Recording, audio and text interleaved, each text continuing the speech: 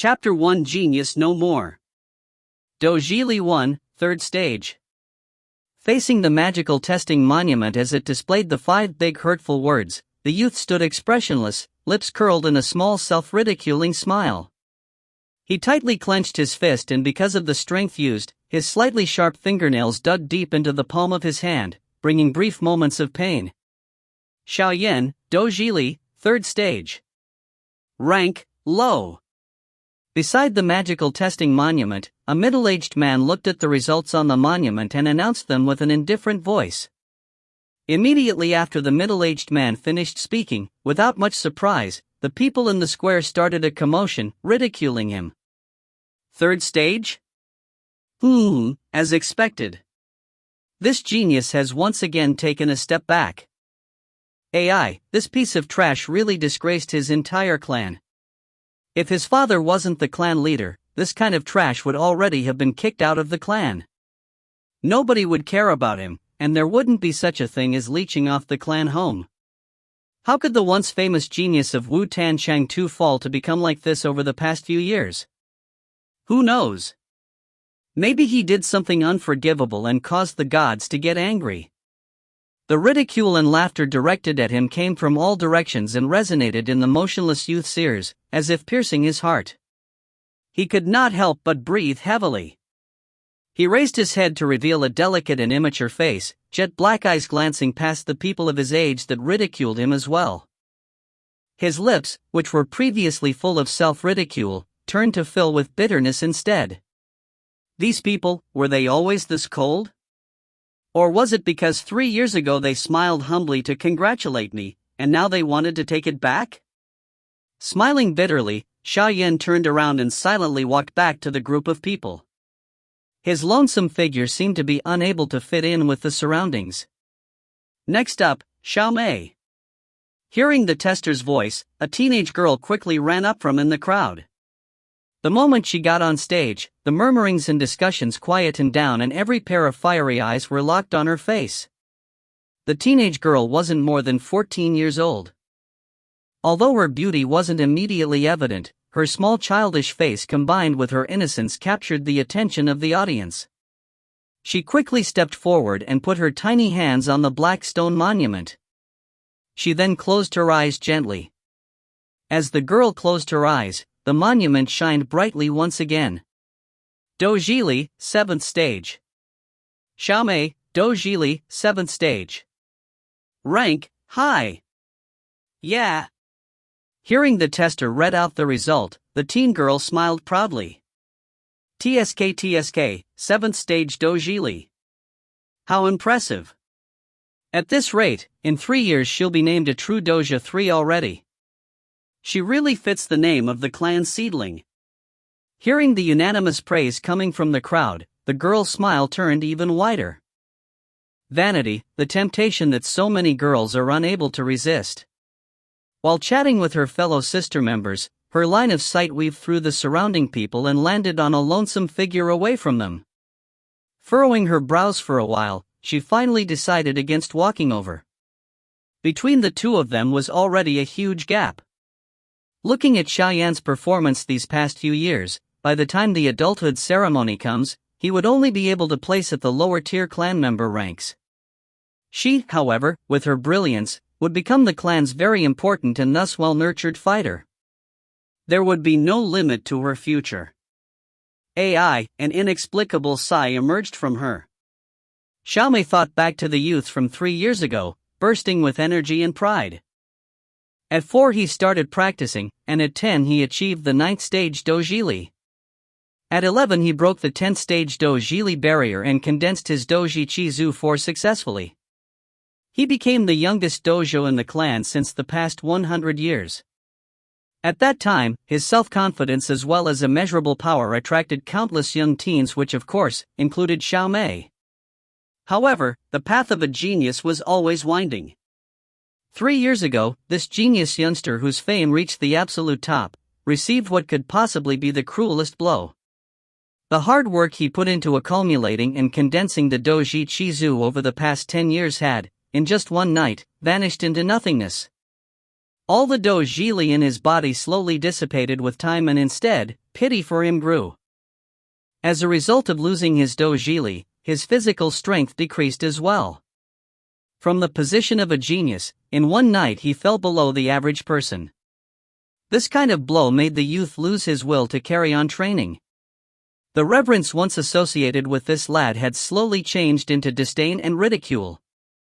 Standing so high up, and falling right down, this kind of fall might just be one that he could never recover from.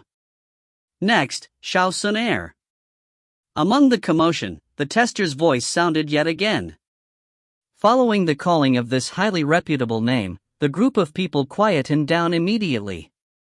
Every single gaze turned. At the center point of attention was a teen girl clad in a purple dress, elegantly standing there.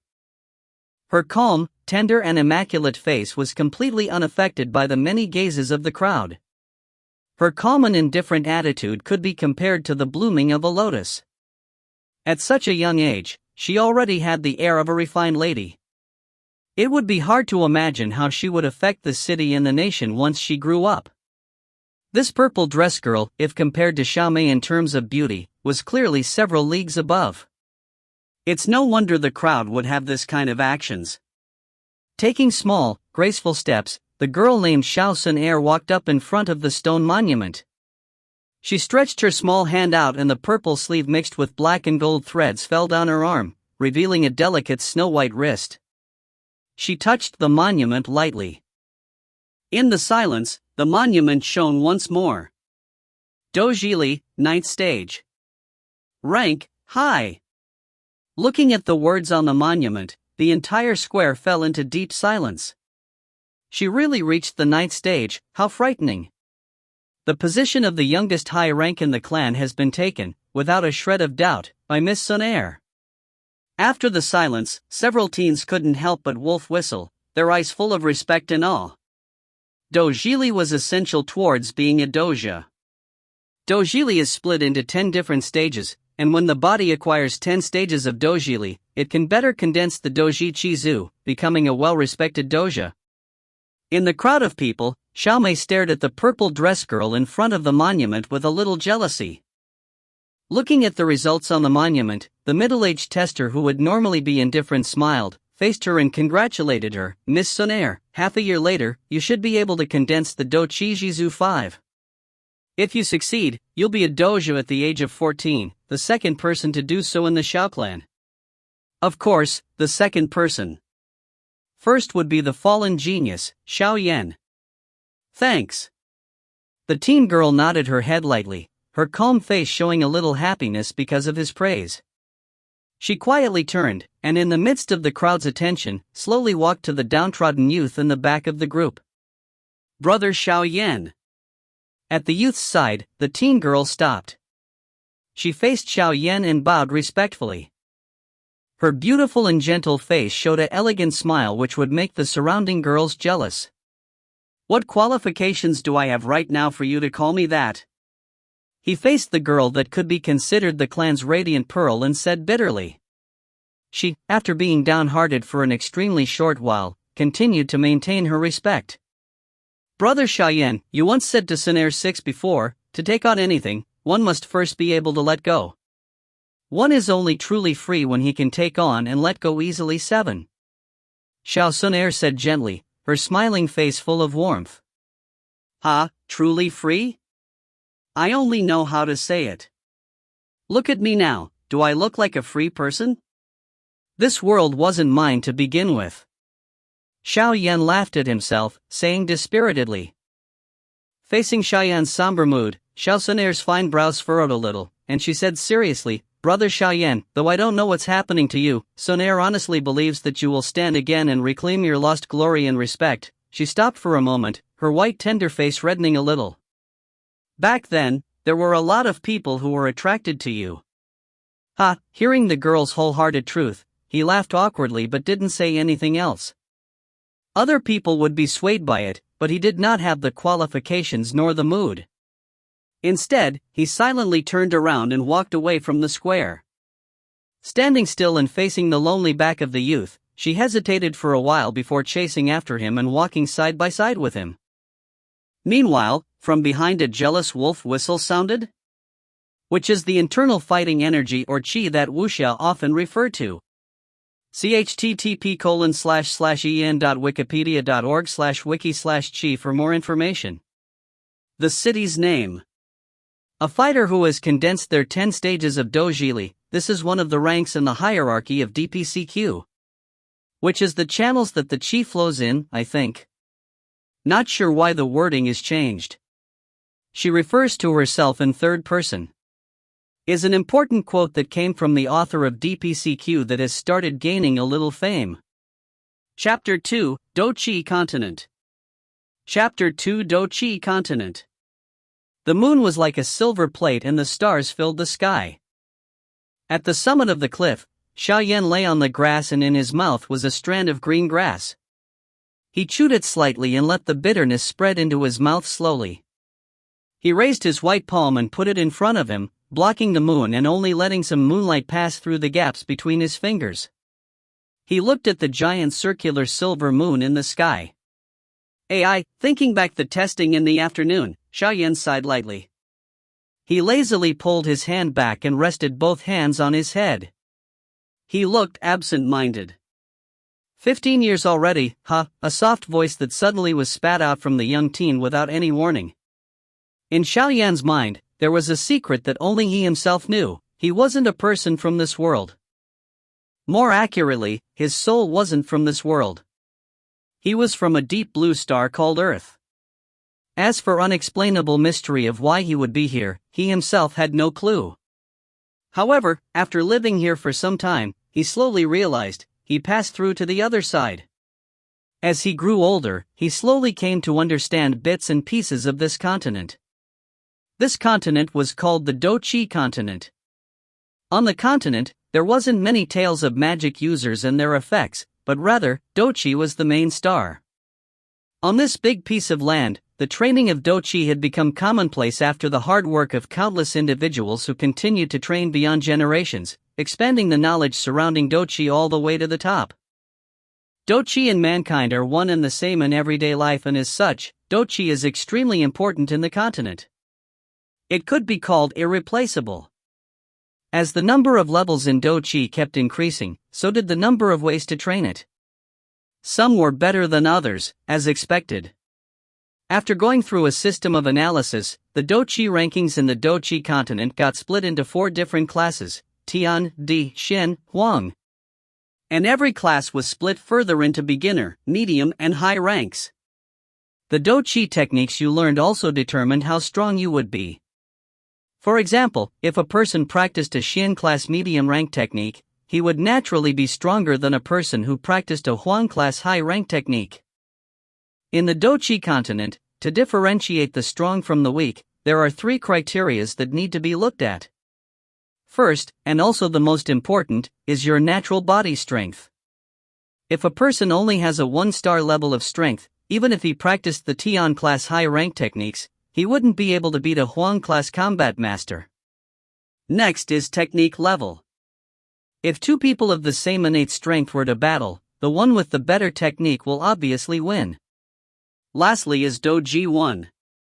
Doji is a special kind of skill that is used when controlling Do-Chi, and in the land of Do-Chi, Doji is also separated into Tian, Di, Shen, Huang. Do-Chi in the continent speaks for itself, but Doji is different. Almost everyone starts off with a Doji class of Huang. If you wanted to learn more advanced control skills, you would need to join a sect or enroll in a Do-Chi school. Of course, there are some who, by chance, manage to learn the skills that others before have left behind, or those who have compatible Doji skills. For these people, their combat level might be slightly higher than normal. Relying on these 3 aspects, you can determine who is strong and who is weak. All in all, if you manage to learn a high-level Do-Chi technique, the benefits in the future would be enormous. However, high-level Do-Chi techniques are really hard to come by as a commoner. Those that are open to the public are normal, Huang class techniques. For those bigger clans or small sects, Xian class techniques are the norm. For example, in Xiaoyan's clan, their highest level technique was only practicable by the clan leader, Lion Wind Strike 2. It was a Wind-style Xian class medium rank technique. Above the Xian class would be the D class, but this kind of high-level techniques might only obtainable by a powerful country-like organization. As for the Tian class, in 100 years, it hasn't appeared once. As previously stated, commoners trying to get a high-level technique is like trying to climb a mountain without gear. However, nothing is absolute. In the world of Douqi, there are thousands of clans. In the north, there are people referred to as unbeatable. They fused their soul with wild animals and became barbarians. In the south, there are smart and talented high-class beast spirit clans, and even the strange and infamous underworld people. Because of the vastness of the continent, there are bound to be cases of nameless figures who, by chance, happened upon a miracle that made them strong. Or, perhaps, there might be people who are bound by fate to discover strong techniques. In the land of Douqi, there is one famous sentence: if you find yourself stuck in a ditch or forsaken by the world, don't panic. Take 2 steps forward and maybe you'll find yourself stronger than ever before. Of course, though this line isn't false, in the 1,000 years of history in the continent, there aren't many stories of people getting strong by random chance. As a result of this, every day, there are countless individuals who try to break through and discover a new skill or technique, but instead only return with a broken hip or leg. All in all, this continent is full of mysteries and miracles.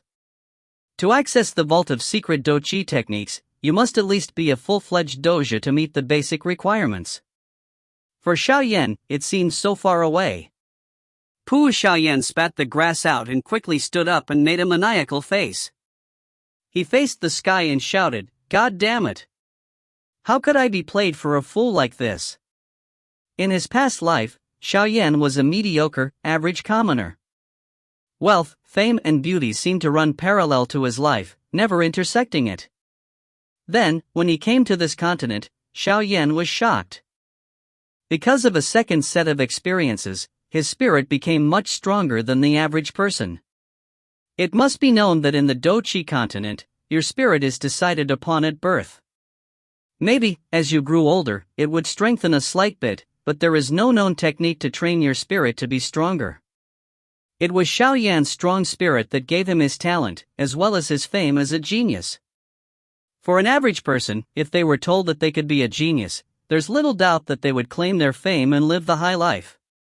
For the run-of-the-mill person like Xiaoyan, when he started training his Douji Qi, the temptation of being able to rise to fame would be unbearable. Of course, he wouldn't choose to stay hidden and continue to train. If there wasn't any accident, Xiaoyan could perhaps grow even more with his genius label. Unfortunately, at 11, his label was stolen from him, and in one night, a genius turned into a piece of trash. After shouting at the top of his lungs for a while, Xiaoyan finally calmed down and his face turned calm again. No matter how angry he got, he wouldn't be able to get his strength back. Bitterly shaking his head, Xiaoyan felt miserable. He had no clue what happened to his body, and nothing seemed out of the ordinary. His spirit was growing as he aged, as expected. His absorption of Douji Qi was also extraordinarily fast. It was faster than the strongest fighter from a few years back. All these factors should have meant that Xiaoyan was a natural genius, but all the Douji Qi that he absorbed seemed to be completely gone. His self-esteem took a big hit and he could only feel depressed. Taking another deep breath, Xiaoyan raised his hand. On his finger was a black ring of simple design. The material used to make it was unknown. On it were some markings as well. This was the only present his late mother gave to him before she passed. He started wearing it since the age of 4, and even now, 10 years later, he was still wearing. It was a precious gift from his mother and Xiaoyan treasured it dearly. He rubbed the ring and said bitterly, "These few years, I've really let mother down, huh?" Sighing deeply, Xiaoyan quickly stood up and turned around, saying to the black figure from the woods, "Father, why have you come?" Though his Douji Qi was only 3rd stage, his spiritual awareness was akin to that of a 5-star doja, perhaps even better. While thinking about his mother, he felt a sudden disturbance from the woods. Yen Air 3. It's already quite late. Why are you still here? From within the cluster of trees, after a moment of silence, a tender voice sounded. The trees shaked a little and a middle-aged man jumped out, face smiling widely. His eyes were locked on his son under the moonlight. The middle-aged man was wearing an expensive-looking gray tunic. He walked with pride and dignity and his face showed it.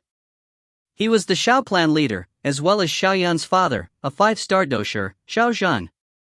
Father, why have you not returned to rest yet? Facing the middle-aged man, Xiaoyan's smile thickened. Although he had another set of memories, when he was born, the person before him treated him as with love and care. When he lost his power and spirit, the love did not lessen but grew instead. This poked at Xiaoyan's heart, making Xiaoyan recognize him as his father. Yan heir, are you still thinking about what happened this afternoon? Taking a big step forward, Xiaozhan smiled again. Haha, what's there to think about? It's within my expectations. Xiaoyan shook his head and forced a smile. Looking at Xiaoyan's tender face, Xiaozhan let out a sigh.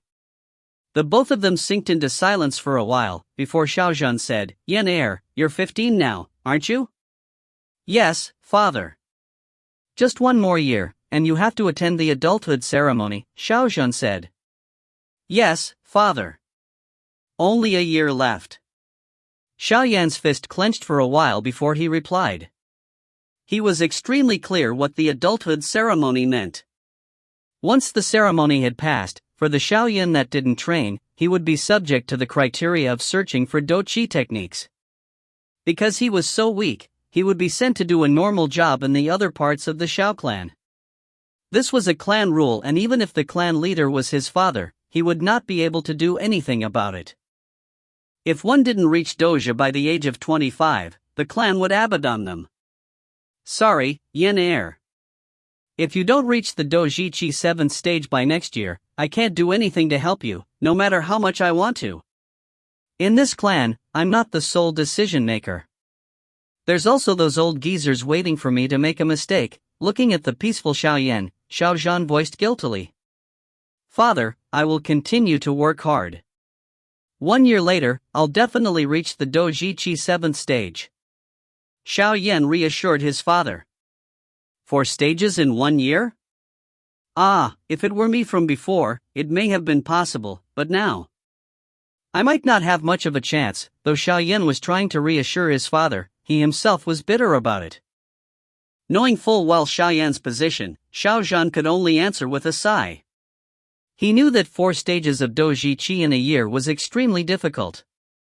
He gently patted Xiaoyan's head, and smiled, saying, It's getting quite late, you should go back and get some rest. Tomorrow, the clan has a guest and you shouldn't miss the ceremony. Guest? Who? Xiaoyan asked, full of curiosity. You'll find out tomorrow. Xiaozhan winked at the restless Xiaoyan, leaving with a big smile on his face. Don't you worry, father. I'll work really hard. Xiaoyan rubbed the simple ring while raising his head and whispering. Just when Xiaoyan raised his head, the black ring on his finger suddenly lit up with a mysterious glow and flashed. Blinking, Xiaoyan realized it wasn't a person. 1. Meaning combat skills or something akin to that. 2. Guessing the meaning here. 3. The first letter being Yan, Xiaoyan's name. Used to refer to someone very close or someone you love dearly. Usually used by parents to address their children. Chapter 3, Guests. Chapter 3, Guests. A young man was meditating on his bed. In front of him, his hands were clasped in a weird yet relaxed manner. His chest peacefully rose and fell with the rhythm of his breath. Everything was just so natural. With every breath he took, a pale white stream of what seemed to be air darted into the young man's nose and mouth, squeezing into his body and reshaping it. As the young man was meditating, a strange yet dim sparkle appeared for a brief moment on the plain black ring that he wore on his finger. The young man slowly let out his breath and opened his eyes, blinking. A pale white light flashed across his black pupils. That was the do chi that had just been absorbed but not yet completely refined. It took such great effort to get that do chi, but F***ck, it's disappearing again. No, please no, the young man tried desperately to keep the disappearing Dochi from slipping away, but to no avail. As the last sliver of Dochi left his body, the young man's face changed from being calm to one of anger and despair, and his voice rose with fury. He curled his hands into fists and was rapidly clenching and unclenching them. Eventually, his visage transited from extreme anger to a forced grin. After all, there was nothing he could do about it. Wearily, he dragged his body off the bed and stretched his numb legs. With only Dochi of a third stage, such menial matters were always present. After having done a few exercises in his plain room, an old, wizened voice sounded outside of his door. "Young master, the clan leader has requested your presence in the hall." The young man was the third son of the clan header, Xiaoyan. Above him were two brothers, but they had already left the clan in search of adventure. Only at the end of each year would they come back and meet their family. Overall, however, the two brothers were extremely nice to their little brother, Xiaoyan, even when he fell from being a genius to a piece of trash. Coming. Xiaoyan changed his clothes and went out. Outside of his room was an elder in a green robe. "Let's go." Looking at the young man's fresh face, the elder nodded his head. But when he turned around, his eyes showed a flash of regret. If young master had his former talent, he probably would have been a great doja, such a waste. The elder and the young man crossed through the backyard and finally arrived solemnly at the welcoming hall. After politely knocking, the two softly went in.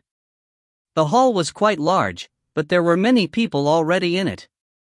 At the head of the hall were Xiao Zhan and three emotionless elders. They were the clan elders and had equal importance to the clan leader. On the left, below the four, were other elders from the clan. These elders didn't hold as much power as the clan elders, but nevertheless, they had quite a bit of say and weren't pushovers. Besides these elders were young men that had shown promise and talent. On the other side was three strangers. Looks like they were the people that Xiao Zhan foretold last night. The young man's eyes quickly swept through the strangers. Of the three, there was an elder wearing a moon-white outfit. Although the elder was all smiles, his tiny eyes were full of energy, restlessly scanning the room. Xiaoyan's sight dipped lower, stopping at the elder's chest. On his chest was a silver moon, and besides the moon were 7 shiny stars. 7-star Didosher. This guy's a 7-star Didosher? Incredible. Xiaoyao could barely refrain from gasping at the elder. The elder was stronger than his own father. In fact, he was 2 whole stars stronger. Anyone that became a Didosher was at least a power to be reckoned with. With that kind of strength, most places would probably rush for recruitment. To be able to see such a powerful person, it's not surprising that Xiaoyan was shocked. Beside the elder were a young couple. They were also wearing moon-white robes. The male was about 20 years old and had a handsome face, coupled with a strong build. He was definitely the ideal type for any girl. Of course, the most important thing was, on his chest were 5 golden stars. This represented the strength of the young man, 5-star doja. To be able to become a 5-star doja at the age of 20 definitely shows the exceptional talent of the young man. With a handsome face and decent strength, this young man not only became the target of stares from young girls in the clan, even Xiao Mei occasionally sent glances to him. But the looks that the girls gave had no effect on the young man. His entire focus was concentrated on the young girl beside him. The young girl's age was similar to Xiaoyan, which made Xiaoyan flinch. Her beauty even rivaled Xiao Mei's. No, she was prettier than Xiao Mei. In the entire clan, probably only Xiao Sunair could rival her. No wonder the guys of Xiao clan chased girls outside of the clan. On the intricate ear of the young girl was a green jade earrings. As she moved around, the pieces of jade clinked together, chirping a beautiful melody and adding a hint of royalty to the girl. In addition, on the developing chest of the girl were 3 golden stars. A 3-star doja, this girl, if she didn't use any special methods, she must be an incredible genius. Xiaoyao's heart fell. She had talent rivaling his former talent. but Xiao Yao forced his eyes away from the cold beauty. No matter what, beneath Xiao Yao's immature appearance was a mature soul. Although the girl was very pretty, he kept himself from acting like a drooling slob. Xiao Yan's actions caused a slight tension within the girl. Although she wasn't the kind that had an entire universe revolving around her, her beauty and appearance wasn't bad. Xiao Yan's random glance over her was a first for her. Father, 3 elders. Walking quickly, Xiao Yan courteously greeted the Xiaozhan and the 3 elders. Ha, Yan heir, you came. Here, come sit. Seeing Xiao Yan arrival, Xiaozhan stopped talking to his guests and nodded in the direction of Xiao Yan, waving his hand to indicate for Xiao Yan to take a seat. With a slight smile, Xiao Yan ignored the lazy, almost hateful gazes from the 3 clan elders and searched for his seat. But he was surprised at the result. He didn't have a seat. Ha, my position in the clan is just sinking lower and lower. It was better before, but now, they even embarrass me in front of guests, these old geezers. Xiao Yao ridiculed himself silently. In his mind, he shook his head as if it could block the emotions that welled up within him. Looking at the motionless Xiao Yan, the young clan members let out soft, mocking laughter, showing their happiness at seeing Xiao Yan be made a fool. Finally, Xiao Zhan realized Xiao Yan's predicament. A look of anger flashed across his face before being replaced with a bent eyebrow. Second elder, you? Oh, really sorry. I can't believe that I forgot about young master. Hee, I'll go get someone to prepare a chair.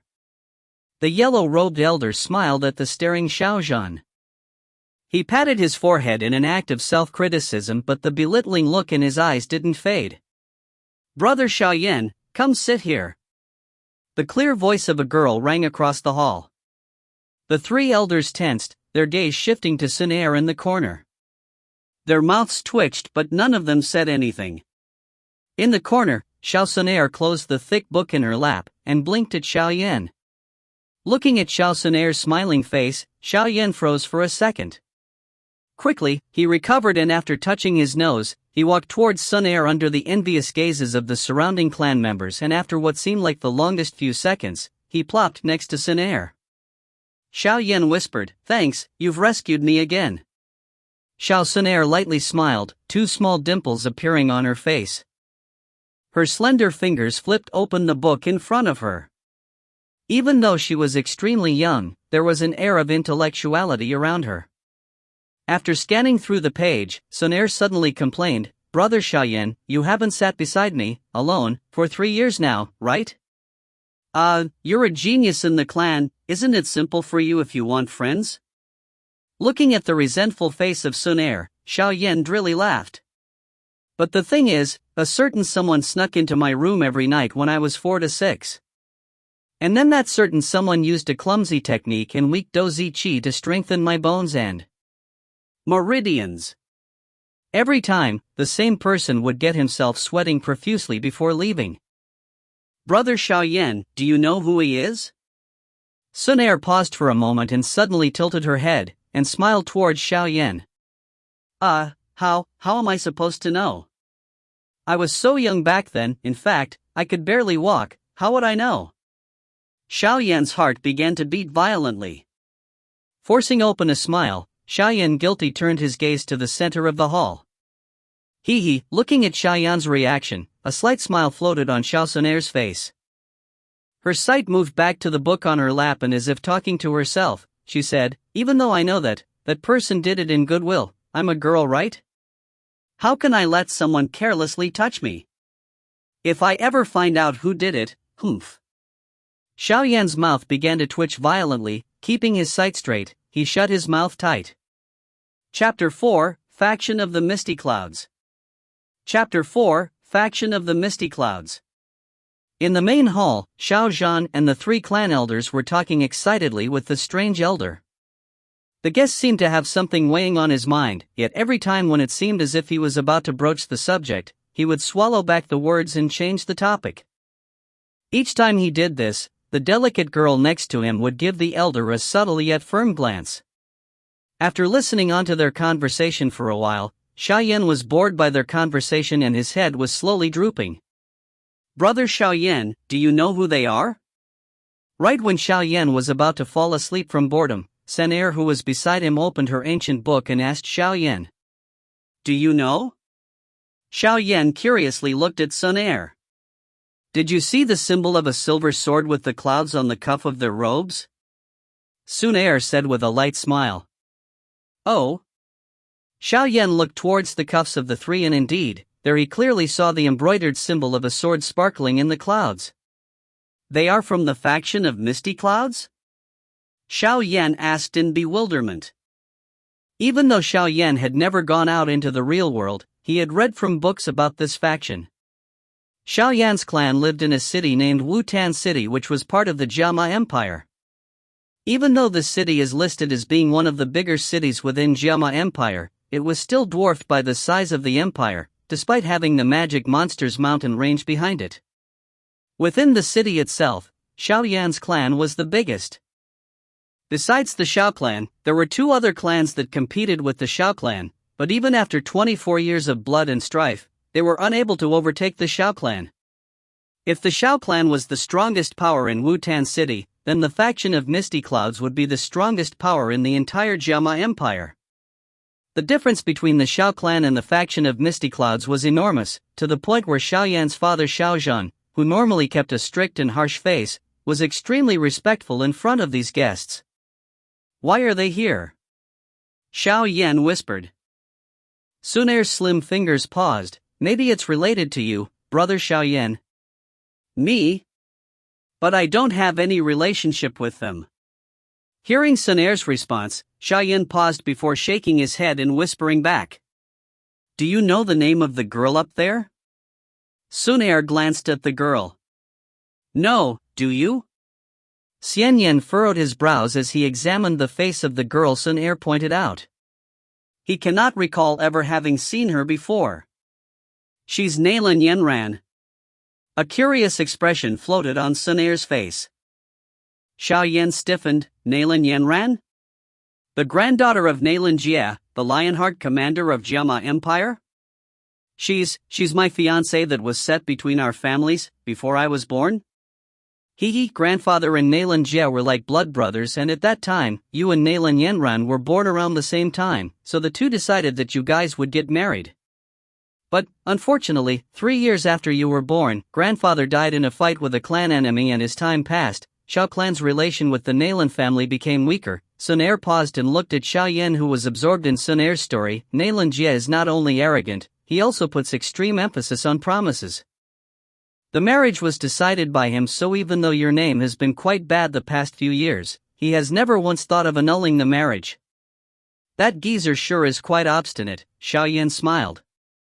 Nalan Jie has the final say in all matters within the family, so even though he really is very fond of his granddaughter, no one in the family has stepped up to oppose the marriage. Sun Er's beautiful eyes lightly glanced at Xiaoyan before continuing, but 5 years ago, Nalan Yenran became a student under the faction leader of Misty Clouds. In these 5 years, Nalan Yenran demonstrated incredible talent. When a person has enough power to change the path of their life, they would try their hardest to change things that they don't like, and unfortunately, she absolutely hates her promised marriage with Brother Xiaoyan. "You're saying that she came to cancel the marriage?" Xiaoyan's face darkened. At this moment he was furious, not because Nalan Yenran did not want him as her husband, but rather, because Nalan Yenran is trying to cancel the marriage with the entire clan present. If that happens, then his father would lose much of his dignity and respect within the clan. Xiaoyan slowly breathed in, the cold air calming his raging thoughts. Within his sleeve, Xiaoyan curled his fist, thinking, if I was a dosher, who would dare to trample over my dignity? It was true, if Xiaoyan was a dosher, then, even if Nalan Yenran had the backing of the faction of Misty Clouds, she would not be able to do such a thing. A 15-year-old dosher, there were only a few that had such high accomplishments in the entire history of Dochi mainland. And the few people that were at that level when they were that young are now some of the most influential people in the entire Dochi world. A small fragile hand cleverly evaded Xiaoyan's sleeves and held onto Xiaoyan's hands. Sun Er softly said, Brother Xiaoyan, if she really cancels the marriage, then that's her own loss. I believe that in a couple of years, she will be regretting her decisions today. Regret? Xiao Yan sneered. With my current abilities, I don't have that kind of luxury. Xiao Yan paused before changing the tone of his voice. Wait, Sonair. How are you so familiar with them? The things that you've just said, my father might not even know some of them. How do you know all these? Sonair stiffened but did not say anything. Looking at Shui'er's avoidance on the subject, Xiao Yan could only helplessly smile. Even though Sonair was also part of the Xiao family, she and Xiao Yan didn't have any relation by blood. In addition, Xiao Yan had never seen Sonair's parents, and every time he asked his father about them, Xiao Zhan would shake his head and not speak. Soon, Sonair's parents became a taboo subject, something that they seemed to fear speaking about. For Xiao Yan, Sonair's identity was always veiled in mystery. No matter how hard or how cleverly he tried, Sonair would always stay silent. Ugh, whatever, if you don't want to say it then don't. Shaking his head, Xiao Yan's face suddenly darkened again. The guest elder, under the repeated signals from Naylan Yenran, finally stood up. Heh, using the faction of Misty Clouds to pressure father? This Naylan Yenran certainly is using some shameless tactics. Fury began to build within Xiao Yan's heart. Chapter 5, Qi Gathering Powder. Chapter 5, Qi Gathering Powder. Ahem. The white-robed elder cleared his throat and stood up. Putting his hands together, he smiled. Clan leader Xiao Zhan. The reason we came here for today is because we would like your help for something. Of course, Guyi, if you have any problems just let me know. If I can help you solve it, then I definitely wouldn't dare say no. To the visiting elder, Xiao Zhan did not refuse, but since he did not know what the request was, he did not make any promises either. Leader Xiao, do you know her? Guyi smiled lightly and pointed to the girl next to him. I'm sorry, this girl is. Xiao Zhan looked over the girl and awkwardly shook his head. When Naylan Yenran became Yun Jun's student, she was only 8. After studying in the faction of Misty Clouds for 5 years, she had changed quite a lot. Before she was only a child, but now she is a blooming teenager. Her name is Naylan Yenran. Uncle Xiao, I haven't come to pay my respect in a long time. It's my fault that you don't recognize me. Naylan Yenran sweetly said. Yenran, I heard that you become a student under Yin Jun. At the time, I thought that it was just a baseless rumor, but now I realize that it's actually true. What incredible talent you must have, Xiao Zhan complimented. It was just good luck. Smiling lightly, Naylan Yenran began to feel uncomfortable and lightly tugged Guye's robe with her hand under the table. Leader Xiao, the request that I have relates to Yenran. In addition, this was assigned by our faction leader. Guye kept his smile, but when he mentioned the faction leader, he subconsciously lessened his smile and his face grew serious. Like Guye, Xiao Zhan stopped smiling. The faction leader of the faction of Misty Clouds was one of the most important people in the entire Jiama Empire. Xiao Zhan, who was a small clan leader, wouldn't dare to provoke her. But with her power, what would she need Xiao Clan to help with? Guyi did say that it was related to Yenran, is it that? A wandering thought crossed Xiao Zhan's mind, causing the edge of his mouth to twitch slightly and his firm hand to start trembling. Thankfully his hands were covered by his long sleeves. Taking care to push down the thought, Xiao Zhan shakily asked, Mr. Guyi, please do tell me what is the faction's request. Guyi hesitated, but he thought about how much the faction leader adored Yenran and thus, he clenched his teeth. Leader Xiao, you know how strict the rules are in the faction. In addition, faction leader views Yenran very highly. In fact, faction leader is expecting Yenran to be the next faction leader. However, due to a special rule, future faction leaders cannot have a relation with another male before they become the official faction leader. Taking a breath, Guyi continued, when our faction leader asked Yenran about it, she realized that Yenran and the Xiao clan had a marriage proposal. Therefore, faction leader asks for leader Xiaodu to cancel this marriage. Ka! The jade cup in Xiao Zhan's hands turned into a fine mist in an instant. In the main hall, everyone was silent. The three clan elders were shocked by Guya's words, but soon afterwards, the elders glanced at Xiao Zhan with plain glee and ridicule. Hee hee, how will you respond to this? The three elders thought sinisterly. A couple of the younger kids didn't know about the set marriage between Xiao Yan and Nalan Yanran, but after asking their parents about it, their faces brightened. Their glances towards Xiao Yan were full of ridicule and distaste. Looking at Xiao Zhan's dark face, Nalan Yanran lowered her head and squeezed her fingers together. Leader Xiao, I know that this request is a little over the top, but because faction leader requested it, please cancel the marriage. Helplessly letting out a breath, Guyi lightly whispered to Xiao Zhan. Xiao Zhan's hands curled into fists. A faint green doqi slowly creeped over his body and finally, it formed an illusory lion's head in front of Xiao Zhan's face. Xiao Clan's secret chi method, Furious Lion's Rage. Level, Middle Xian. Looking at Xiao Zhan's reaction, Guya's face became serious. He moved to place Yanran behind him, and within his eagle claw-like hands a green doqi gathered.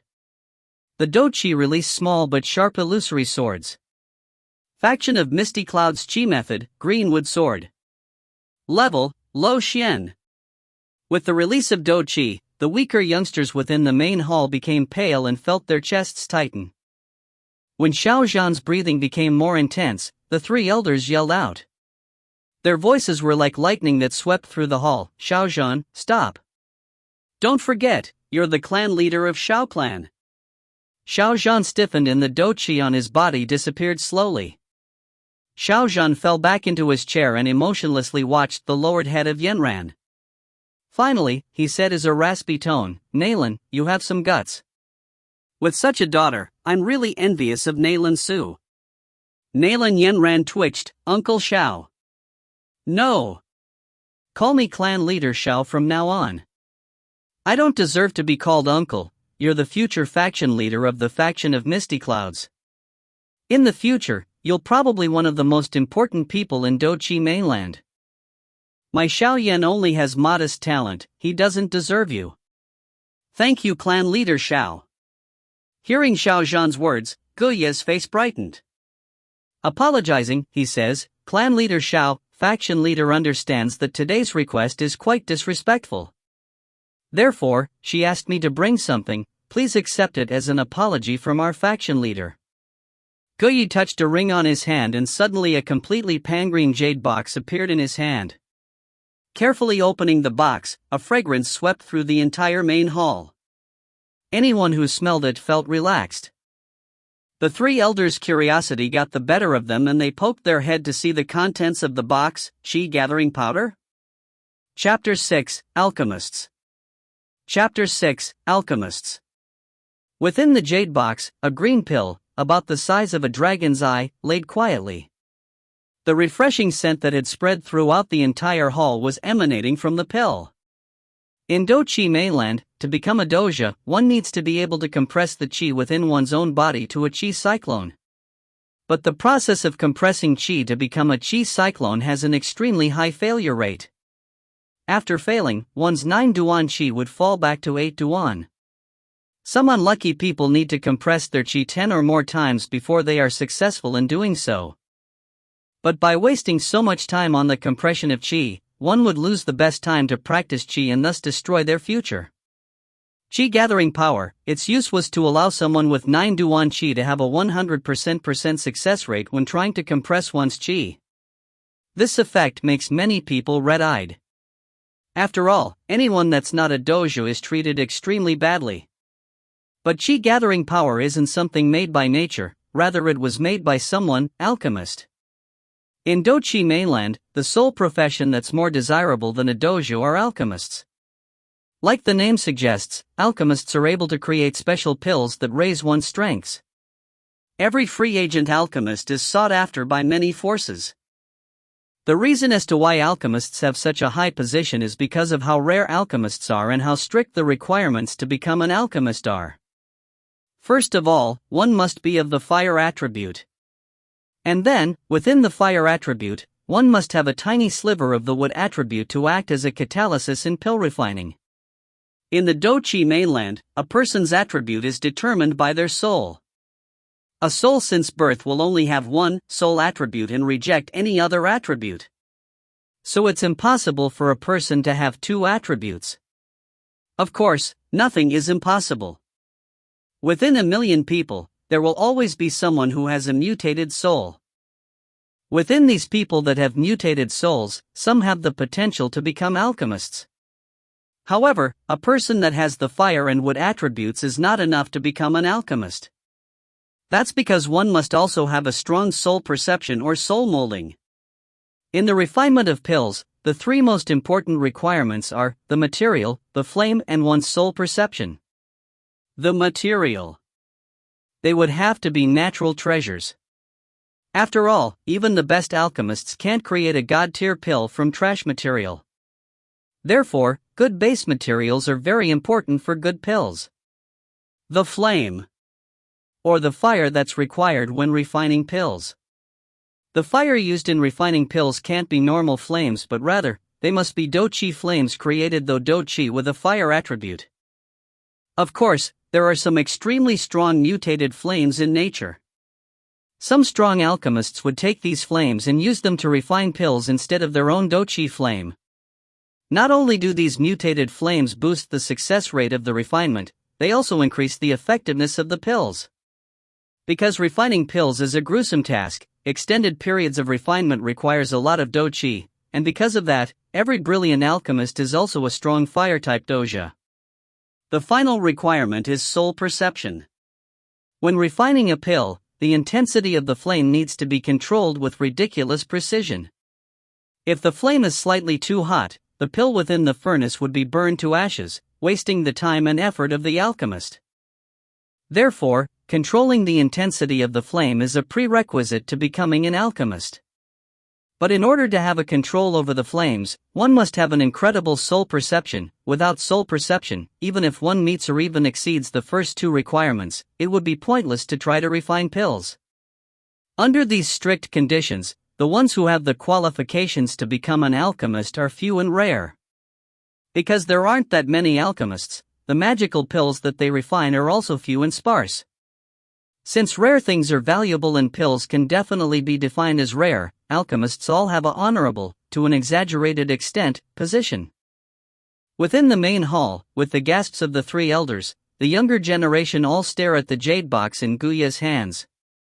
Next to her father, Xiaomei licks her red lips with her soft tongue and stares at the box, without blinking. Hee, this was refined by our honorable elder Guhi. I think that everyone here has heard of his name, right? Looking at the embarrassing appearance of the three elders, Guyi started becoming arrogant. This pill was refined by the Pill King Guhi? Hearing Guya's words, the three elders once again embarrassed themselves. Pill King Guhi, an extremely influential alchemist within the Jiama Empire. His alchemy is mysterious and unpredictable, causing countless different forces to try to fawn upon him. Not only does Guhi have extraordinary talent in alchemy, his own strength is at the level of a Do Wang and he's one of the top 10 doges in Jiama Empire. Refined by his hands, the qi gathering powder's value is probably exponentially higher than other normal qi gathering power. The three elders smile at the qi gathering powder within the jade box. If the Shao clan gets this qi gathering powder, then the Shao clan can probably develop another young doja. Right when the three elders were thinking about how to get the pill for their own grandsons, a young voice filled with fury resonates within the main hall. Mr. Guyi, it would be better if you kept the pill. Your request, we might not accept it. The main hall fell silent and everyone's gaze turns upon the delicate face of Xiao Yan in the corner. Xiao Yan, you don't have the right to say anything right now. Be quiet. One of the elders' face became dark as he yells at Xiao Yan. Xiao Yao, be quiet. I know that you're not happy about this, but we'll decide what will happen. Another quite old elder said to Xiao Yan. Three elders, if your sons or grandsons had their marriage released today, would you still be saying that? Xiao Yao slowly stands up. The edge of his mouth was curved upwards in ridicule. Since it was apparent that the three elders treated him with disdain, why should he be so respectful to them? Hearing Xiao Yan's words, the three elders couldn't find a way to argue against his words. The grumpy third elder even started materializing his do chi in anger. Three elders, Xiao Gege isn't wrong. He's the victim of this, so you guys shouldn't decide for him. A clear girl's voice rang across the main hall. Hearing the girl's voice, the three elders' arrogance fell, and after exchanging worried glances, they all nodded and sat back down. Looking at the three elders backing off, Xiao turns his head back and deeply gazes at the smiling Xiao. Who are you? To be able to make the three elder fear you. Pressing down his confusion, Xiao quickly walks up and respectfully bows to his father, Xiaozhan. Afterwards, he turns around to face Nalan Yanran. Slowly letting a breath of air, he asks, Lady Nalan, I would like to ask a question. Your visit here today, to release the marriage, did Grandfather Nalan give his consent? Before, when Xiao Yan came out from his corner, Nalan Yanran already felt uncomfortable with him. Now hearing his question, her brow scrunches up. This guy, at first I thought he was pretty nice, but he's actually extremely shameless. Does he not know the difference between the two of us? Criticizing Xiao Yan in her mind, Nalan Yanran never considered how releasing the marriage would put Xiao Yan and his father into an awkward and infuriating situation.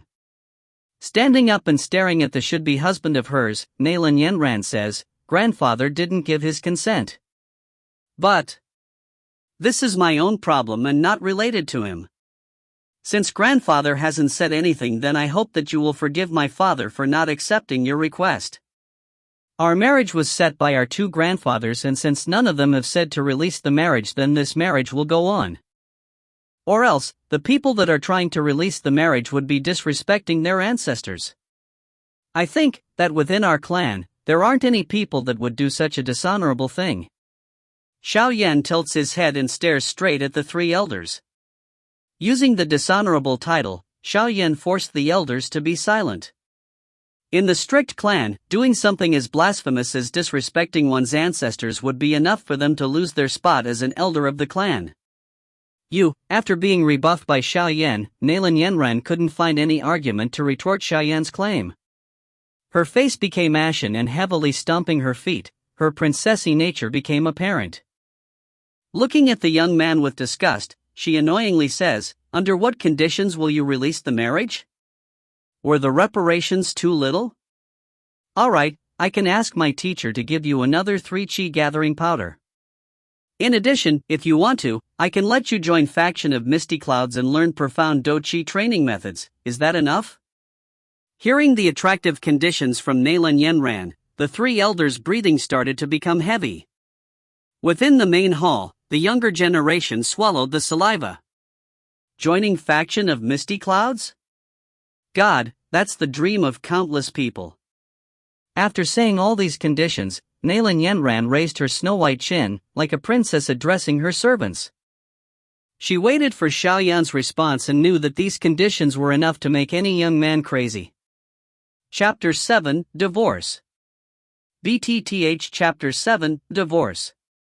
Unlike what Nalan Yanran expected, after saying the alluring condition, the young man in front of her started trembling. He slowly raised his head, and his delicate and young face was contorted into a fearsome, savage face. Even though Xiao Yan had endured countless taunts over the past 3 years, even he had a limit. Nalan Yanran's actions had roughly stepped on the final shred of dignity hidden deep within Xiao Yan's heart. Seeing the vicious face of the young man, Yanran sprang backwards. The young man by her sides took the chance to pull out his sword and coldly stared at Xiao Yan. I want to kill you. Even though his teeth were clattering, Xiao Yan's words had an unmistakable killing intent to them. His hands were curled into fists, and within his black pupils, furious flames burned. Yan, you're being rude. At the top of the hall, Xiao Zhan was shocked by the reaction of Xiao Yan and hurriedly quieted Xiao Yan. The current Xiao clan wouldn't dare be on the wrong side of faction of Misty Clouds. Even though his fists tightened even further, Xiao Yan lowered his head. Moments later, he lightly lifts up his head. The difference was that the vicious face that he had displayed earlier had been completely replaced by a calm and impassive face. In the past 3 years, Xiao Yan had endured countless discrimination and taunts. As a result, Xiao Yan was now more mature than before. Perhaps his greatest gain from the past 3 years was that he had learned to keep his emotions under control. Looking at the completely different young man, Guyi and Nalan Yanran suddenly felt a chill. This kid, if he stays useless, then it isn't a big deal. But if he gains strength, then he will definitely become a dangerous force to be reckoned with. Guyi solemnly thought. Xiao Yan. Even though I don't know why my actions have infuriated you thus far, but, you should still release the marriage. Slowly letting out a breath, Nalan Yanran pushed her fear and stiffened her face. Remember, my visit to Xiao Clan was permitted by my teacher, the faction leader of Faction of Misty Clouds. Pursing her lips, Nalan Yanran said, with a slight hint of helplessness, you can understand that my visit today is partly coercion. But you should understand that the reality is harsh and nothing is fair. Even though it shouldn't mean much, you should understand the difference between us. We don't have any hope of being together. Hearing the absolute statements of the girl, Xiao Yan's mouth curved into a sneer. Lady Nalan. You should understand, in Dochi mainland, a woman going back on her marriage would be embarrass the opposite party in front of everyone. I don't really care about being embarrassed, but my father. He's the clan leader. If we accept your request today, then how do you expect him to rule over Xiao Clan? How will Xiao Clan keep a foothold in Wutan City? Looking at the furious young man, Nalan Yanran's brows furrowed. She peeked at Xiao Zhan at the end of the hall. He appeared as if he had just aged by a lot. Seeing that, she felt slightly sorry for her actions and bit her lips. After musing for a moment, her eyes lit up. She whispers, today's request, it's a little reckless on my part. So, today, I will temporarily take back my request to release my marriage. But, you must promise me something. What promise? I can delay today's request for 3 years. 3 years from now, you will come to Faction of Misty Clouds and challenge me.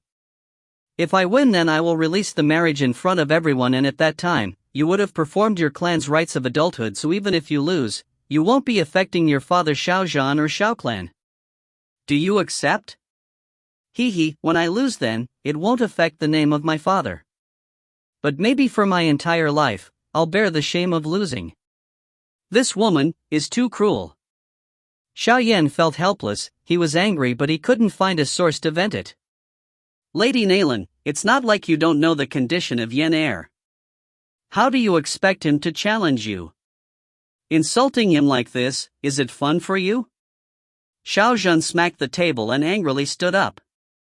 Xiao Zhan Shu, when releasing a marriage, there must someone who bears the responsibilities of it. If not for you, I would be releasing the marriage today. Afterwards, I will announce it to the public. After being blocked several times, Nalan Yanran was also getting angry and coldly shouted at Xiao Yan, since you don't want to hurt the name of Xiao Zhan Shu, then accept the challenge. 3 years or now, will you choose the former or the later? Nalan Yanran, you don't need to act all high and mighty. The reason behind you releasing this marriage is because you don't think that I, Xiao Yan, a near cripple, match you, a genius. Forgive me for putting things plainly. Besides your beauty, I don't care about anything else of yours. The faction of Misty Clouds is very strong, I'll admit that. But I am young. I have lots of time. When I was 12, I was a dojo, but you, Nalan Yanran, when you were 12, how many duanqi did you have? You're right, I might be crippled right now, but since I created miracles 3 years ago, why do you think that I can't repeat such miracles in the future? Why do you think that I can't become the genius that I once was? Facing the aggressive stance, Xiao Yan finally erupted like a volcano. His face became completely serious and his words shocked everyone in the main hall. Who would have thought that the quiet young man possessed such a sharp tongue? Nalan's mouth twitched. Even though she was extremely pissed at Xiao Yan, she couldn't find words to argue against his statements. Xiao Yan's words were truth. Even though he was crippled now, he was a doja back when he was 12 years old. But Nalan Yanran was only 8 duanqi at that time.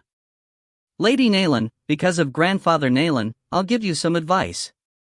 30 years east, 30 years west, don't you dare bully me because I'm poor now. Xiao Yan's tough words made Nalan stiffen. Yes. What a great saying, don't you dare bully me because I'm poor now. My son can't possibly be ordinary. At the end of the hall, Xiao Zhan's eyes were lit with vigor and his heavy palms slammed against the table, causing tea to splatter everywhere. Clenching her teeth and staring at the sneering young man in front of her, Nalan became so angry that her head began to feel dizzy. Nalan Yenran had been spoiled since birth and had never been humiliated by someone the same age as her. Her childish voice climbed another pitch. What is your basis for humiliating me? Even if your talent before was unsurpassed by anyone, you're a cripple now. Okay, Nalan Yenran, will wait for the day that you surpass me. Today's release, I won't mention it anymore, but 3 years from now, I will wait for you at Faction of Misty Clouds. If you have the guts, then show me how you've changed your situation. If you defeat me then I, Nalan Yenran, will be your slave for the rest of my life. Of course, if you're still crippled 3 years later, then you better prepare the contract to release our marriage. Looking at the ashen face of the girl, Xiao Yan ridicules, it won't take 3 years. I wouldn't want you even if you were begging me to become my wife. After saying that, Xiao Yan ignored the frozen face of Yenran and turned around. Quickly walking forward to a table, he took out a paper and started to write. The ink slowly dropped onto the paper, and finally, his pen stopped moving. Suddenly, Xiao Yan's right hand reached for a short sword on the desk and pointed the sharp blade at his left hand. As soon as readied the sword, he firmly drew blood from his left hand. His bloodied hand pressed down on the white paper, leaving a glaring red mark.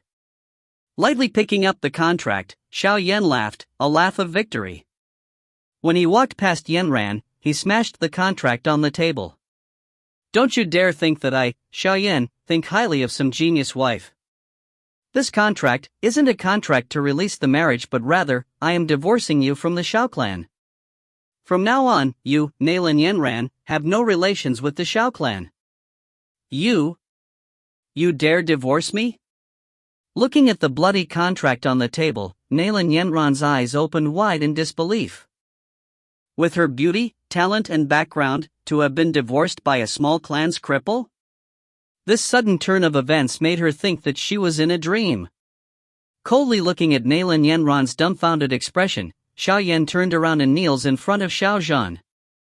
He gave a heavy kowtow, biting his lips, and didn't say anything.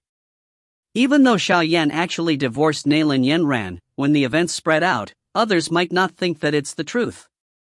They, who don't know what happened, would think that Nalan Yenran used her tyrannical background for force Xiao clan to release the marriage. After all, with Yenran's beauty, talent and background, a cripple from Xiao clan would never be able to match her. No one would think that Xiao Yan had the boldness to divorce a future faction leader of the faction of Misty Clouds. Because of that, being Xiao Yan's father, Xiao Zhan would probably have to endure endless ridicule. Looking at the kneeling Xiao Yan and understanding the guilty feelings that his son was having, Xiao Zhan helplessly smiled. I believe that my son won't stay crippled forever. Gossip won't stand a chance when the hard facts come out in the future.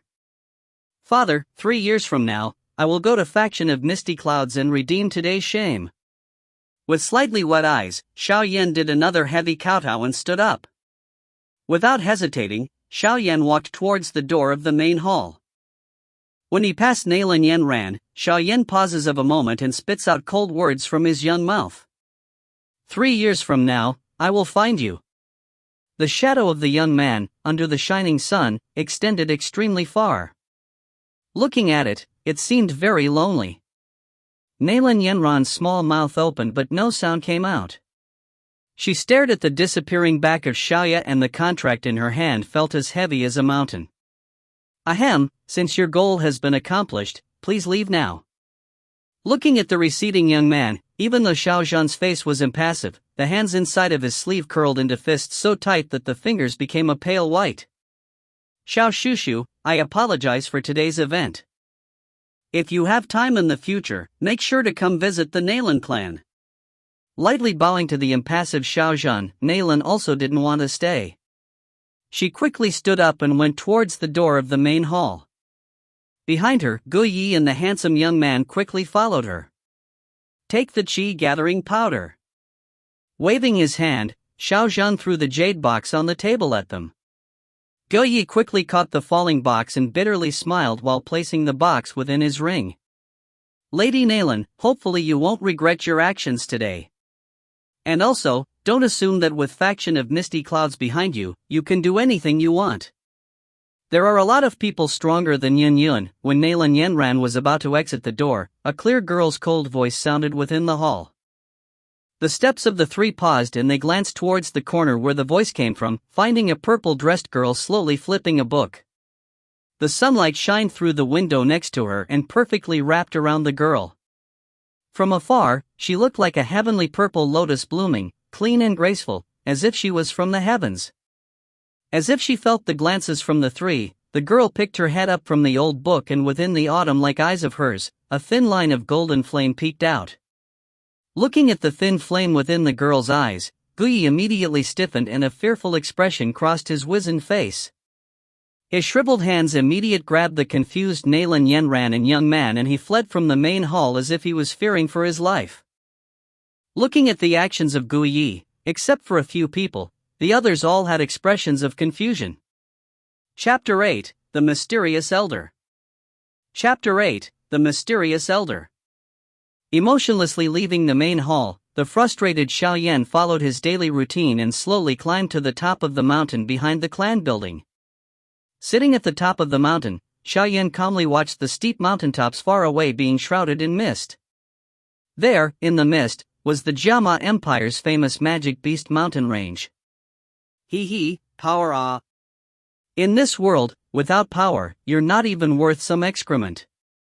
At least, no one tries to trample on excrement.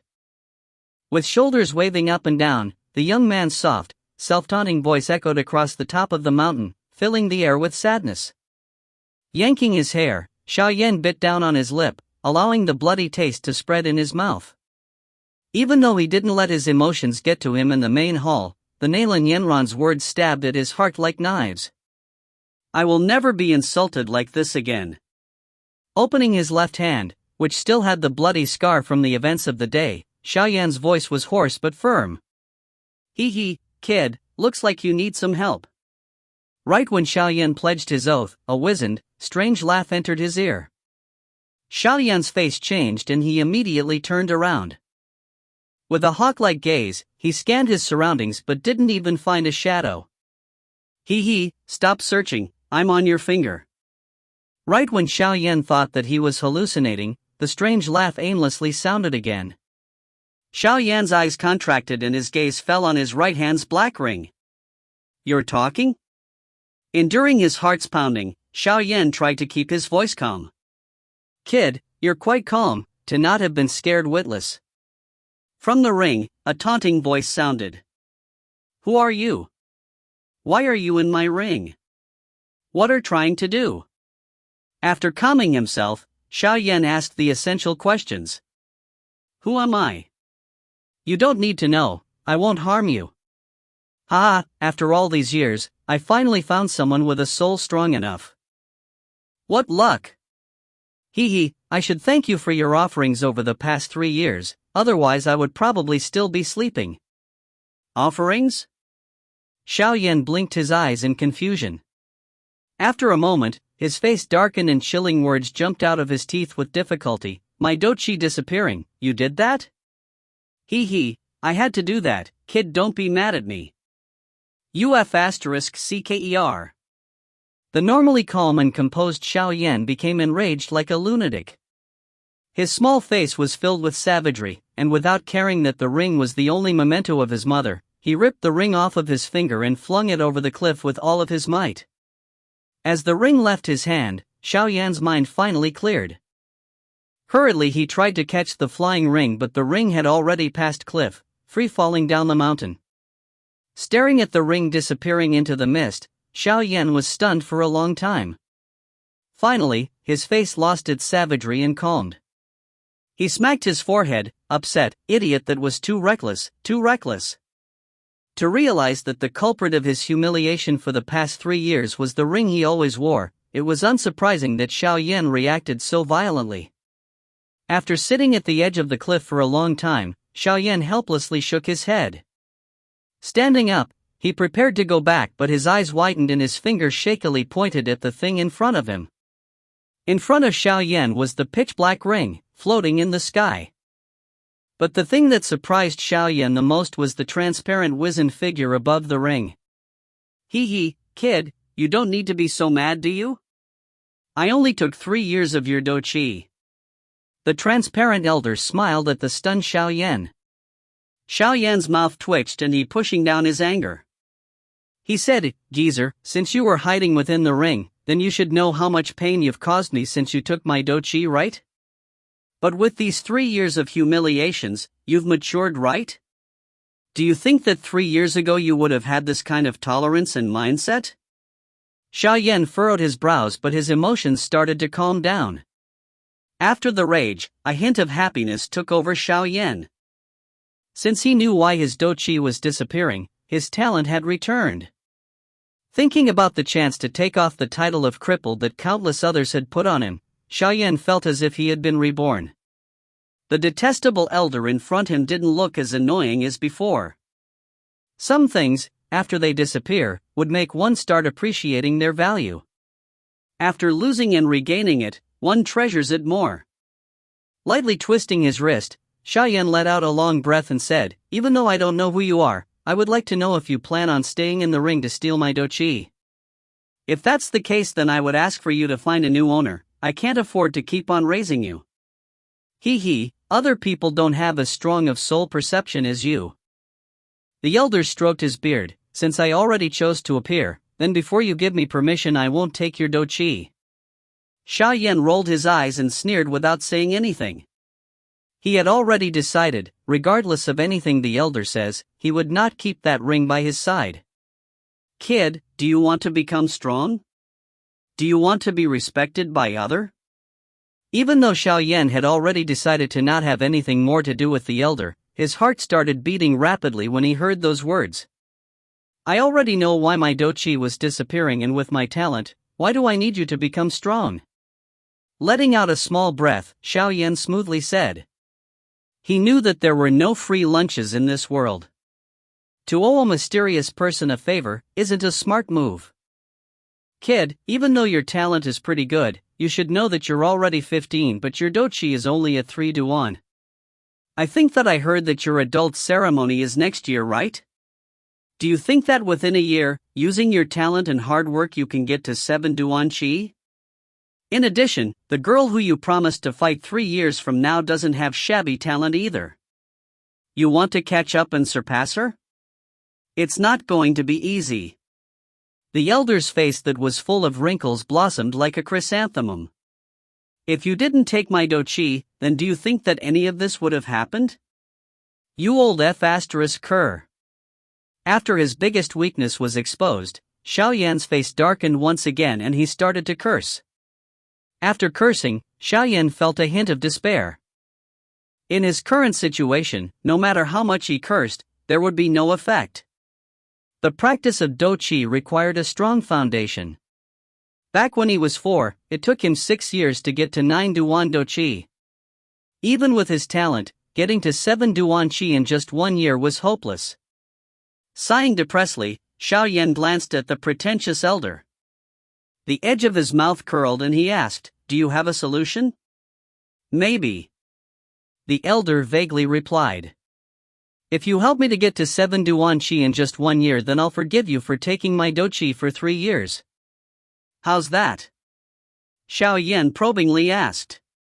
Hee, wishful thinking, kid. If you can't help me, then why should I keep you, someone useless, by my side? You should find another unfortunate person. Xiao Yan knew that the transparent elder couldn't randomly take doqi from other people, so he knew that he had some leverage in the negotiations. You're not even remotely close to a 15-year-old young man. Looks like these 3 years really helped you grow a lot. Did my plan backfire? Looking at the clever Xiao Yan, The elder paused and then dumbfoundedly shook his head. Xia Yan shrugged his shoulders and lightly said, "If you want me to keep you by my side, then you should at least have some sincerity, right?" What a sharp-mouthed kid. Alright, after all, I do need your help." Without another choice, the elder nodded and slowly came to the ground. After examining Xia Yan for a while, a treacherous smile spread across his face. But as soon as it appeared, it left, and the elder pondered for a moment before unwilling asking, "Do you want to become an alchemist?" Chapter 9, Yao Lao. BTTH Chapter 9, Yao Lao. Alchemist? Hearing the elder's words, Xia Yan paused before continuing. "In the Doqi mainland, everyone wants to become an alchemist, but is it that easy to become an alchemist? There are so many harsh requirements." Suddenly, Xia Yan's voice fell and he raised his head. "I met the requirements?" Enjoying the shocked yet excited expression that Xia Yan showed, the elder stroked his beard slowly. After looking over Xia Yan for a few more seconds, he finally said with some helplessness, "Even though you barely make the cut, I owe you a favor." "Ha, whatever, I'll let this count as the favor returned." Looking at the reluctant elder, Xia Yan thought that the geezer was lying about him barely making the cut, but he was too lazy to probe further. Despite his excitement, he still had his suspicions. "Even if I make the cut, alchemists are taught by other alchemists." "Are you an alchemist?" Looking at the suspicious little face of Xia Yan, the elder straightened and with pride he said, "Yup, I'm an alchemist." Blinking his eyes, Xia Yan's gaze at the elder became bright. "Alchemists, those are really rare. Mister, if you don't mind me asking, what rank alchemist were you before?" Xia Yan licked his lips and his young voice was infused with a hint of respect. In Doqi mainland, even though alchemists were very rare, there were still differences between alchemists. From low to high, the stages for alchemists range from the lowest, 1, to the highest, 9. The pill King Guhi that made the gathering chi powder that Nalin Yenran offered was a 6th stage alchemist, and within the Jama Empire, he could be considered to be the top alchemist. "What stage?" I don't remember." "Hey, kid, do you want to learn it or not?" the elder impatiently asked while shaking his head. Gravity Translations. Come. Of course, I want to. Xiao Yan didn't hesitate anymore and hurriedly nodded with his small head. Alchemists, even with forces as powerful as faction of misty clouds, were treated with respect and deference. You want to? Since you want to, then you should pay your respects to your teachers. The elder sat on a green rock and coiled his legs beneath himself. I need to pay my respects to my teacher? Ridiculous. To not pay your respects and still expect me to teach you all that I know? You're dreaming. The elder rolled his eyes. Looks like the pedantic elder really cared about these student-teacher relationships. Helpless with a dour face, Xiao Yan could only respectfully pay his respects to the elder to become an honorable alchemist. After watching Xiao Yan finish paying his respects, the elder finally nodded his head, satisfied. In his voice, a hint of intimacy appeared. My name is Yao Lao. As for my origin, you don't need to know for now so that you don't get distracted. All you need to know is that the Pill King is only trash in my eyes. The edges of his mouth twitching, Xiao Yan watched the elder's carefree expression and thought, what is this geezer? The famous Pill King Guhi in Jiama Empire is only trash? If this spreads, then the whole of Jiama would probably assume that he's mentally ill. Lightly taking in a breath and pushing down his shock, Xiao Yan's eyes darted around and with some droll he asked, teacher, how will you help me to get to 7 Duanqi within 1 year? Even though for the past 3 years your Doqi has always been declining, your foundation in Doqi is much firmer than other people. In Doqi training, the foundation is the most important. Later, you'll be able to discover how many benefits these 3 years have brought you. Yao Lao's smile slowly disappeared and he took on a more serious expression. Xiao Yan was stunned. He was never told that having one's strength taken away would bring benefits. Then when are you going to teach me alchemy? Xiao Yan steered his thoughts onto the most important thing. To become an alchemist, you need to have Doqi of the fire attribute. So, before you become an alchemist, you have to at least become a dojo and learn a fire attribute dochi method. Xiaoyan held out his hand and laughingly asked, Fire attribute dochi method? Hee, teacher, since I'm your student, you should give me a Tian level fire attribute dochi method, right? Hearing that, Yan Lao indignantly scolded Xiaoyan, really? Do you think that Tian stage dochi methods are like potatoes in the ground? How could you say something like that? Geezer, since I've already become your student, you can't possibly let me go into my clan to find dochi methods, right? Our clan's top fire attribute dochi method is only a high Huang level. That's way too shabby for an alchemist. Xiaoyan's face showed how depressed he was. Brat, I'm your teacher, not a geezer. Hearing Xiaoyan's disrespectful words, Yao Lao rolled his eyes when he realized that Xiaoyan didn't care about being respectful to his elders. Humph. Since you're my student, I wouldn't let you practice some shabby methods. Tian stage methods? I don't have them. But I have a method that's a lot stronger than a normal Tian stage method. Do you want to learn it? Yao Lao's turbid old eyes suddenly became conspiratorial. Stronger than a Tian stage dochi method?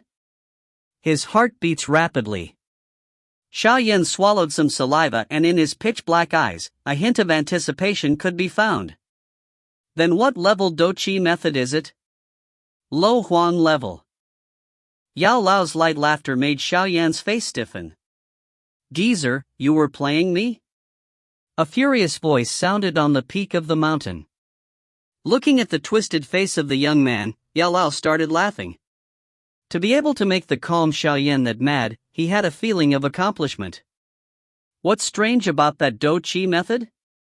Watching Yao Lao's bantering face, Xiaoyan suddenly calmed down. It can evolve. Xiaoyan's eyes widened, and without blinking, Xiaoyan stared at Yao Lao's face, trying to find a hint that Yao Lao was lying, but after a few seconds, he shook his head. No way. I've never heard of any dochi method that can evolve. Hugh, what do you know? Dochi mainland is huge and strange people and things happen all the time. In your limited mind, you haven't even gone outside of Jiama Empire. There are tons of impossible things that are actually possible. Xiaoyan paused before saying, then have you ever heard about dochi methods that can evolve? Yao Lao's smile stiffened. Because there aren't any other like it, this dochi method is unique. It can evolve? Looking at Yao Lao's serious face, Xiaoyan couldn't help but ask again. It can evolve. Yao Lao seriously nodded. Have you tried it? Oh. No. Have other people tried it? Oh. No. On Xiaoyan's forehead, a vein could be seen. With his hands curled tightly, Xiaoyan tried to resist his impulse to go over and punch the elder. If no one else has ever tried it, then how do you know that it can evolve? It's explained like that on the dochi method. There really are such dochi methods? His brows furrowed. Xiaoyan hesitated before saying, can you let me see it? Hee, looking at the curious Xiaoyan, Yao Lao's mouth opened, but what came out wasn't what Xiaoyan was expecting. Never mind.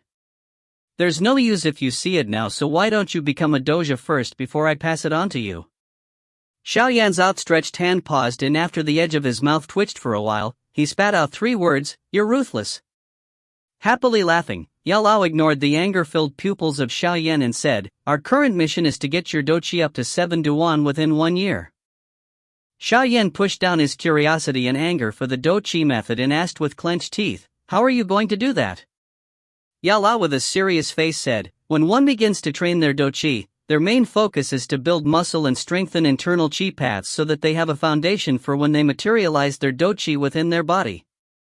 Because people at your age have weak internal chi paths and can be molded, you need to take the training process step by step, and you can't use outside force to boost your training speed, or else in the future when your dochi becomes stronger, your internal chi paths won't be able to withstand the force of dochi pushing through the paths and your chi paths would burst, which would be when you would die. Xiaoyan knew this as well as Yao Lao because in the 3 years that he was crippled, his father was very worried, and quite a few times, he tried to forcibly push dochi into Xiaoyan's body, but every time, at the last second, he would stop so Xiao Yan knew the stakes involved.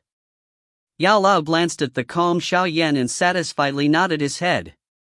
But that only applies to others. You're different. Your internal foundation was already solid and reliable 3 years ago, and since then, because of your firm personality, you never stopped training your qi. Therefore, your foundation right now, I can say that it is great. So you want to use outside forces to train my qi? Like pills? Pretty much. But with the toughness of your qi paths right now, you won't be able to take the force of any of the pills going through your qi paths. Even the rudimentary gathering qi powder, you wouldn't be able to use. The rudimentary gathering qi powder, Xiao Yan wanted to roll his eyes again. In Jiama Empire, a gathering qi powder would fetch sky-high prices. But from his teacher, these gathering qi powder became the most rudimentary things.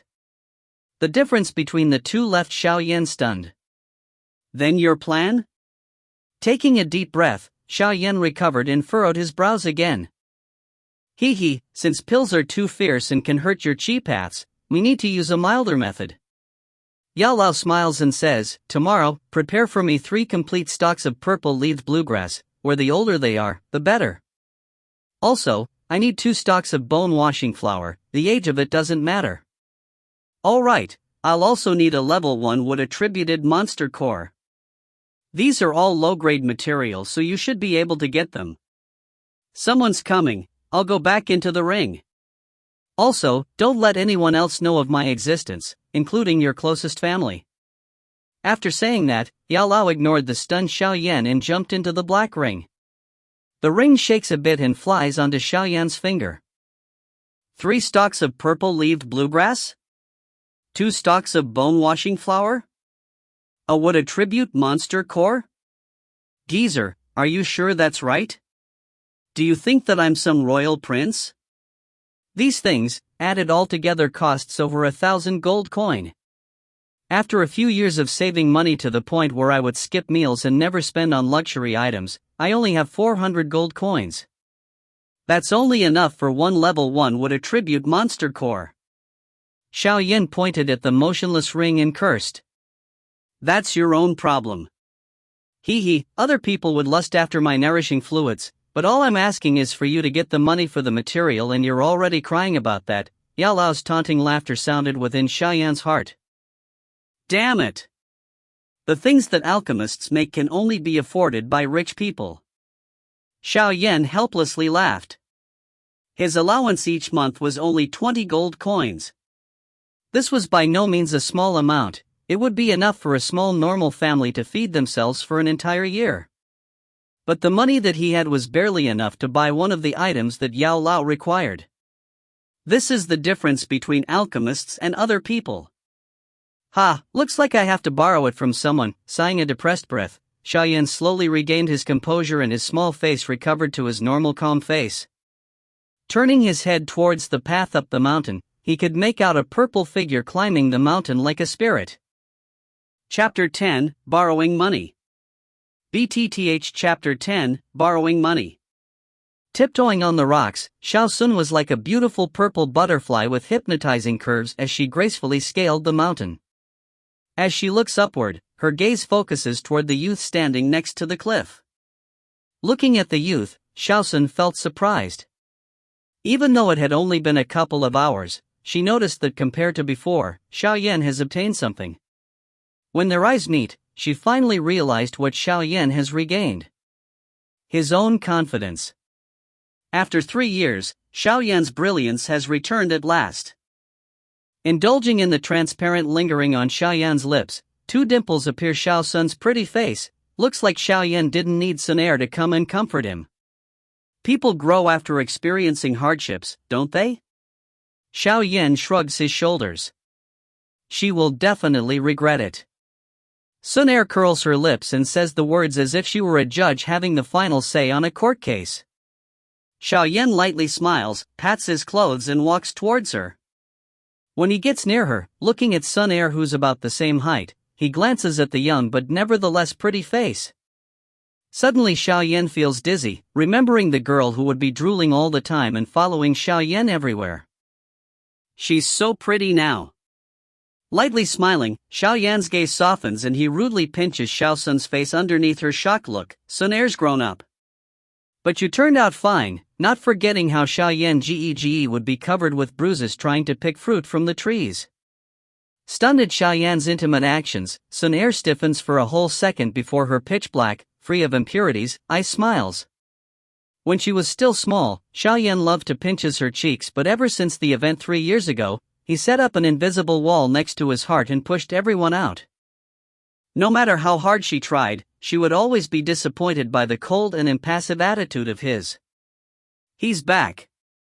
But it seems like he still considers me to be immature, he's such a log." Sun Air complains in her heart after an instant. Sun Air criticizes herself for being too greedy. "Sun Air, for these past 3 years, please don't blame Xiaoyan Gege for being like that. I was living day by day, but thankfully you were always by my side." Xiao Yan awkwardly nods his head and apologizes. Sun Air sweetly smiles. The grievances she had endured for the past 3 years disappeared with the awkward apology. "Ha, oh right. Sun Air. How much money do you have?" Letting go of Sun Air's face, Xiao Yan does a hollow laugh and asks.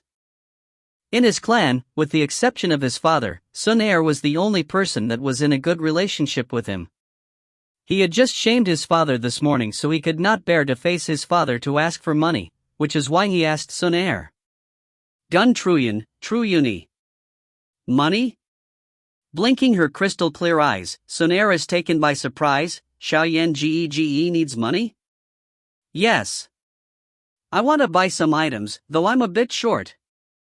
Xiao Yan felt embarrassed. This was the first time he borrowed money from a girl.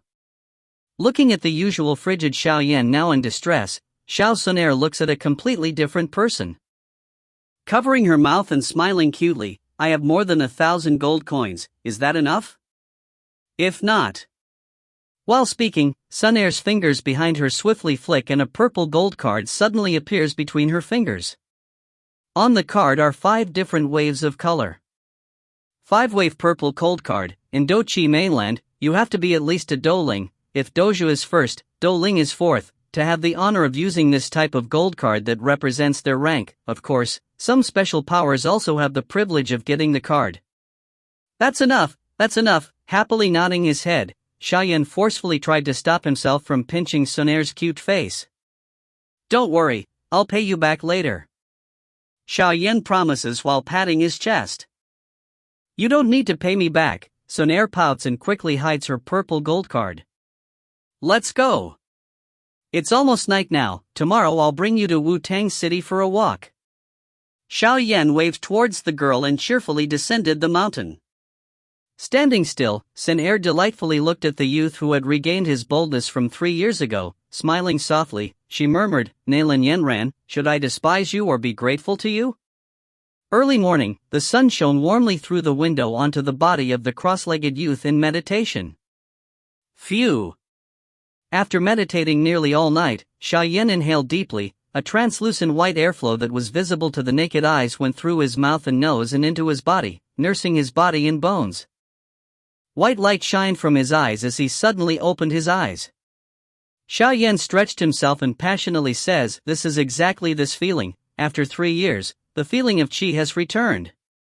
He slowly gets out of his bed, exercises himself a bit, before starting changing.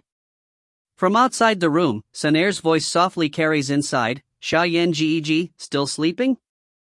She arrived here so early." Shaking his head, Xiao Yan turned around and then searched his drawers. Finally, with reluctance, he pulled out a small box and carefully opened it. He narrowed his eyes from the glint of silver inside that box. "And this is my entire savings." Holding his money box, Xiao Yan smiled bitterly while shaking his head. Xiao Yan gently smiled as he walked out of his room and saw the dazzling girl in front of his door. Sun Air had changed into a pale green outfit that made her look even more naturally beautiful. She also had a pair of tight pants that stretched across her slender thighs and long legs, emphasizing her curves. With long legs, Sunair can be compared to young girls on Earth, full of youthful vitality and seductivity. Of course, she has her special elegance which Xiaoyan had never seen on any other girl but her. Here, it's what you'll need. Looking at Xiaoyan exiting his room, Sunair smiled and handed him a black card. This is a common card, the maximum it can contain is only 5,000 gold coins. Receiving the black card, Xiaoyan teases, "Little girl, why are you wearing such an attractive outfit? Could it be you're having a date with somebody else?" "Yeah, this is the first time in 3 years that Xiaoyan Gege has invited me out. Sunair is very flattered, so of course I have to dress up a little." Xiaoyan's intimate tease made Sunair's eyes bend into a shallow crescent shape while smiling coquettishly. Reluctantly shaking his head, Xiaoyan smiles back happily. They chat while walking together towards the city. At about halfway, they were greeted by some clansmen looking at their affectionate conversation with a strange face. Sunair, be it beauty or talent, is the brightest pearl of the young generation in the clan. She usually is friendly to everybody, but under her light smile is indifference. Greetings with her are easy, but to start a long conversation would be very difficult. Ignoring the looks of the other clansmen, Xianyan quickly leads Sunair out of the clan before slowing down and leisurely peeking at the stall on the side of the street. Wu-Tang City lives up to its name of being one of the larger cities in Jiama Empire by the sheer number of people living in it. Even though the sun was beating down, on the streets were thousands if not tens of thousands of people. There would even be 1 or 2 bizarre races. Maybe it was because of Xiaoyan beside her, but Sunair became a lot more active after she exited the clan. She tugged the reluctant Xiaoyan into a variety of stall. Her tender laughter made the scorching street a little cooler. When Sunair finally got tired, Xiaoyan finally brought her to the nearby pharmacy. After spending about 900 gold coins, he bought 3 stalks of 20-year purple-leaved bluegrass along with 2 stalks of 5-year bone-washing grass. These were both low-end materials and would be able to bought at a regular pharmacy. For higher-end materials, Xiaoyan would have had to find them himself or buy them at an auction, or if he was lucky, in a high-end pharmacy. Looking at the rapidly decreasing funds, Xiaoyan bitterly smiled. He realized how important money was in Dochi mainland. Anyways, he got all of the herbs. All that was left was the level 1 would attributed monster core. Chapter 11, The Market. BTTH Chapter 11, The Market. Monster cores, in the Dochi mainland, they are also known as magic crystals. The monster core is the energy nuclei within a magic monster. The monster core is filled with extremely violent world energy. When facing this kind of violent world energy, even a Dowan wouldn't risk absorbing a monster core. Even though monster cores cannot be absorbed directly, it is a core ingredient in alchemy. A monster core that goes through an alchemist's refining can be infused with some herbs to become desirable and expensive pills that can increases one's strength. Furthermore, monster cores can be placed on weapons. The weapon that has been fused with a monster core does not only have increased destructive power, it can also have special Dochi effects, and becomes a highly sought-after commodity in the Dochi mainland. Besides weapons, monster cores can also be added to armors and defensive equipment. The defensive equipment that have monster cores have an extreme defense and give their users an extra safety net when they're in danger. With that many uses, monster cores are naturally the most sought-after items within the Dochi mainland. Not only doges but even respectable alchemists search in person for high-level monster cores in order to create higher quality level pills. Under such demand, the supply for monster cores on the mainland is always unable to meet the demand from the buyers, thus whenever a high-level core appears in any auction or other setting, it was bought immediately at a high price. Because of the high value of monster cores, many mercenary groups specialize in killing magic monsters for a living, but getting a monster core is not a simple task. First, magic monsters are not only extremely strong but also very cunning. Because of their devious nature and special attacking methods, magical beasts can be much stronger than humans of the same rank.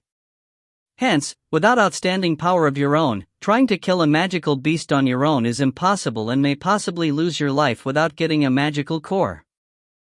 Even if you do kill a magic beast, not all magical beasts possess a magic core. The probability of a magical beast having a core is almost random, so a mercenary group could have half of their force killed trying to kill a magic monster and yet not find a core. These kinds of incidents happen all the time in Dochi mainland. Thus the price of monster cores in Dochi mainland are all very expensive. Bringing Sun Air through twisting alleys, Xiaoyan finally arrives at a market that's slightly south in the city. In Wu-Tang City there are a few medium-sized markets and all of them are controlled by one of the three clans. The market Xiaoyan is going in is under Xiao Clan's control. Even though it's under Xiao Clan's control, Xiao Clan is actually only maintaining order and safety in the market. And for compensation, be it mercenaries or merchants who set up stalls, they have to pay taxes to the clan. This is the rule of Dochi mainland for a long time and rarely anybody would try to go against it. At the front entrance of the market, there were two guards from Xiao Clan. They undoubtedly knew Xiaoyan and Sun Air. Judging from when the guards saw them coming, the guards paused and immediately bowed. Slightly nodding his head, Xiaoyan walked inside and looking at the never-ending stream of people, he couldn't help himself from licking his lips. No wonder the clan keeps the market under strict control. With this many people visiting the market, the profits for the clan can't be low. Third young master, Miss Sun Air, would you like to buy something in the market? Right when the two were dizzy looking at the sheer number of people, a respectful voice sounded behind them. Hearing the sound, Xiaoyan turned his head. Behind him were 7 to 8 guys that were wearing the Xiao Clan's uniform. The speaker appeared to be a 30-years-old mature man, wearing a badge with 6 gold stars. He is obviously a 6-star doja. Noticing the doubt in Xiaoyan's eyes, the man honestly smiled and said, "Third young master, I'm called Payan. The clan leader appointed me to be the leader of the guards for maintaining safety in the market." Ah! Last year during young master's birthday, Payan came. Oh, it's Uncle Payan. Xiaoyan blinked, and even though he does not have any impression of Payan, his introduction made Xiaoyan smile. Since the man was personally appointed by his father, he would naturally be his subordinate. There would be no issues with loyalty. Even though the Xiao clan wasn't some big and influential force, the clan was divided into different factions. If the man standing in front of him was under the control of the elders, he would have never been so kind and would have just said some customary greetings. I was bored in the clan, so I decided to come out and look around. Uncle Payan, you should go and do your work. If I have any questions, I'll be sure to ask you. Xiaoyan's young voice didn't have any hints of arrogance that a normal young master might have. Instead, his voice was soft and respectful. Anyone who heard it would feel a slight sense of pride and joy. With another uncle, the smile on Payan's face widened and became more sincere. Nodding his head, he said, "Then enjoy looking around, third young master. Our people are all over the market, so if you need anything then just call out for us." Respectfully nodding his head, Xiaoyan pulled Sun Air and plunged into the horde of people, disappearing from Payan's sight. Polly, bring 2 men and follow third young master. Also, warn the thieves in the market that if any of them have any ideas on third young master or Sun Air, then they don't need to be in this market anymore. Looking at the disappearing young boy and girl, Payan turned around and his honest face was replaced by a cunning and capable face. "Yes, Captain." One of the men lowly answered, and with a wave of his hand, him and 2 other men also go into the multitudes of people. Third young master is still so gentle, it allows people to be relaxed around him. Looking at the 3 men mixing in with the crowd, Payan smiles, but in an instant, the smile turns into a frown and he sighed. Third young master is such a nice person, it's regretful, Regretfully shaking his head, Payan leads his remaining underlings and goes to patrol the streets. Lazily following Xiaoyan, Sun Air accidentally glanced behind her and smiled. "Xiaoyan GG. Payan's quite nice." Xiaoyan answered with a yup and scans towards a nearby stall. His soul perception was far greater than normal people, so he could detect the guards following him. Looking back forward, Xiaoyan slows down and walks side by side with Sun Air. Tilting his head, he jokes, 9 to 1 chi, and already able to detect 3 hiding guards. Sun Air, pretty good. Sun Air copies Xiaoyan and cutely shrugged her shoulders. bringing out her trump card. Smile, stay silent. Looking at the silent Sun Air, a smile began to form on his lips. Lightly patting her head, he whispers, even though I don't know who you are or where you're from, I do know that you are my sister, and no matter what happens in the future, I will always protect you. Lightly smiling, Xiaoyan speeds up and breaks out of his line from Sun Air. Her feet stopping, Sun Air stared with her beautiful eyes at the back of the young man that just talked with her. After pausing for a while, a smile begins to creep onto her delicate face. Within the crowd, her figure was swaying back and forth, like a lotus, elegant and pretty. Sister? Sun Air is a very greedy girl though, tilting her head, Sun Air mutters and then quickly catches up to the young man in front of her. Following Xiaoyan while he examines the stalls by the side, Sun Air and Xiaoyan slowly move into the more populated and expensive inner parts of the market. The people that come here to buy and sell usually have decent money or physical power. While Xiaoyan was engrossed in trying to find a monster core, Xiaosun, who was bored, walked up to a clean stall and with her pale white hand picks up a light green bracelet. The bracelet wasn't crafted with anything special, but it had a hint of ice silver which made it feel cold to the touch, perfect for hot summer days. In addition, even though the material was quite plain, the craftsmanship wasn't bad. Right when Sun Air decided to buy the bracelet, she remembered that she had loaned all of her money to Xiaoyan. Slightly turning around and seeing the busy young man, she could only helplessly shake her head and smile at the old stall owner. Putting down the bracelet, she lazily started moving forward. Her calm manner wouldn't let her ask anyone to buy anything for her, even if it was Xiaoyan. After walking forward for a bit, right when the bored Sun Air decided to go back to Xiaoyan, a clear laughter rings from ahead. Huh, isn't this Miss Sun Air? Hee hee, I wouldn't have thought to find you here, it must be fate. Her thin brow lightly furrowing, Sun Air tried to find the source of the voice but only saw a group of people. The group was following behind a luxuriously dressed young man. The young man was only 20+ years old and was quite handsome. His face was slightly pale but his eyes were filled with heat and were staring at the young girl standing in front of him. Within his gaze was also an unrestrained hint of lust. Chapter 12, Stay Away from Him. BTTH Chapter 12, Stay Away from Him. Looking at the delighted handsome youth, Sun Air's slim eyebrows wrinkled. Not paying attention to his call, she turned away. Miss Sun Air. Looking at Sun Air from the side, the handsome but pale young man became immediately anxious and quickly crossed to block her from the front. Blocked by the youth, Sun Air stopped her steps. Her pair of long and beautiful eyes were lazily narrowed, staring at him. Yet she did not utter a single word. Miss Sun Air, stared at by pupils that were like water drops, and despite the fact that he was used to flirting with beauties, his breathing became somewhat hurried. His clever tongue had lost all of its use for the moment. Jialai Ao, young master, if there isn't anything urgent, please get out the way. I still have to do something. Looking at this somewhat flush youth, Sun Air finally spoke. Her soft and young voice made the young man's pale face flush with a sick red. Hee hee, Miss Sun Air, have you come to the market to buy something? I'm quite free right now, so why don't we look around the market together? Taking a deep breath within his mind, Jialai Ao's smile was open and gentle. This smile, along with his status and handsomeness, had successfully landed him quite a few girls. Jialai Ao, young master, I already said that I have something to do. Can you move aside? Sun Air's small mouth curves upward and her voice was smooth without any hint of irritation. Being rejected by Sun Air, the edges of Jialai Ao's mouth twitched, but he kept his smile and pulled out a bracelet from his pockets. The bracelet was a light blue gold color and was made from blue gold. From the bracelet hanged a smooth green ball-like monster core. A soft green was emitted from the monster core and scattered its light on the bracelet, giving it a special hue. Looks like this intricate bracelet costs a lot.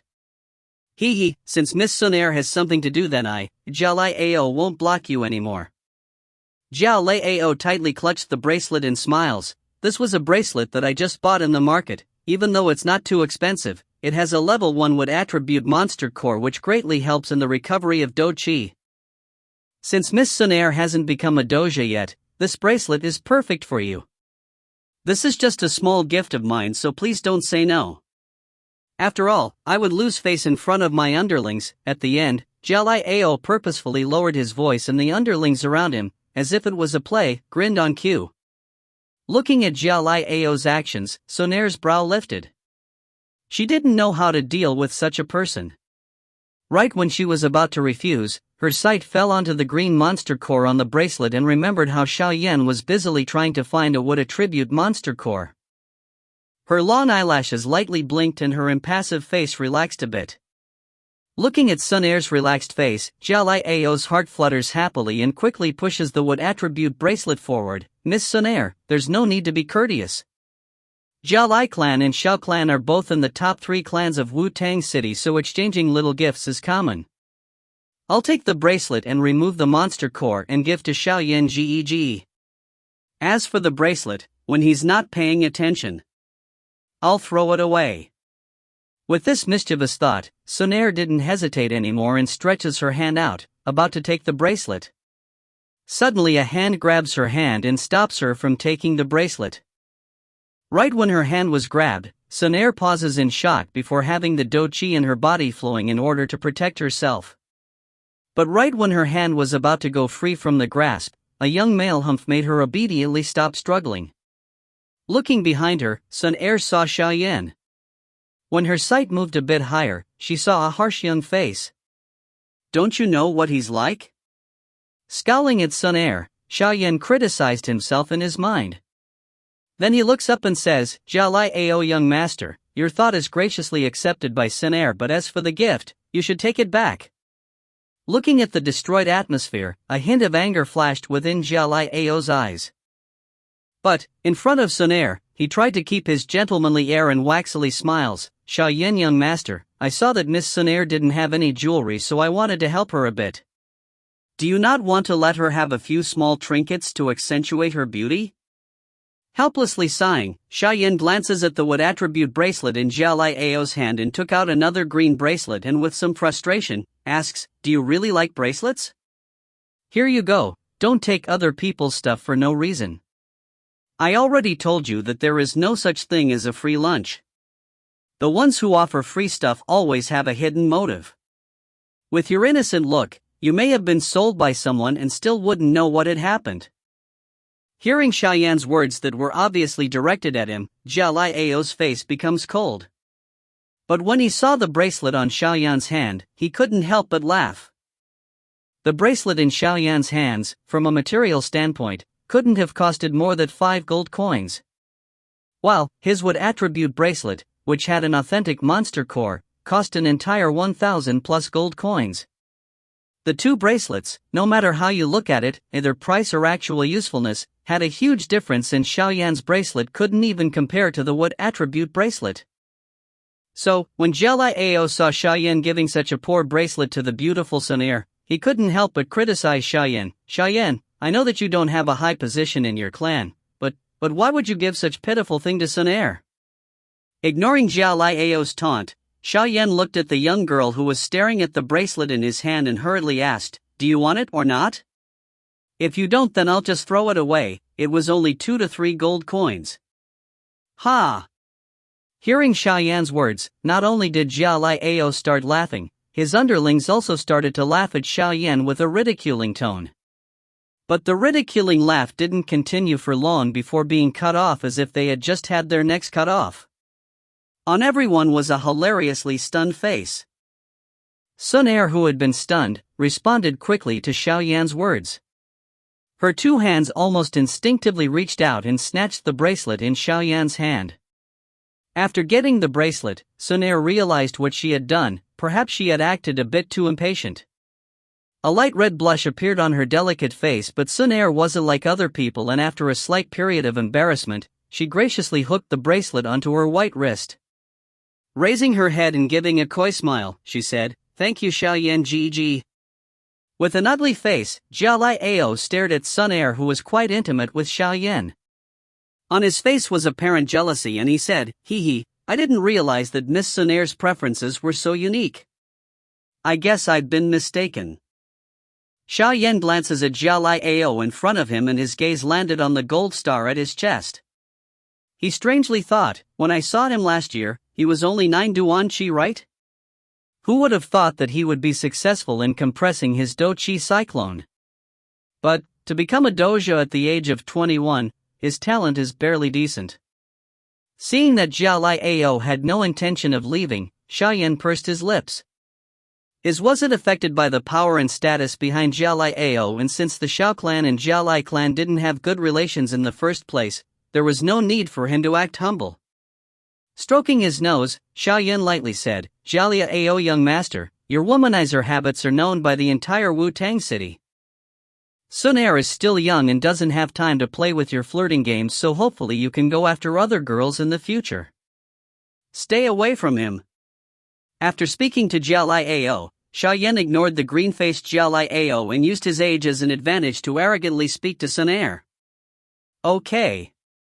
Sun Er's agile eyes blinked and nodded without any hesitation. To her, Zhao Lai Ao was just a stranger that she saw a couple of times, while Xiao Yan, for her, was irreplaceable. Since Xiao Yan told her to stay away from Zhao Lai Ao, she'll just stay away from him. The choice wasn't a hard one for Sun Er. Chapter 13, Black Metal Piece. BTTH Chapter 13, Black Metal Piece. Seeing Sun Er nod at Xiao Yan's words, Zhao Lai Ao's mouth started twitching. He curled his fists and stared coldly at the calm and impassive young man before him. Zhao Lai Ao's underlings, seeing that their young master was quite angry, quickly walked forward and surrounded both Xiao Yan and Xiao Sun, their gazes revealing their bad intentions. Even though it was deep within the market, there were still quite a few people around, and they turned their questioning gazes towards the surrounded group. Xiao Yan and Zhao Lai Ao had quite a reputation in Wu-Tang City, Xiao Yan for his fall from genius to cripple and Zhao Lai Ao for his less than honorable encounters with other women. Even though they were infamous, they were still well known within the city. Looking Zhao Lai Ao's group's movements, Xiao Yan's brow jumped and on his young face, a hint of confidence creeped. Lightly turning his head, he whistled towards a spot within the market. Seeing Xiao Yan's actions, everyone turned their head to the direction in which Xiao Yan whistled and saw the market's guards furiously coming over under the lead of Pei Yan. With his fellow guards, Pei Yan rushed towards Xiao Yan, and quickly, the market's guards surrounded Zhao Lai Ao's underlings who were surrounding Xiao Yan and Xiao Sun. "Third young master, anything wrong?" Walking up to Xiao Yan, Pei Yan swept his glance over Zhao Lai Ao and then respectfully asked Xiao Yan. Xiao Yan lightly smiles and turned to face the green-faced Zhao Lai Ao. He nonchalantly said, "Zhao Lai Ao, young master, this market is controlled by Xiao clan, are you sure you want to fight here?" Zhao Lai Ao's eyes revealed his fear for Pei Yan, but he immediately sneered at Xiao Yan. "Do you only know to rely on your clan? If you are a man. What you want to say is, if I am a man then I would fight you one-on-one. Right?" Xiao Yan waved his hand and cut Zhao Lai Ao off. Zhao Lai Ao sneered again and with a hint of challenge, he said, "Yup, are you afraid?" Looking at the arrogant face of Zhao Lai Ao, Xiao Yan helplessly sighed and puts his hand up to feel his forehead. Moments later, he raised his head and shrugs his shoulder, and with innocence and naivety, he asked, "Zhao Lai Ao, young master, I would like to ask, how old are you?" The edge of Zhao Lai Ao's mouth twitched and he doesn't respond. "Big guy, you're already 21. How old am I?" 15. You're actually asking a kid that hasn't performed his coming-of-age ritual to fight you? Don't you feel that your request is over the top? Don't you feel embarrassed? Xiao Yan's innocent appearance was so realistic that Sun Er beside him couldn't help but let out a soft laugh. Ha ha. Hearing the young man's words, the mercenary and merchant stall owners also let out laughs. Xiao Yan was right, at his current age, Xiao Yan could only be considered a kid, but Zhao Lai Ao would be considered an adult. A challenge of this kind made everyone look down upon Zhao Lai Ao. The laughter of the crowd was like a bucket of cold water and helped Zhao Lai Ao regain his calm. From Xiao Yan's maturity and calmness to his impassive attitude, it was extremely easy for people to forget how old he really was. Therefore, after Xiao Yan said his age, Jialai Ao finally remembered that the young man standing in front of him was only 15. Gnashing his teeth, Jialai Ao looked at the leering guards behind Xiao Yan and realized that he didn't have any chance of retaliation today. He could only shake his head and coldly say, "One more year and you'll be undergoing the coming-of-age ritual, right? Hee, I think that someone as crippled as you, once you finish the coming-of-age ritual, will only be sent to some remote and poor village.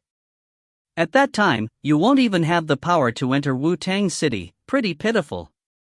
Xiao Yan lightly smiles and nonchalantly shrugs his shoulders. Jia Lai Ao's eyelids flickered. He didn't know why, but whenever he saw the calm face of the young man in front of him, a mysterious rage boiled within him. "You're only a cripple and trying to act like you know everything." Forcefully suppressing his anger, Jia Lai Ao let out a cold hmph and with a wave of his hand, commands his underlings to exit the crowd. "Oh right." His steps stopping, Jia Lai Ao seemed to have remembered something and turning back, he said, "Xiao Yan young master, I heard that your Sha clan had their marriage with the Nalan clan revoked." Hee, actually, that isn't unexpected. With your chi talent, you just can't match the Miss Nalan. After saying that, Jia Lai Ao left laughing. Xiao Yan's gaze coldly followed the exit of Jia Lai Ao. Tightly holding Sun Er, who was about to rush out, he quietly said, "He's just a mad dog. If he bites you, why should you bite back?" But he went too far. We can't just let him off like this? Her eyebrows furrowing, Sun Er indignantly replied. "There will always be an opportunity." Xiao Yan smirked and the coldness coming from his voice made Pei Yan shuddered. A lion's bite might not be that scary, but a lion that knows patience is another story, a scary one. "Uncle Pei Yan, sorry for troubling you." Xiao Yan turned back and smiled gently toward Pei Yan's group. The previously intense atmosphere all of a sudden changed into a light-hearted mood. Impressed by the control over emotions that Xiao Yan exercised, Pei Yan's smile was reinforced by a sense of respect. Even with Xiao Yan's lack of talent, Xiao Yan's future accomplishments probably wouldn't be too shabby with his mental prowess. Third young master's joking. This is Xiao clan's territory. We wouldn't allow Jia Lai clan to do as they please here. Pei Yan smiled, and seeing that Xiao Yan started to look around, he quickly took his leave along with his men. Looking at the exiting Pei Yan and his group, Xiao Yan turned around and ruffled Sun Er's hair and said slightly forcefully, "A level 1 monster core made you forget your morals? You know as well as I do what kind of person Jia Lai Ao is. The moment you take his stuff, he would definitely ask for favors." Straightening her hair, Sun Er flipped her hands upwards. "He wanted to give it me, it was free." Xiao Yan rolled his eyes and didn't know whether to laugh or cry. "It isn't like that's something precious. Did you really need to act like that? Don't forget, you're the young genius in Xiao clan." Sun Er wrinkles her nose and raised the bracelet on her wrist. She taunted, "So Xiao Yan Gege has also been noticing Sun Er." Xiao Yan stayed silent and pulling on Sun Er's hand, they walked towards some stalls deeper in the market. After walking past quite a few stalls, Xiao Yan's feet finally stopped. He bent down and stared at a green orb that still had a trace of blood on the stall and said, "I've finally found it." Moving his hand across the stall, Xiao Yan's was about to grab the monster core when his hand stiffened. A strange foreboding struck his mind. Licking his lips, Xiao Yan continued to pick up the monster core, but his gaze, as if by accident, swept across the stall. Moments later, his gaze landed on a piece of black metal that was displayed beside the monster core. The black metal piece seemed extremely old, with many specks of rust and even a couple spots of dirt. It looked as if it had just been excavated. "Hey, Yen brat, by the black metal piece, it's something good." Right when Xiao Yan was confused about why he felt such a strong feeling towards the seemingly worthless metal, Yao Lao's voice sounded in his mind. Chapter 14, Vacuum Hand. BTTH Chapter 14, Vacuum Hand. Listening to the voice inside his head, Xiao Yan blinked and secretly nodded. Instead of immediately grabbing the black metal piece, Xiao Yan gently picked up the green monster core that was still dripping blood, and looking at the shabby-looking mercenary standing behind the stall, he asked cheerfully, which magic monster did this monster core comes from? Ha, the eyes of young master are really good. This is a monster core from a first-level magic monster named Swallowwood Fox. It is a high-quality core. Our sharp-teeth mercenary group waited 3 days and ambushed 5 Swallowwood Foxes before finally obtaining this magic core. Noticing Xiaoyan's luxurious outfit, the mercenary rapidly advertised his wares. If this object is to young master's liking, I think 500 gold coins would be a good price. Ha, while obtaining this core, we had several brothers who got injured quite heavily. Xiaoyan slowly wiped the remaining blood off of the magic core, noticing they haven't completely clotted yet. He nodded slightly and glanced towards the 2 golden stars on the chest of the mercenary and commented, "Too expensive." Normally a level 1 magic core's price would only be from 400 to 450 gold coins. Furthermore, even if the Swallowwood Fox is a magic beast, its attack power isn't too high. Are your underlings not dojas?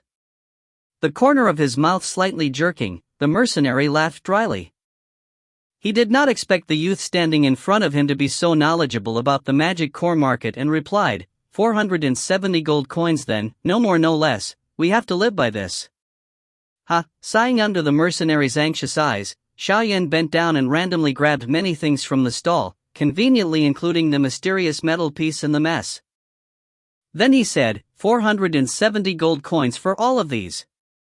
Looking at the goods on Xiaoyan's hands, the mercenary let out a relieved sigh since none of the items in Xiaoyan's hands were expensive. All right. Cheerfully producing some gold coins, Xiaoyan did not waste another moment and left immediately. Ha! Brat, to be so cautious in a mundane task of buying things. The elder's taunting voice sounded in Xiaoyan's head as he turned to leave the shop. Those bastards are all swindlers, they'll immediately increase the price if you show interest in their wares. I don't want to lose money for something stupid like that. After answering, Xiaoyan stopped paying attention to the elder inside his ring and leisurely exited the market and returned to the clan with Sun Air. After parting with Sun Air, Xiaoyan impatiently ran back to his room and carefully locked the door. Turning his head and seeing the elder who left the ring since God knows when, Xiaoyan brought out the recently purchased herbs and magic core. He hastily asked, all the required ingredients are here, what do we have to do? The elder cheerfully laughed and his gaze scanned the ingredients on the table before suddenly asking, don't you want to know what that black metal piece is? Eh? Xiaoyan paused before realizing that the elder was referring to his accidental purchase. He quickly took out the black metal piece and examined it from top to bottom. But after examining it, his brows furrowed and asked, this, what does it do? Yao Lao took the black metal piece and laughed, there seems to be a Do technique inside here. And, the creator of this metal piece was probably also an alchemist because only people that have a strong soul perception can feel the power within this metal piece. Do technique? Xiaoyan's eyes brightened and he hurriedly asked, what level is it? In the Do Chi mainland, the importance of Do techniques isn't lower than Chi methods. A strong Do technique would allow one to perform at a level far beyond what they are capable of. For example, a doja being able to fight a dosher even though his Do Chi is at a disadvantage. Do techniques and Chi methods are both split into 4 levels of decreasing power, Tian, Di, Xian and Huang. Normally, the Do techniques that are easily accessible are at most high Huang level, and for higher Do techniques, one would have to go to a large clan or faction. Of course, Do Chi mainland is huge and there are some special circumstances in which the top Do techniques are lost and found by some lucky individual. The black metal piece that Xiaoyan has right now was probably the lost work of some ancient person. Yao Lao turned the metal plate around and smiled, vacuum hand, low Xian level. Low Xian level? Xiaoyan's face was filled with happiness, he didn't expect that the trash he purchased would have a Xian level Do technique.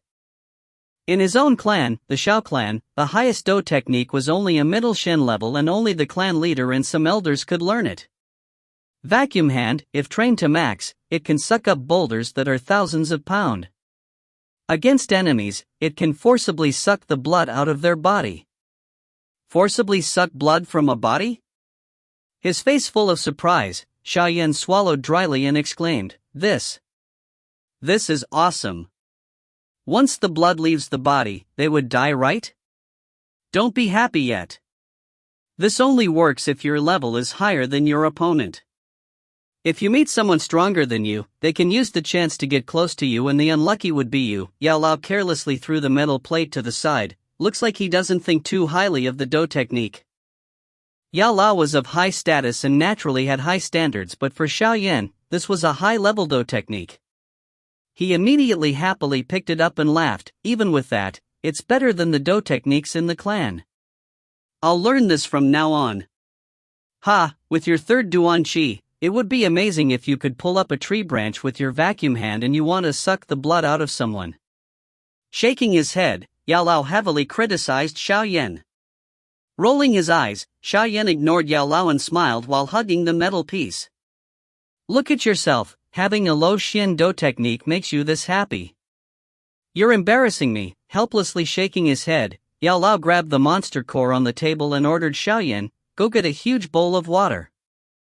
Seeing that Yao Lao was about to start refining the pill, Xiao Yan hurriedly put away the black metal piece and cheerfully went to prepare. In the calm room, Yao Lao picked up the purple bluegrass with his left hand. Moments later, he lets out a deep breath and a white flame appears in his hand. When the flame appeared, the temperature within the room rose exponentially. Without blinking, Xiao Yan stared at the white ball of flame.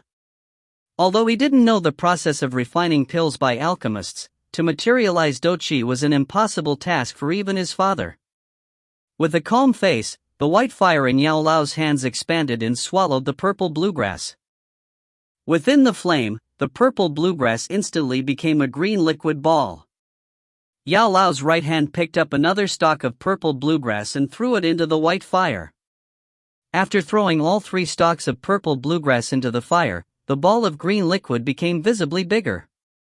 The green liquid slowly shriveled within the fire. The high temperature relentlessly burned the impurities within the green liquid. With the flame, the green liquid became smaller and smaller in volume. After a few seconds, it was only about the size of a thumb. Afterwards, Yao Lao threw the 2 stalks of bone-washing flowers into the flame, and after they finished burning, the remaining liquid mixed with the original green liquid.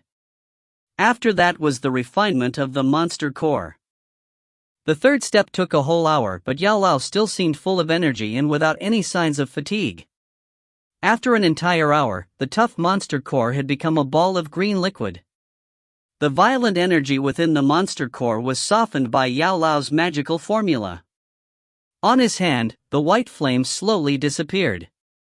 Looking at the green ball floating on top of Yao Lao's hand, Xiao Yao rubbed his hands together.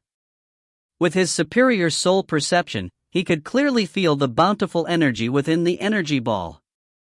Teacher, do I just eat it? Xiao Yan blinked his eyes and asked impatiently. If you want to die, then eat it. With your chi paths, you would become a true cripple within seconds. Giving Xiao Yan a wide eye, Yao Lao flicks the ball and it accurately flew into the bowl of water. Immediately, the bowl of clear water turned to a dark green shade. From now on, you should train in there. With your talent and barring any unforeseen circumstances, you should be able to get to 7 Duan Qi within a year. Yao Lao claps the dust off of his hands and lightly smiles towards Xiao Yan. With obvious happiness, Xiao Yan hurriedly nodded his head. Oh, I almost forgot. This medicine will only last for 2 months. Which means, you need to go buy the materials that you got today again every 2 months. Yao Lao revealed a sly smile. Xiao Yan's happiness disappeared from his face and he nodded his head with reluctance. Damn it, only rich people can afford to use this stuff. Chapter 15, Training. Chapter 15, Training. The warm sun filtered through the window and lazily sprayed into the tidy room. Within the room, a young man with a bare upper body was sitting crossed within a wooden bowl.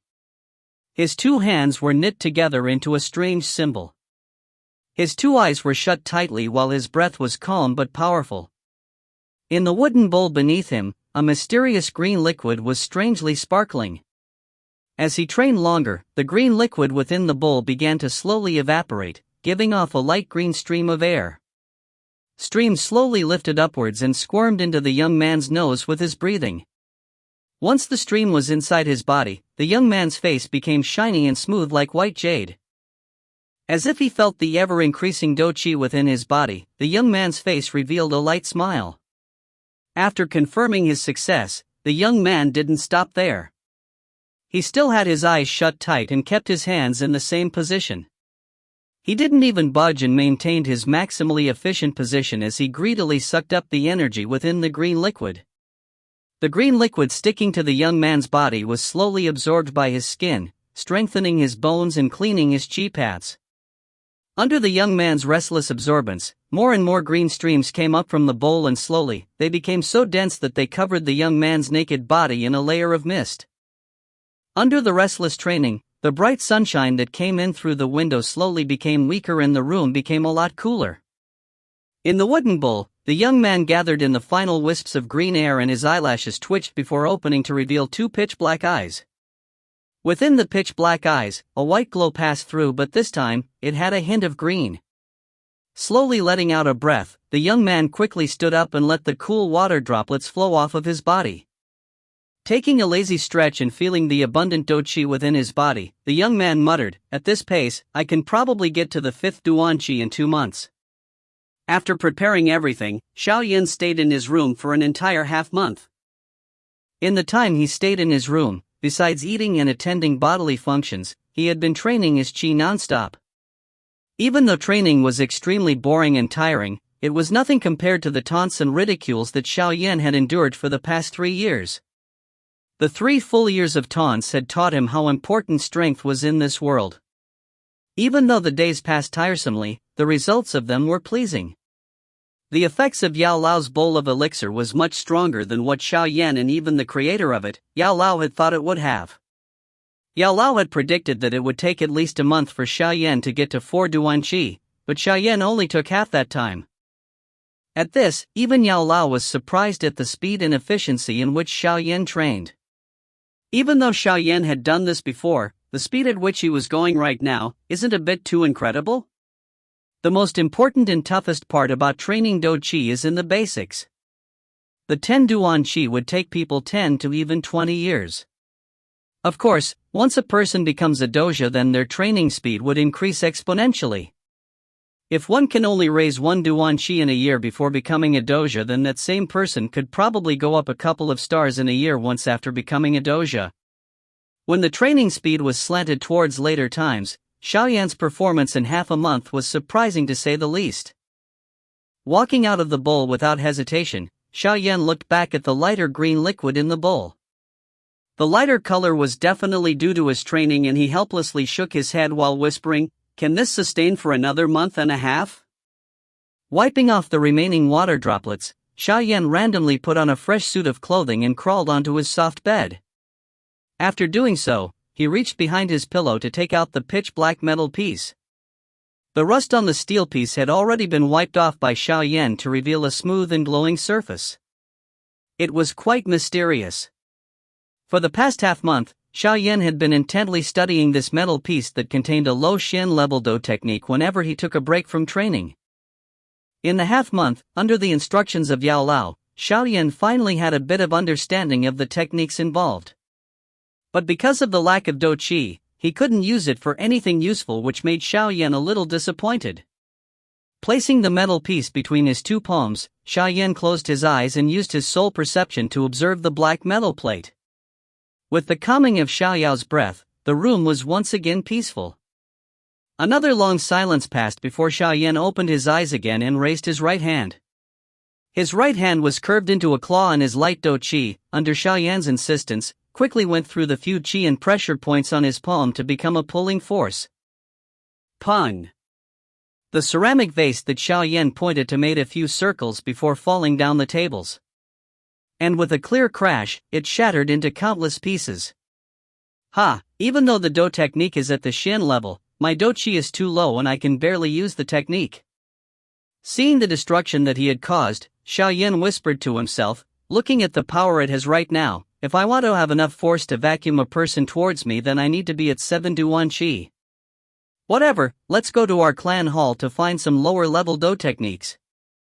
This vacuum hand, it won't be of much use for some time.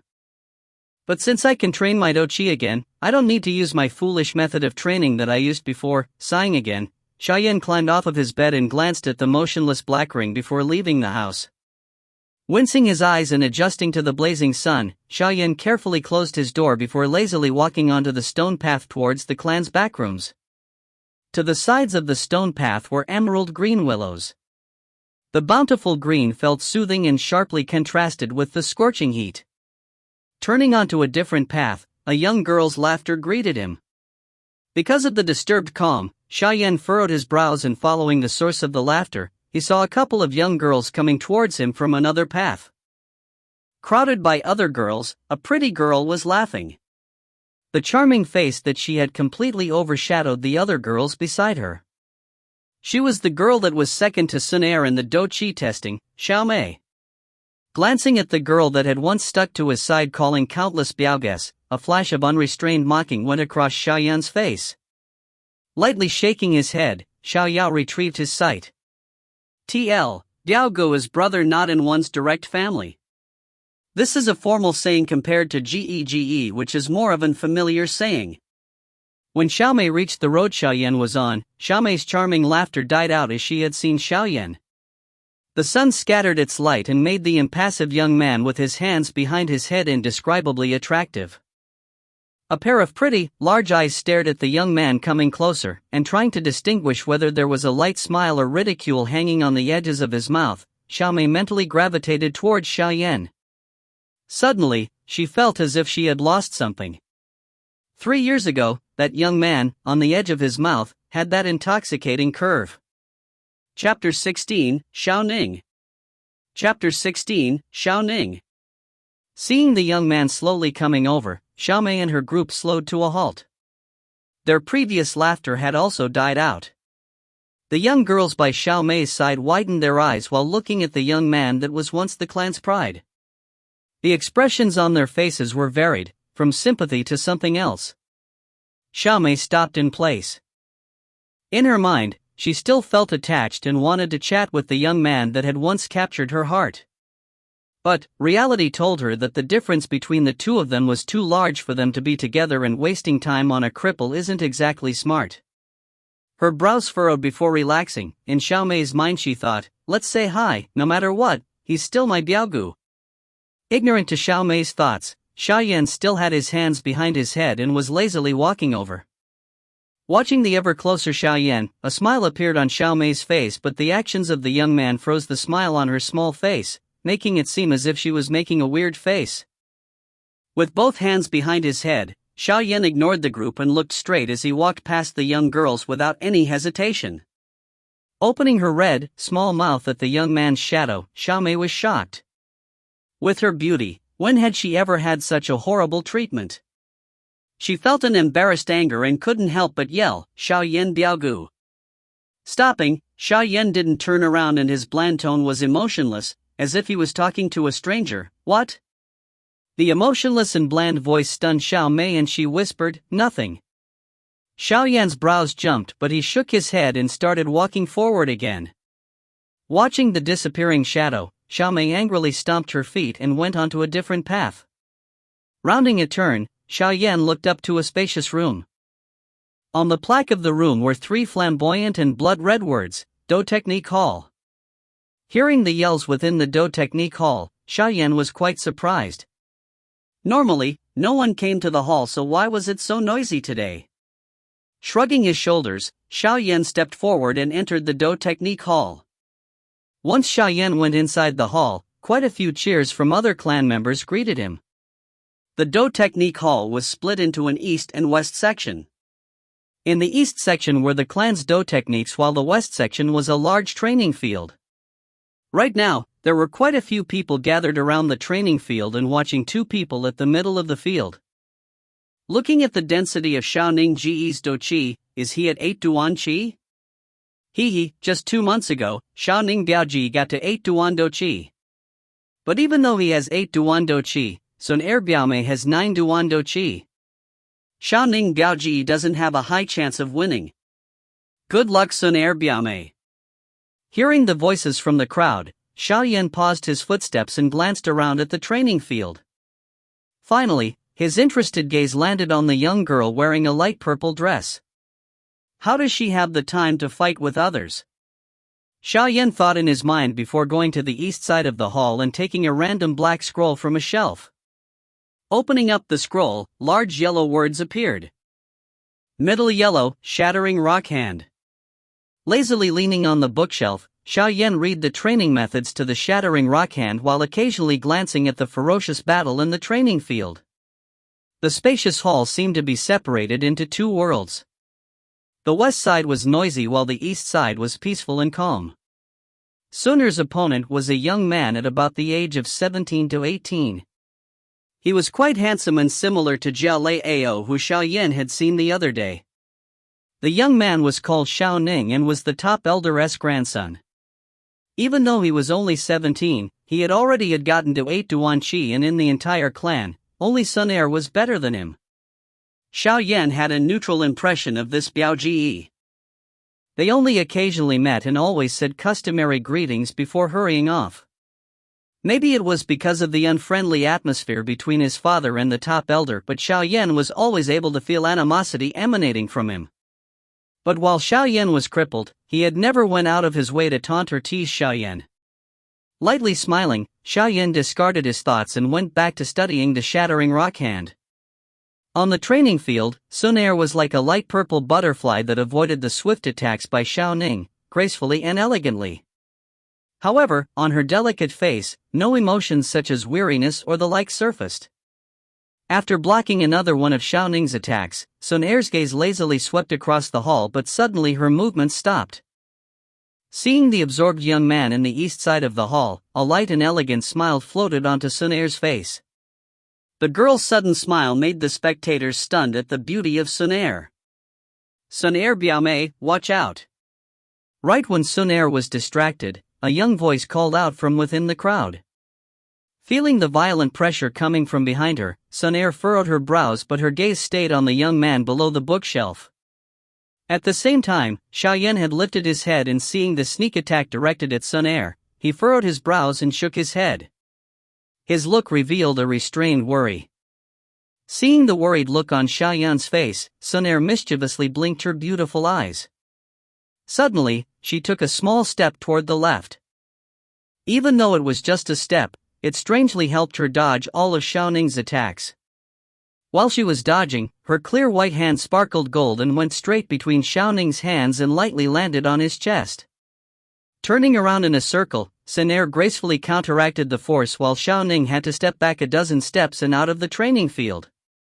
To be able to defeat Xiao Ning with one attack, the spectators all gave thunderous applause to Xiao Sun. Hee, Sun Er Biaomei is really at the top in the younger generation of the clan. You're really strong. Even though Xiao Ning had just been defeated by Sun Er, he had a smile as he walked back to the middle of the training field. Calmly looking at the girl in front of him, the fervent love in Xiao Ning's eyes wasn't hidden at all. Even though they were technically Biao-gu/Mei, Xiao Ning knew that in the entire clan, many of the members didn't have close blood relations, and for Xiao Sun Er, he knew that she wasn't related by blood to him. As if she didn't feel the fervent gaze of Xiao Ning, Sun Er respectfully shook her head and said, Xiao Ning Biao-gu, let me win. After saying that, she didn't wait for a response from Xiao Ning and went straight to the eastern part of the hall with a big smile. Being the center of attention, Sun Er's movements were detected by everyone, and following the intended path of Sun Er, they found Xiao Yan. Even though Xiao Yan was now the center of attention to the previous spectators, Xiao Yan didn't look up and was absorbed in his own world. Chapter 17, Conflict. Chapter 17, Conflict. Xiao Yan Gege. The young girl shyly stood in front of Xiao Yan while her delicate, white hands fluttered behind her. She slightly leaned forward and her beautiful eyes twinkled into crescent moons. On her beautiful face were two light dimples. Shifting his gaze from the scroll in front of him, Xiao Yan peered at the young girl in front of him and then turned his gaze to include the entire hall. Seeing the fervent stares aimed at him, he couldn't help but say, Girl, I know your charm is quite large, but you don't need for me to share it, do you? TL, the girl used by Xiao Yan isn't a mean nickname but a common and familiar saying to younger, female, family members. He. Smiling, Sun-air sat next to Xiao Yan and lazily stretched backwards, causing her charming curves to be revealed by her tight outfit. Randomly taking a scroll from the bookshelf, Sun-air stared at Xiao Yan before asking, Xiao Yan GEG got to 4th Duan Qi? Hearing that, Xiao Wan, who was absorbed by his scroll, looked up. For the first 10 Duan Qi, the Do Qi stays weak and almost undetectable. Unless one actively used Do Qi or an examination monument was used, it is impossible to find out what Duan Qi someone has. But just a moment ago, Sun-air only looked at Xiao Yao for a couple of seconds and determined what Duan Qi he was at. Very surprising. This girl, who is she? The Do techniques that she had just used in her fight with Xiao Ning was definitely a high-level Do technique and definitely not one owned by Xiao Clan. Thinking about the few inconsistencies with Sun-air, Xian Yan tilted his head to look at the smiling Sun-air beside him. Shrugging his shoulders, he nodded, 4th Duan. Seeing Xiao Yan nod, the smile on Sun-air's face widened and she said, it's related to your training for the past half-month, right? Yeah. Slightly nodding, Xiao Yan didn't deny it and returned his gaze to the scroll while asking, how do you have the time to come out and compete with someone? I'm bored. Imitating Xiao Yan's shrugs, Sun-air smiled while showing a sorrowful face. After last time, Xiao Yan GG hasn't come to see Sun-air. Are you afraid that Sun-air will force you to return the money? Xiao Yan paused and awkwardly laughed. The coming-of-age ritual is next year, so do you think I have time to not train? Raising his head and seeing the sad face on Sun-air, he lightly patted Sun-air's head and whispered, I'll try to find time to be with Sun-air from now on. Hearing Xiao Yan's promise, Sun-air's small face relaxed. But her talk with Xiao Yan had made every single person in the hall red-eyed at Xiao Yan. Looking at the two of them below the bookshelf, Xiao Ning's face was extremely ugly and his hand curled into fists before relaxing and then curled them back up again. Being the grandson of the top elder of the clan, Xiao Ning had always felt that he was special. Towards Sun-air, Xiao Ning had already, in his own mind, set her as his wife. Of course it was one-sided. But seeing his wife was flirting with someone else made Xiao Ning extremely envious. More importantly, the person whom Sun-air was flirting with was the cripple of the clan. As rage surged in his eyes, Xiao Ning let out a huge breath and put on a calm and welcoming smile. Adjusting his messy clothes, he walked towards the two under the eyes of everyone in the hall. In the hall, the spectators happily smirked when they saw Xiao Ning walking towards Sun-air and Xiao Yan. Of course, their smirks were not directed at Xiao Ning but rather at the seemingly ignorant Xiao Yan. Gazing over the chi pads depicted on the scroll, Xiao Yan memorized the pressure points and chi pads necessary for shattering Rock Hand. Letting out a breath, Xiao Yan's originally relaxed brows furrowed. With his strong soul perception, Xiao Yan was able to observe the actions of everyone within the hall, including Xiao Ning who was walking towards him. This girl brings so much trouble. Sighing, Xiao Yan rolled up the scroll in his hand. Xiao Yan Biaodi, are you here to learn Do techniques? Do you need Biaogu, me to help you find a couple of high-leveled ones? For some of the techniques, I don't think that you have the right to access them. Smiling in front of Xiao Yan, Xiao Ning spoke arrogantly. TL, Biao Di is the young version of Biaogu, which is older brother not in one's immediate family. Xiao Yan placed the scroll back onto the bookshelf and shook his head. Thanks for the offer, but I don't think I need them right now. Oh, I forgot. Xiao Yan Biao Di only has 3 Duanqi, so it would be pretty hard to learn high-level techniques. Lightly massaging his forehead, Xiao Ning smiled. The ridicule in his tone was also displayed on his face. Xiao Yan sighed again. Xiao Ning was ridiculing him on purpose. A slight curve appeared on Xiao Yan's face while he said, I know you're trying to get Sun-air's attention, but, I have to say, you are quite childish. Hearing the ruthless words of Xiao Yan, Xiao Ning's face darkened. He had never thought that the normally silent Xiao Yan would have the courage to stand up against him. He sneered and said, looks like Xiao Yan Biao Di has an opinion about me. How about we test out our skills? It'll help me see how much Biao Di has improved in the past few years. shall I test my skills against you? Placing down her scroll, Sun Er looked up coldly. Xiaoning's eyelid jumped when he saw Sun Er speaking up for Xiaoyan. With his envy burning even higher, Xiaoning taunted, "Do you only know to hide behind women? Why didn't you dare to say such things 3 years ago?" Xiaoyan tiptoed to reach for another scroll, blowed off the dust on it and emotionlessly replied to Xian Ning. To be honest, Xiaoyan's emotionless and relaxed appearance, in the eyes of people who aren't too friendly with him, made them feel as if there was something stuck on their chest. Xiaoning grinded his teeth together, making GG sounds, but even though he was enraged, he didn't dare hurt Xiaoyan since no matter how horrible Xiaoyan's talent was, he was still the son of the clan leader. Taking a deep breath, Xiaoning stared at Xiaoyan and coldly said, "Xiaoyan, you're no longer the genius you were 3 years ago. The you right now, a cripple. You don't deserve Sun Er. If you are a man, then you would leave right now. Or else, even though I can't fight you right now, next year, when you perform the coming-of-age ritual, you have to accept the challenge by a clansman. If you don't want to become a real cripple, then I would suggest for you to get out of here right now and go hide in some poor remote place where you'd live out the rest of your life." Hearing the threats Xiaoning made, the edges of Xiaoyan's mouth curved upwards and he tilted his head to inspect Xiaoning with a strange gaze.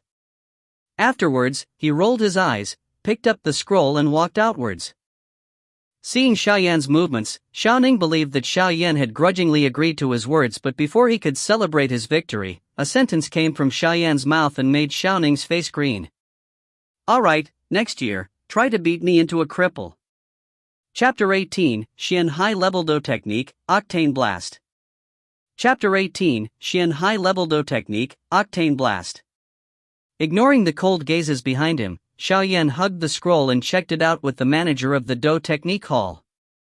Then, he, along with Sun Er, lazily walked out of the hall while chatting. "Brat, just wait. When you get kicked out of the clan, I'll have all the time in the world for revenge. Without the clan leader's protection, you are nothing." Watching the disappearing Xiaoyan, Xiaoning felt a fury burn in his chest. As if to show his dedication, he smacked the bookshelf next to him, leaving a light handprint. After leaving the Do Technique Hall, Xiaoyan first accompanied Sun Er to nearby mountains for an entire afternoon before going back to his room when the sky turned dark. After getting back to his room and closing the door, Xiaoyan's shoulders sagged down. After placing his scroll on a nearby table and drinking a cup of tea, he fearfully said, "This girl, she sure can walk. That girl's history isn't normal either." An old voice resounded through the room. Tiredly raising his head and seeing the ghost-like Yao Lao, Xiaoyan curled his lips and asked, "Does teacher know her history?"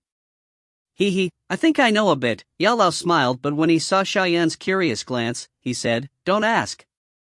It's useless to you right now. So, it's better if you don't waste your effort on it. What I can say is that her background is pretty powerful." Rolling his eyes, Xiaoyan gave Yao Lao a middle finger.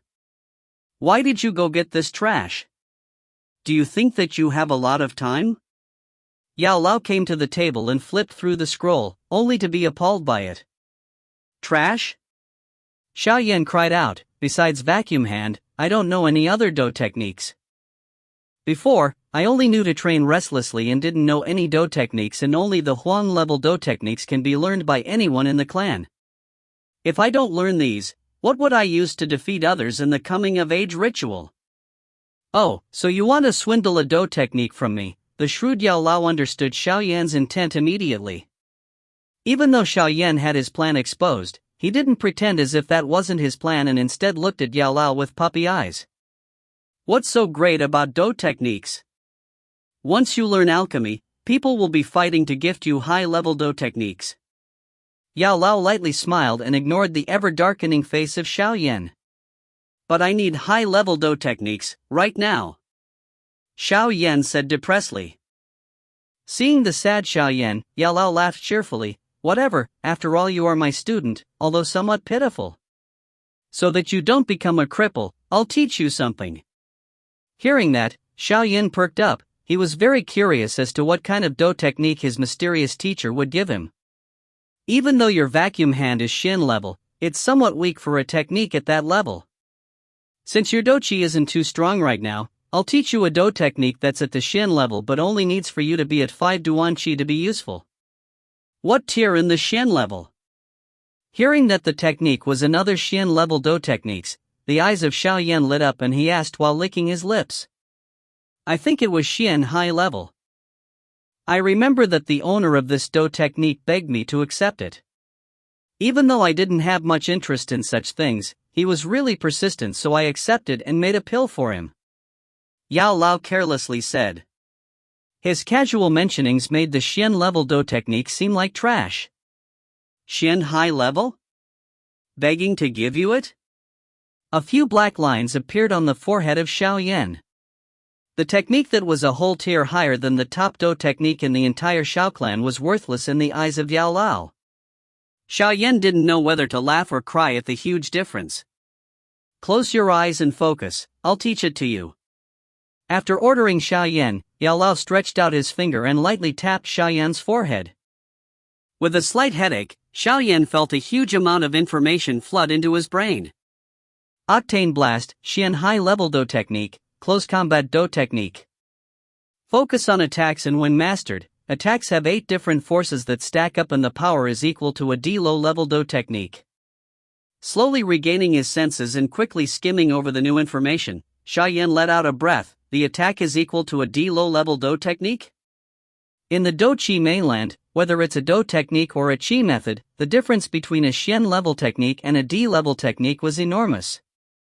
The D level technique would be on a completely different level, and yet this Octane Blast claims that it can rival a D level technique with its attack. Swallowing dryly, Xiao Yan's eyes became blank. If I really learn this Do technique, then I can probably beat up Xiao Ning with my 4 Duan Qi. Don't be too greedy. Even though Octane Blast doesn't have high requirements of one's Do Chi, it has a huge toll on the body. This technique is a close combat Do technique, and with your weak arms and legs, if you really try to use it, you'll probably end up with broken limbs before you even touch your opponent. Yao Lao's voice was like a bowl of cold water and washed away Xiao Yan's excitement. How would I increase the strength of my body? After pausing, Xiao Yan hurriedly asked. Raising Do Chi is the best way to increase the strength of one's body. With higher Do Chi, the body will become stronger. Of course, if you want to go faster, then you would need some external stimulus. Yao Lao's eyes twinkled with mischief. What external stimulus? Watching the smiling Yao Lao, Xiao Yan suddenly felt a great danger. Get beat up. The more you get beat up, the better. Yao Lao had a cold laugh while Xiao Yao had a stiff face. Chapter 19, Cruel Training. Chapter 19, Cruel Training. In the morning, a pale mist had shrouded the surrounding summit and lingered for a very long time. A gentle wind blew by and suddenly a physical grunt could be heard. Behind the summit, in a hidden groove, both of Xiao Yan's feet were inserted into the soil like tree stumps. His toes clung to the ground while he gnashed his teeth together and had cold sweat pour over his forehead. He only wore short pants, and on his naked upper body were crisscrossed scars. Behind Xiao Yan was Yao Lao in spirit mode, cross-legged above a giant stone. His face was solemn as he gazed at Xiao Yan clenching his teeth to fight off the pain, and then his palm softly swung upwards. Following Yao Lao's palm, a red, materialized Do Chi shot out from Yao Lao's palm. Just like a whip, it harshly smashed against Xiao Yan's shoulder, leaving behind a long bruise. As the corners of his mouth violently trembled, Xiao Yan inhaled cold air through the slivers between his teeth in response to the pain. Xiao Yan's shoulder numbed and a wave of scorching pain made its way to his heart. Under the brutal pain, Xiao Yan felt his feet soften and almost fell off balance. Under the violent pain, the original weak Do Chi within Xiao Yan became more animated than before and quickly flowed through the Chi pads and pressure points on Xiao Yan's shoulder. Strands of cool slowly seeped into his bones and quietly strengthened in the progress. Again! When the pain on his shoulder gradually faded away, Xiao Yan's young face was filled with persistence and stubbornness and yelled while clenching his teeth. Looking at persevering Xiao Yan, a gratified smile appeared on Yao Lao's withered face. Slightly nodded, a red materialized Do Chi shot out from his palm again. Bang, bang, bang, within the small forest, as strike after strike hit Xiaoyan, low grunts along with naked hits sounded. Every one of Yao Lao's attacks were at the exact point of maximum endurance for Xiaoyan's body. The attacks wouldn't harm Xiaoyan seriously but still brought Xiaoyan the maximum pain possible. The pain from the Do Qi lashes caused an unbearable pain, forcing Xiaoyan's young face to contort in agony. On his body, with Yao Lao's swings, more and more crisscrossed scars appeared. Bang, another materialized Do Qi shot out and the wood stake like Xiaoyan finally reached his limit. With weakened legs, he fell down paralyzed. Fiercely gasped for air, Xiaoyan wiped away the cold sweat on his forehead and lifting his head up to make a rough smile, he asked, "Teacher, how was it?" "Not bad, you took 84 Do Qi lashes today. That's a lot better than when you started out half a month ago and only able to take 9 lashes, Yao Lao had a smile on his face and nodded. A glint of surprise flirted across his eyes. In the past half month, the tenacity that Xiaoyan displayed was far beyond what was originally expected. For example, today, Yao Lao had originally thought that 70 Do Qi lashes was Xiaoyan's limit but the later had persevered to 84 lashes. Yao Lao could not help but admire the spirit of Xiaoyan. After listening to Yao Lao's words, Xiaoyan let out a deep breath and slumped on the ground. When he regained feeling, he slowly crawled back up and put back on the clothing he had taken off and placed on a nearby rock. When wearing the clothes, whenever the cool fabric touched against the bruises, Xiaoyan winced and gritted his teeth. The transparent Yao Lao turned into a ray of light and disappeared within the black ring. Before disappearing, he left behind a phrase that he had said countless times: "Quickly go back and submerge yourself within the foundation elixir to make sure that the congested blood doesn't leave behind hidden wounds." Nodding, Xiaoyan finished putting on his clothes and left the forest. Once Xiaoyan finally made it back to his room while enduring the pain, he quickly took off his clothes once again and jumped into his wooden bowl of green liquid. TL Bath Bowl, http://www.inspirationgreen.com/wooden-bathtub.html. The ice-cold green liquid alleviated the pains from the bruised skin and Xiaoyan slowly closed his eyes, enjoying the soothing liquid flow over his skin. After a while, Xiaoyan's rushed breathing slowly calmed and even incorporated a couple of snores. After a painful beating, Xiaoyan couldn't take the fatigue on both his body and mental state and fell asleep. While Xiaoyan was asleep, the green liquid rippled slightly and slivers of peaceful energy quietly slipped into Xiaoyan's open pores. They washed away the lashes of congested blood and at the same time they revitalized and strengthened the muscles that were already at their utmost limit. While sleeping, Xiaoyan's body had been strengthened to a whole new level. While strengthening and repairing Xiaoyan's muscles, the green liquid slowly became lighter and lighter. Obviously, the energy in the liquid was decreasing. Unaware of how long he had fallen asleep, Xiaoyan only knew that the warm sunlight had already brightened his room when he woke up. Stretching out his body, his bones suddenly made rattling noises. When he lifted his head, he realized that his entire body was full of energy and power. Xiaoyan couldn't help but yell out, "Great!" As Xiaoyan stepped out from the wooden bowl, he unexpectedly discovered that the bowl of foundation elixir had already turned into transparent water from its originally green state. My elixir had already been used up?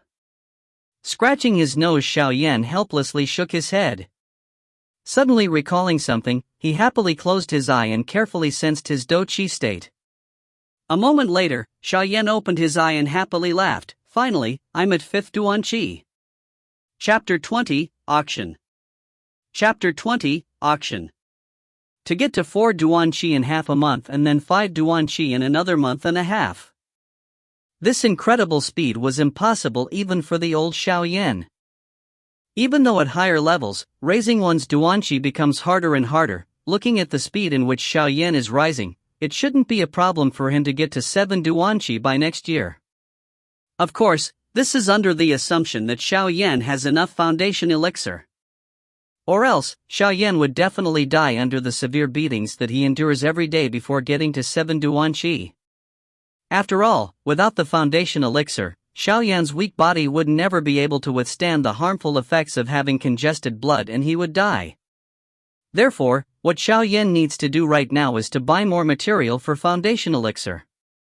Even though it sounds very easy, Xiaoyan has a slight problem. He's broke. Sitting on his bed, Xiaoyan has a bitter laugh. He had never thought that he would be in such an awkward situation because of money. While calculating, from last time, I still have 900 gold coins, but with only so much money, buying the same grade material as last time is not going to happen. Supporting his chin, Xiaoyan's eyes rolled quickly. Suddenly, he asked, "Teacher, for purple bluegrass of bone washing flour, can we use younger stalks?" "Sure, but then the effects would be much weaker and the foundation elixirs that I've been refining are tailored for you." Blinking his eyes, Xiaoyan smiled, "No problem, let's use the worst grade material this time." "The worst grade?" "Then the effects would be horrible and you'd need at least half a year to get to the next Duan Qi." Yao Lao's voice showed his displeasure. He was probably furrowing his brows right now. "Don't have enough money? Go borrow from that girl again." With her background, even a couple 10,000 gold coins would be a small matter. Taking a step back, "You can borrow from your dad, why must you lower the effectiveness of the elixir and slow down your training speed?" Hearing Yao Lao's suggestion, Xiaoyan shook his head. "Just think of it as my self-respect stopping me from doing so. How can I keep on borrowing money from a girl? As for my dad, I've been avoiding him for 2 months now, and if he wants to know why I want the money, then wouldn't I have to expose you?" "Wait, teacher, this foundation elixir, can other people refine or make it?" Suddenly thinking of something, Xiaoyan's brows jumped and he hurriedly asked.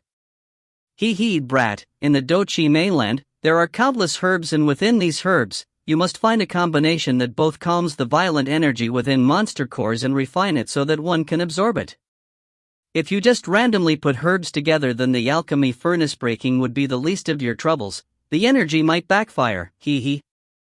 This foundation elixir was created after experimenting for a couple of years.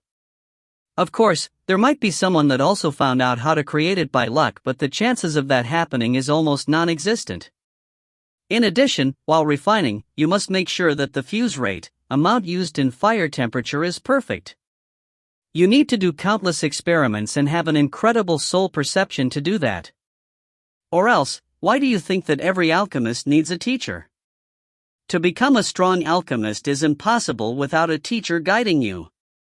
Just the time you spend trying out the different combinations of herbs would cost you your whole life.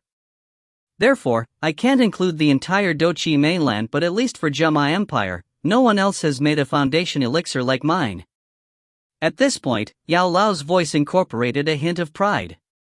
Surprised by the complexity in the seemingly simple foundation elixir, Xiaoyan instinctively licked his lips. When he looked at Yao Lao refining herbs, it all seemed so simple, but now with Yao Lao's explanation, he realized that the art of alchemy isn't as simple as what he had saw. The alchemy world is definitely huge and mysterious. No wonder an alchemist is the most honorable profession in the entire Doqi mainland.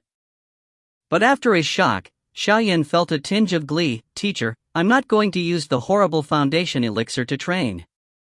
Instead, I wanted to sell it in an auction. Even though I don't have much right now, after the foundation elixir is sold, then I'd have quite a bit, and at that point buying high quality material for the foundation elixir would be super easy." "Right? I see. Sure. Alchemists selling their own pills isn't interesting news, and the foundation elixir is at the lowest level of training medicine, so selling it doesn't really matter." After thinking for a while, Yao Lao carelessly said. Hearing Yao Lao's agreement, Xiaoyan quickly got what he needed and rushed out of his room. Because Xiaoyan didn't need high-quality herbs, he carelessly picked the youngest purple bluegrass and bone-washing flour in the pharmacy, and as for the monster core, he brought the cheapest core he could find, the greenwood mouse monster core. After buying all the medicine, Xiaoyan found a hidden alley and had Yao Lao refine the herbs into the foundation elixir. The foundation elixir this time not only had a much worse effect than last time, it even had a different color. Going from a near-transparent jade green to mottled ugly green. After placing the pill that was the size of half of Xiaoyan's fist into a wild jade bottle that he had bought earlier, Xiaoyan finally let out a relaxed breath. After hiding the jade bottle securely, Xiao Yan left the alley and ran towards Wutan City's largest auction. Chapter 21, Second-Tier Alchemist Gu and I. Second-Tier Alchemist Gu and I. Premier Auctions, Wutan City's largest auction house and a branch of Jiama Empire's richest family, the Premier family.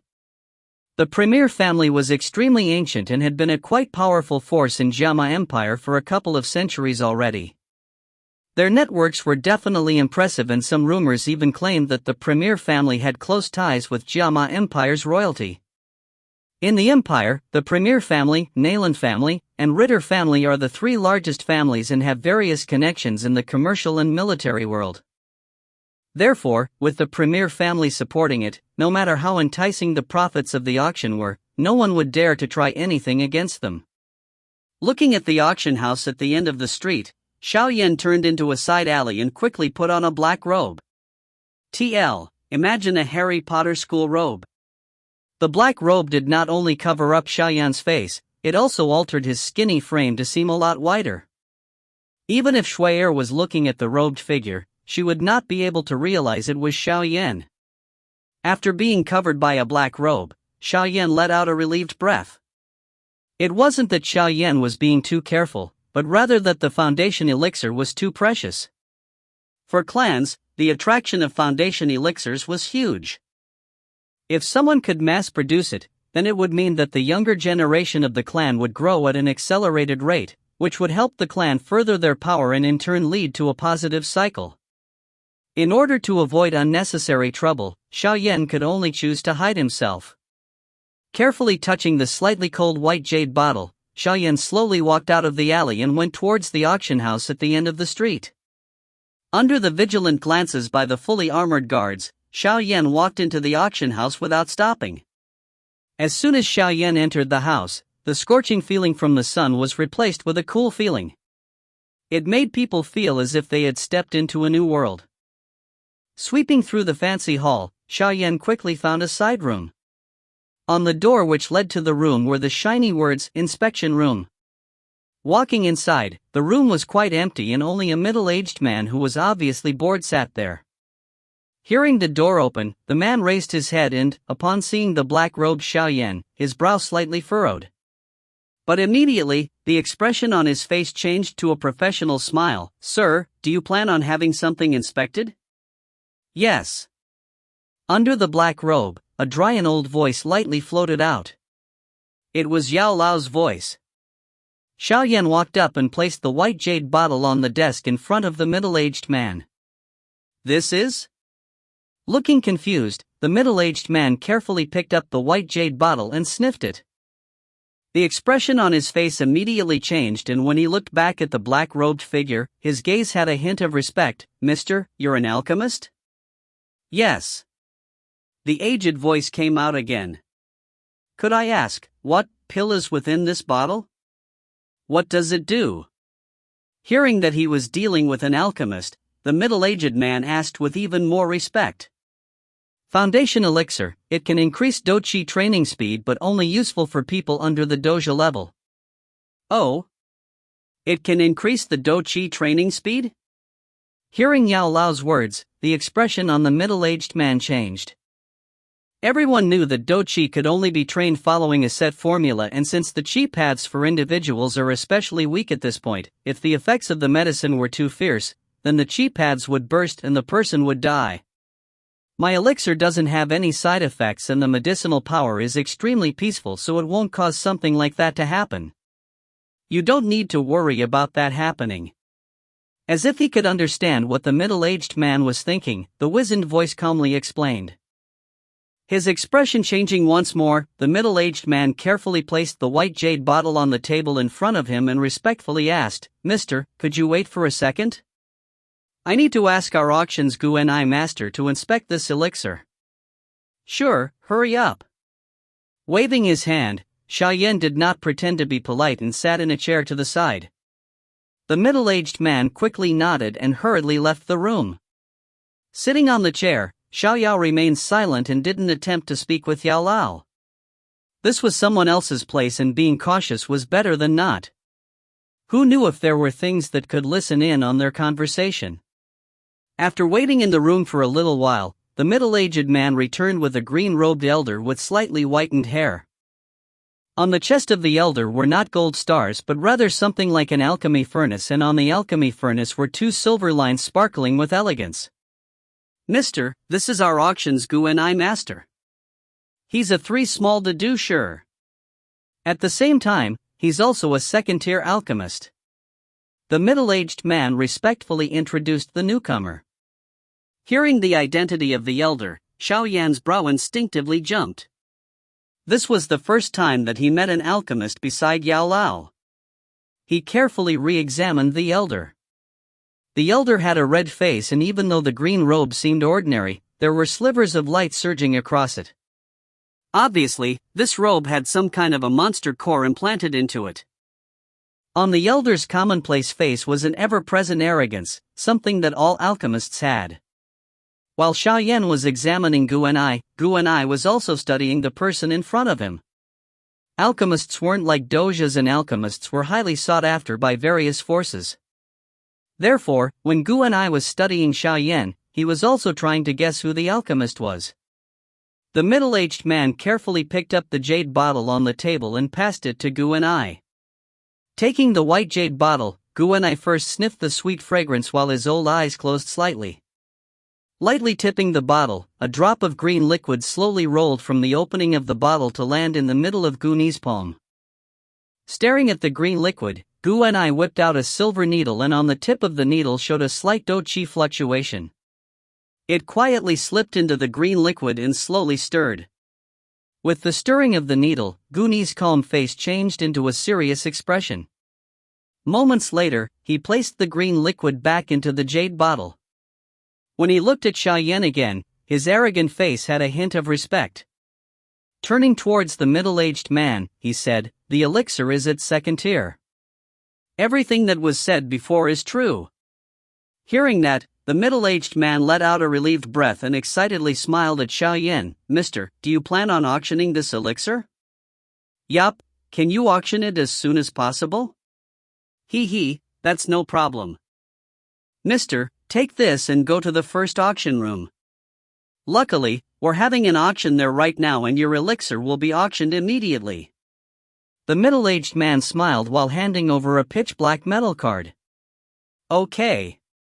Taking the metal card, Xiao Yan didn't wait and left the room immediately. "Guanai master, is he really an alchemist?" Only after Xiao Yan had left their sight did the middle-aged man whispered quietly to Guanai. "Yes, he's an alchemist." His agile soul perception, "Can't be wrong." Guanai nodded, but his brow was furrowed and he muttered, "But where did he come from? I haven't heard of any alchemist that can refine a second-tier pill in Wutan City. Shall I do some research?" Guanai paused before shaking his head. "Not now. All alchemists have weird tempers, and if he notices you trying to dig up his history, he'll have a bad impression of the auction. To be on the bad side of a mysterious alchemist is never a smart move." Turning around, Guanai lightly said, "For him to have a good impression of our auction, you should know how to do that, right?" I understand. Remember, even if we can't become friends with him, we can't offend him either." Or else, leaving behind a couple of cold words, Guanai also left the room. Chapter 22, Hurricane Chant. Chapter 22, Hurricane Chant. Under the lead of an waitress, Xiao Yan entered the already started auction. Entering the hall where the auction was being held, the originally bright environment darkened while thunderous yells poured everywhere. It made Xiao Yan furrow his brows. The auction was huge and the hall could definitely fit at least hundreds to even thousands of people. At this time, at the center of the hall, under a bright light, a red-robed beauty was using her charming voice to describe the item in her hand. Under the numbing and clear sound of the voice, the item that really wasn't worth much had its price increase at an exponential rate. Finding a remote seat, Xiao Yan quietly sat down and glanced at the beauty in the middle of the hall. With his acute observations, he realized that most of the people were here for her and not the items that were being auctioned. Premier Auction House's top auctioneer, Ye Fei. She was an extremely famous beauty within Wutan City and her mature charm made many attracted to her. Suddenly, the silent Xiao Yan turned around and stared at a man not too far away from him but hidden in a corner.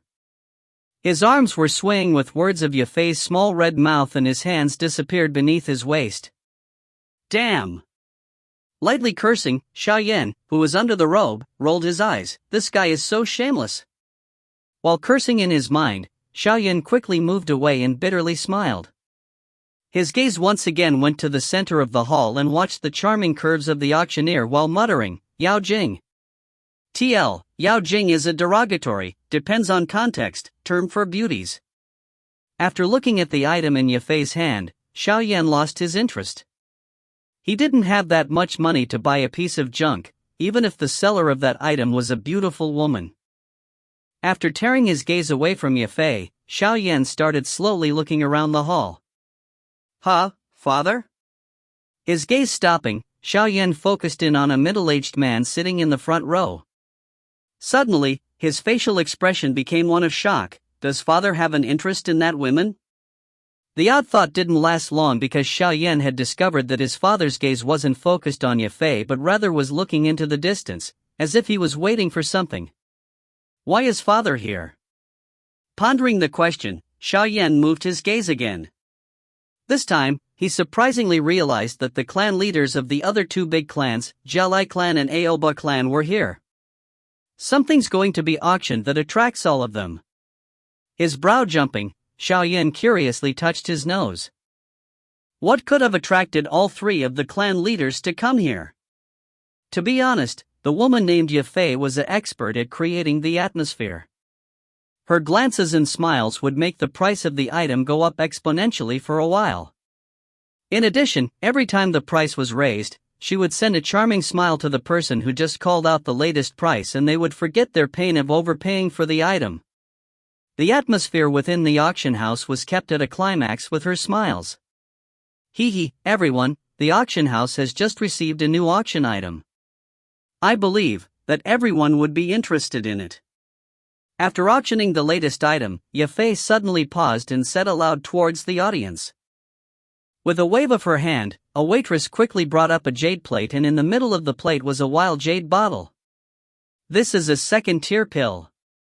With her delicate hand picking up the jade bottle, Yafei's charming voice calmed the auctioneers for an instant. But soon, the yells became even louder. In Dochi mainland, the pills refined by alchemists were the most sought-after items. This thing is named Foundation Elixir. It is only effective to those below the doja level. Training in Foundation Elixir allows people under the doja level to have an increased efficiency in training. Hee, if you like your son or grandson to be called a genius, this is perfect for you. Her attractive mouth lightly breathed the words and numbed the minds of many of the auctioneers. Foundation Elixir? It can raise one's dochi training speed? Lady Yafei, the people in that stage can't take the pressure of the pill, right? Even though Yafei was extremely charming, there were also many people that stayed calm and after a brief silence, someone raised an essential question. Hee, this elixir was personally inspected by our Guanai master and was found to be a second-tier pill. There will not be a problem, everyone can be assured of that. Yafei lightly laughed while responding. Hearing that Guanai had personally inspected the pill, those with doubt didn't question the validity of the pill anymore. Everyone knew that Guanai master was a second-tier alchemist. In the entire Wu-Tan city, even the clan leaders of the three clans were courteous towards him. Xiao Yan lazily leaned on his chair and watched the excited atmosphere within the crowd. Letting out a light breath, he thought, looks like this foundation elixir will bring quite a bit of income. Slightly shifting his gaze to his father, Xiao Yan realized that the previously calm expression on his father had slightly changed. 8,500. Right when Yafei's voice stopped, a person yelled out a price. 9,000. Another price came right after the first price had been called. The price quickly went up and within a couple of seconds, it got to 13,000. Even though Xiao Yan's father's was somewhat excited, he didn't call out a price immediately and instead closed his eyes, waiting for the small fry calls to stop. The price went up again but soon, the voices died out. At that time, an elder also sitting in the first row lightly said, 20,000. After calling out that price, the final voices in the auction died out. Some of the hopeful looked towards that emotionless elder but could only sit back down, disappointed. They didn't have the wealth to be in a price war with the Jiao Lai clan. Jiao Lai Bai, didn't your son already become a doja? Why are you still thinking about this foundation elixir? A middle-aged man who was also sitting in the first row turned around to fakely smile at Jiao Lai Bai. Ayo Bapa, can't I buy it for my future grandson? Jiao Lai Bai obviously didn't like the middle-aged man and coldly sneered at the latter. Let's see if your luck lets you have a grandson, maybe someday your son finds himself without. After silently cursing at Jiao Lai Bai, Ao Bapa also called out, 23,000. 25,000. Within 10 minutes and under the surprised stares of everyone within the auction, the two were like dogs fighting over a meal and raised the price to 31,000. 40,000. The closed-eyed Xiao Zhan suddenly spoke up. Everyone within the auction hall went silent and switched their stares to Xiao Zhan. Even Ao Bapa and Jiao Lai Bai were stunned by the sudden raise in the price. Clan leader Xiao, looks like you really want this foundation elixir. Jiao Lai Bai smiled. Xiao Zhan glanced at him and said, if you want it, then just raise the price. I promise I won't raise the price again. Jiao Lai Bai paused and thought about the truth within Xiao Zhan's words. Soon, he shook his head since his purpose here today wasn't for the foundation elixir and to waste money that could have gone to that item was not a smart idea. Ao Bapa on the other side, seeing that Jiao Lai Bai stopped raising the price, also shrugged his shoulders. Even though the foundation elixir was extremely tempting, his goal wasn't that. Therefore, he also stopped raising the price.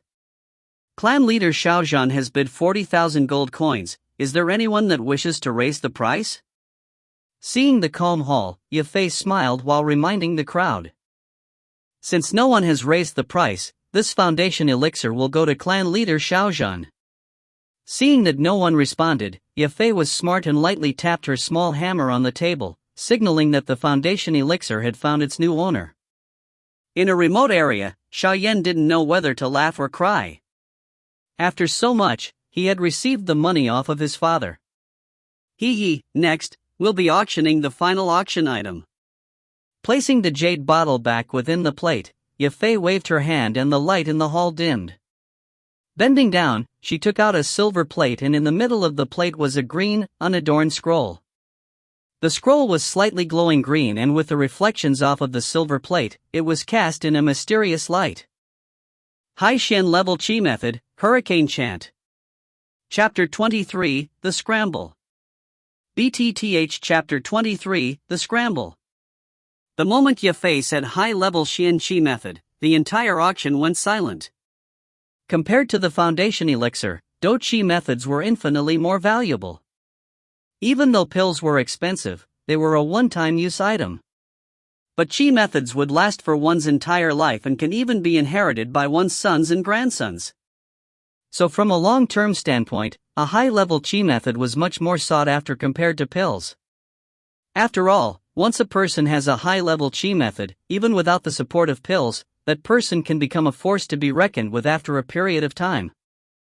On the other hand, if one doesn't have a Qi method and only has pills, then even if that person is eating pills like they are candy, he still would not become too strong.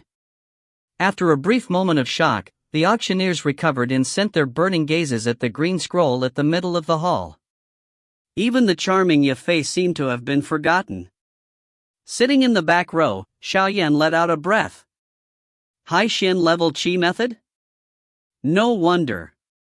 The Qi method is an entire tier higher than Xiao Clan's top Qi method, Furious Lion's Rage. No wonder that the three clan leaders in Wu-Tan City came here in person. So they were all gunning for this. A Hai Xian level, watching the motionless green scroll, Xiaoyan instinctively licked his lips. To own that scroll would basically mean that they have a pass to become a top doju, and after a few decades, there would be a new force that would rival the three clans in Wu-Tan City. It's only a Hai Xian level Qi method, what's so special about that? Right when Xiao Yan was fantasizing about the chi method, Yao Lao's voice awkwardly sounded within Xiao Yan. Only, rolling his eyes, Xiao Yan felt that there was a huge gap between him and the old geezer that would claim top-tier chi methods were trash. He could only purse his lips and remain silent. Brat, just keep on training. The day that you become a doja, I'll let you see what a high-tier chi method is. After Yao Lao finished his thought, he became silent again. Pursing his lips again, Xiao Yan muttered, I hope so. Everyone, this Xian-level chi method was found by a hunter in the mountains. It must have been left behind by an ancestor so it won't bring anyone any trouble after they buy it. Everyone can bid without fearing that there may be consequences. Yafei carefully held up the green scroll and lightly said, Lady Yafei, can you set the bottom price already? One of the auctioneers impatiently yelled out. Keeping her charming smile, Yafei said, Hurricane chant, bottom price, 200,000 gold coins. After she called out the bottom price, the auction house became visibly quieter. Obviously, a lot of the auctioneers didn't have the wealth to buy such an expensive item. In a remote region, Xiao Yan couldn't help but shake his head. This woman kills people without spilling blood. 200,000 gold coins is equal to the profits of Xiao Clan for an entire 2 years. TL, killing people without spilling blood means to indirectly kill someone, something like I leave a huge cliffhanger at the end of this chapter? Of course that won't happen. Xiao Zhan and the other 2 clan leaders visibly shivered. But they could do nothing about the price. For something as valuable as this, they would be willing to pay such a high price to obtain it. Even if they didn't want to buy it, someone else would. Under the 200,000 price, no one bid at all. Facing the awkward atmosphere, Yafei kept her charming smile. She knew that the attraction of this chi method was so huge that people would be willing to use their entire fortune to buy it. Just like her prediction, the lack of bids didn't last for long. A nearly bald middle-aged man shakily yelled out, 210,000. Xiao Yan looked towards the voice. He knew this bald middle-aged man. The bald man was the owner of a weapon shop that nearly monopolized the entire weapons market in Wutan City. Even though he couldn't compare to the 3 clan leaders, he was still quite powerful. 230,000. Right after the weapon shop owner yelled out his price, a yellow-robed elder also called out his price. The yellow-robed elder was a huge medicine merchant that owned quite a few shops in Wutan City. Like the middle-aged man, he couldn't compare to the 3 clan leaders, but nevertheless, he was quite powerful. Giving an evil eye to the elder, the bald middle-aged man yelled out again, 240,000. Within the auction house, there were only a few bids. After all, the 200,000 price was enough to bar the majority of auctioneers from bidding. 300,000. Right when the previous 2 were about to quit bidding, Jia Lai Bai in the first row finally called out his bid. After Jia Lai Bai called out his bid, the 2 helplessly backed down. 330,000. In Wutan City, the only people that could rival Jia Lai clan were Xiao clan and Aoba clan. This price was called out by Aoba clan's clan leader, Aoba Pa. Coldly glancing at Aoba Pa, Jia Lai Bai coldly said, 350,000. Aoba Pa forced out, 370,000. 380,000. 400,000. Under Aoba Pa's continuous raises, Jia Lai Bai followed without hesitation. It seems like he was prepared to get the scroll at any cost. When the price got to 430,000, Aoba Pa had to stop bidding. 430,000 was enough to force the powerful Aoba clan into a financial crisis. 450,000. Seeing Aoba Pa back down, Jia Lai Bai didn't have a chance to celebrate before Xiao Zhan's bid his price. Coldly staring at Xiao Zhan, Jia Lai Bai was full of rage. In the 3 clans, Xiao clan and Aoba clan had middle Shen level chi methods, but Jia Lai clan only had a low Shen level chi method, which is why Jia Lai Bai was willing to pay any price to get this high Shen chi method. Under the gleeful look of Aoba Pa, Jia Lai Bai clenched his teeth and spit out, 460,000. 500,000. The impassive Xiao Zhan raised the price to a whole new level. At the center of the auction hall, watching the two fight over the bids, Ye Fei's beautiful smile became even more charming. 550,000. His eyes red, Jia Lai finally decided to raise the price again after a brief pause. You've won. Contrary to everyone's predictions, after Xiao Zhan heard Jia Lai's bid, Xiao Zhan only smiled and taunted Jia Lai. The surprise in Jia Lai's expression was quickly replaced with a dark face. The rational side of him knew that he had been played. Xiao Zhan, you win. I'll remember this. After cursing at Xiao Zhan, Jia Lai raised his head to look at the stunned Ye Fei. Even though he was extremely angry, he wasn't one to be dictated by his emotions, and with a dark face suppressed his emotions. Lady Ye Fei, should the auction end? Not changing expressions because of Jia Lai's angry stare, Ye Fei calmly smiled. Her eyes contained a hint of ridicule, and under the tense stare of Jia Lai lightly tapped the hammer in her hand. Hurricane chant, won by Jia Lai clan leader. Seeing the final moments of the auction, Xiaoyan smiled and slowly got up, leaving the auction house. Once I get the money, I'll start training. 1 year later, I need to give father a surprise. When he was at the doorsteps of the auction house, Xiaoyan lightly muttered. Chapter 24, Everything for Later. BTTH Chapter 24, Everything for Later. Leaving the first auction hall, Xiaoyan returned to the inspection room and under the respectful gaze of the middle-aged man, patiently waited. A few minutes later, with a flurry of footsteps, two shadows pushed the door open. Are you the owner of the Foundation Elixir? Mister, this must be the first time you've come to Wu-Tan City, right? With a gust of perfume, a charming yet numbing giggle sounded beside Xiaoyan. It made his firm mindset waver. After cursing Yao Jing, Xiaoyan furrowed his face further within the robe before turning around to look at the red-dressed woman beside him. With close contact, Xiaoyan once again realized the charm within Ye Fei. On the dazzling face was a pair of watery eyes with long eyelashes that seemed to always send out strands of binding ropes to men. Looking down, past the graceful white neck, Xiaoyan was almost sucked into her cleavage. Her natural charm even influenced the calm Xiaoyan. Although Xiaoyan had a red face, thankfully, it was covered by his robe. Calming himself, Xiaoyao slightly nodded, and at the same time, Yao Lao's voice also floated out. The auction was successful? Give me the money, I have something to do. As if she was intrigued by the age of the owner of the black robe, Ye Fei covered her mouth as she laughed. After a while, she recovered. Please excuse us for a little while longer. We're still working on the paperwork.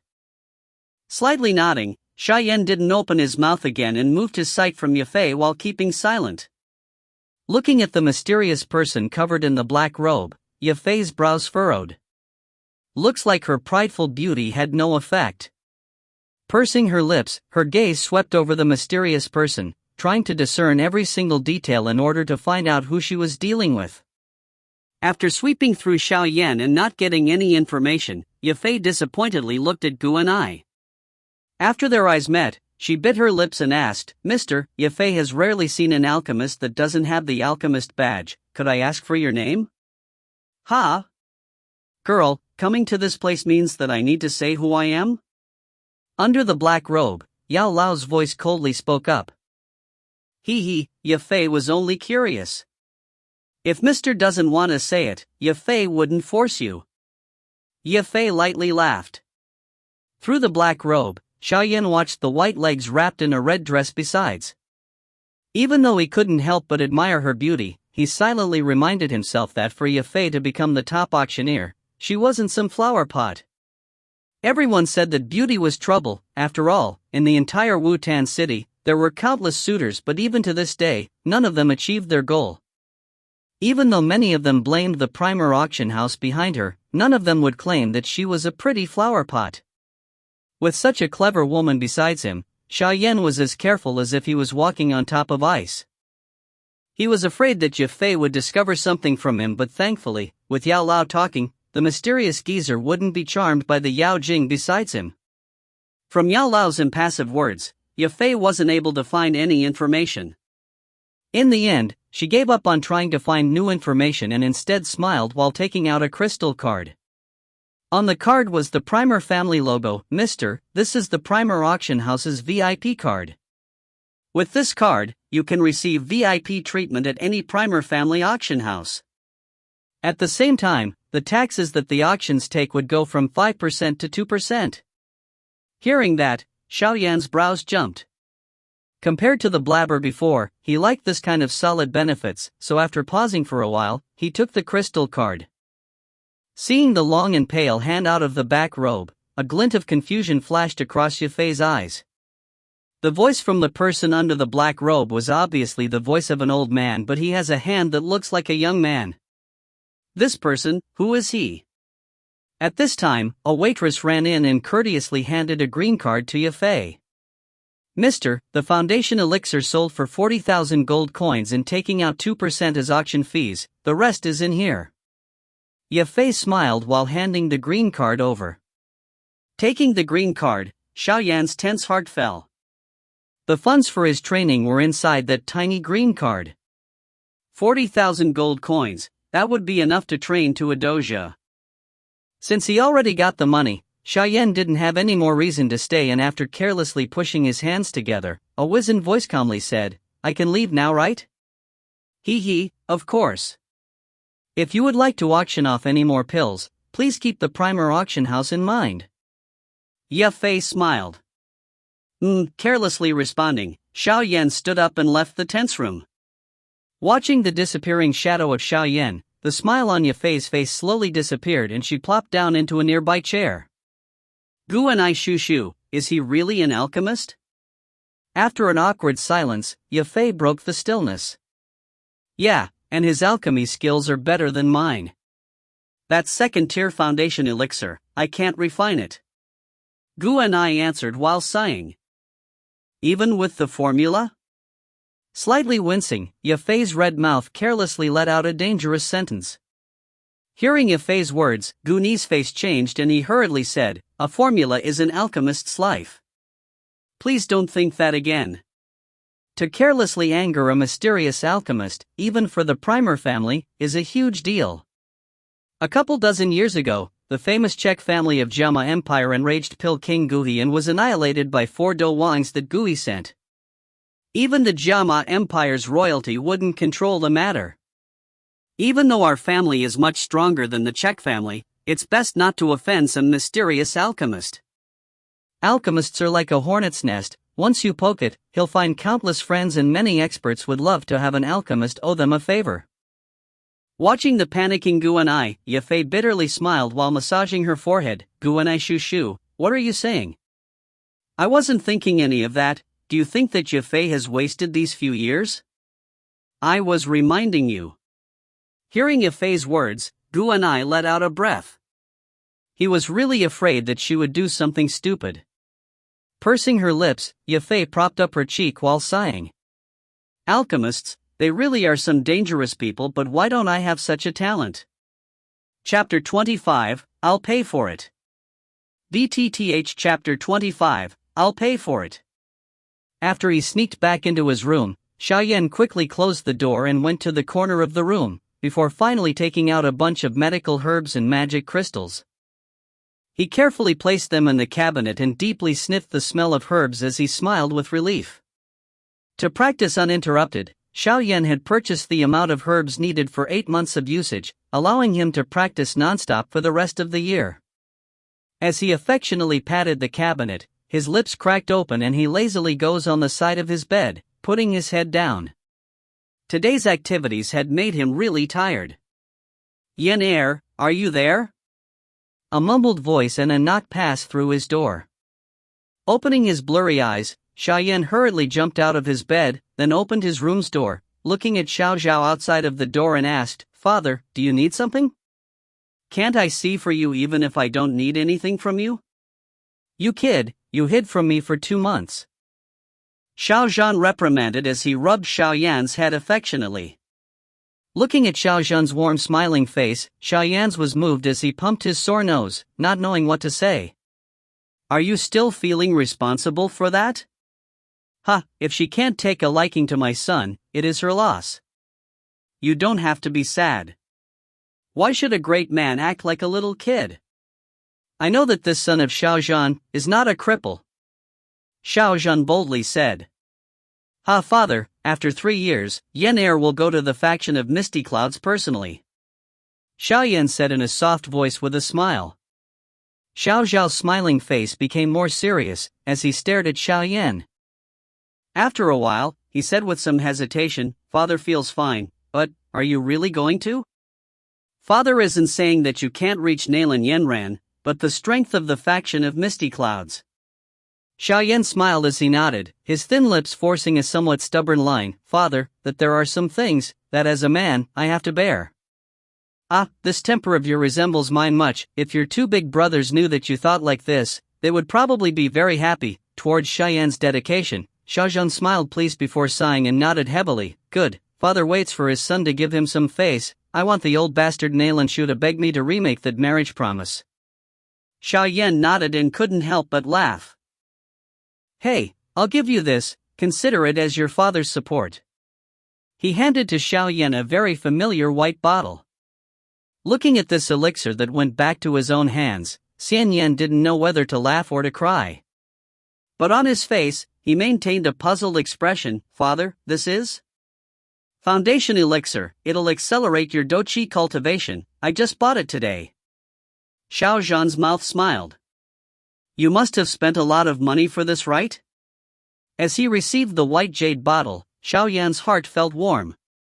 40,000 gold coins, but if it can be of use to you, it is worth its price. Xiao Zhan smiled as though he didn't care.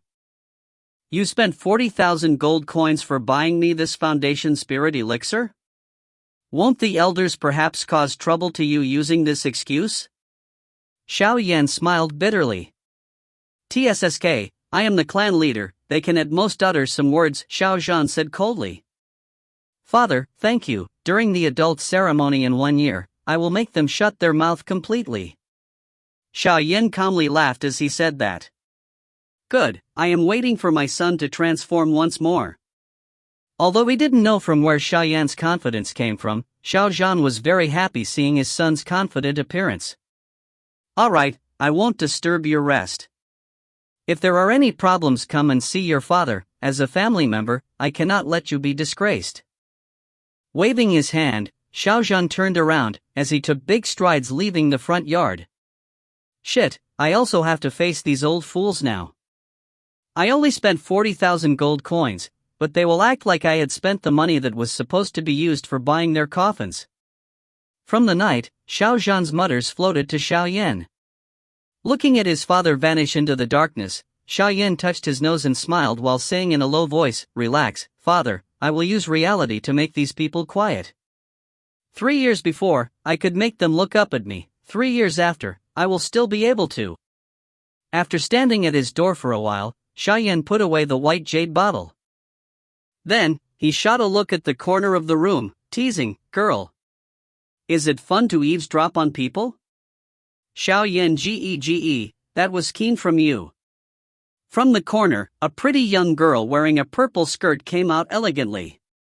Leaning her little head, a big smile was revealed on her beautiful face. Looking at the mischievous girl's face, Xiao Yan helplessly shook his head. Where did Xiao Yan gege go this afternoon? Sun Er came forward, walked up lightly and asked with a smile. I was just on a little stroll. Is that so? Her eyes looking up and down, Sun Er suddenly took a step forward and bent slightly. Her nose wrinkled while she said, I smell the fragrance of a woman. Cough asterisk, come on, why would I have a woman's fragrance? Xiao Yan's immature face suddenly blushed, but in the dark, his as well as the girl's face couldn't be seen clearly. He. Seemingly liking this predicament Xiao Yan was in, Sun Er laughed and a moment later, stopped laughing. Before quietly saying, a moment ago, I also heard Xiao Shushu's words, I believe that Xiao Yan gege, yup. In the future, you really want to go to the faction of the Misty Clouds, Sun Er will come with you, to help you. Hearing this, Xiao Yan blinked and tightly stared at the young girl's beautiful small face. Under Xiaoyan's unrestrained vision, Sun'er's her face flushed a little from shyness as she whispered, Xiaoyan Geg, what are you looking at? Hee hee, Sun'er can also blush, such a rare sight. Xiaoyan unexpectedly said with a smile. Sun'er coldly glanced at Xiaoyan and she muttered under her breath, and you can also glance at people this way. Good, have confidence in Geg, although the faction of Misty Clouds is formidable, I am still young. This Yun who spoils that girl Nalan Yenran, definitely isn't too great of a teacher, Xiaoyan smiled as he rubbed the black hair of the young girl. Well, it is late, head back for a rest. Looking at Xiaoyan waving, Sun'er shakes her head reluctantly. And went into the darkness under his sight. After turning a corner, sounds could be heard from a quarrel between Xiao Zhan and the several elders. The topic of the quarrel, how the 40,000 gold coins were used. Stopping, Sun'er's little eyebrows wrinkled and she lets out a small sigh while a purple card appeared between her slim fingers. Her fingertips flicking the purple-colored gold card, making the purple gold card flash into golden light as it soared towards the room where the elders are quarreling with Xiao Zhan. The room suddenly became silent while Sun'er faintly said, this is the money for the foundation elixir. In this card there are 100,000 gold coins. Now that I've given you this, I hope that you elders won't continue to give Uncle Xiao trouble. The room was completely silent before the yes acknowledgements from the three elders came through. Chapter 26, Intensive Training. BTTH Chapter 26, Intensive Training. Octane Blast. In the forest, a crisp roar rung out. An agile shadow was jumping flexibly in these woods, and even though the forest was densely covered with thorns, they didn't obstruct him at all. In the next instant, the shadow unexpectedly stopped before a 0.5 meter large tree, and with the body half slanted, an elbow slammed against the tree. Bang! A noise rang as wood splinters scattered.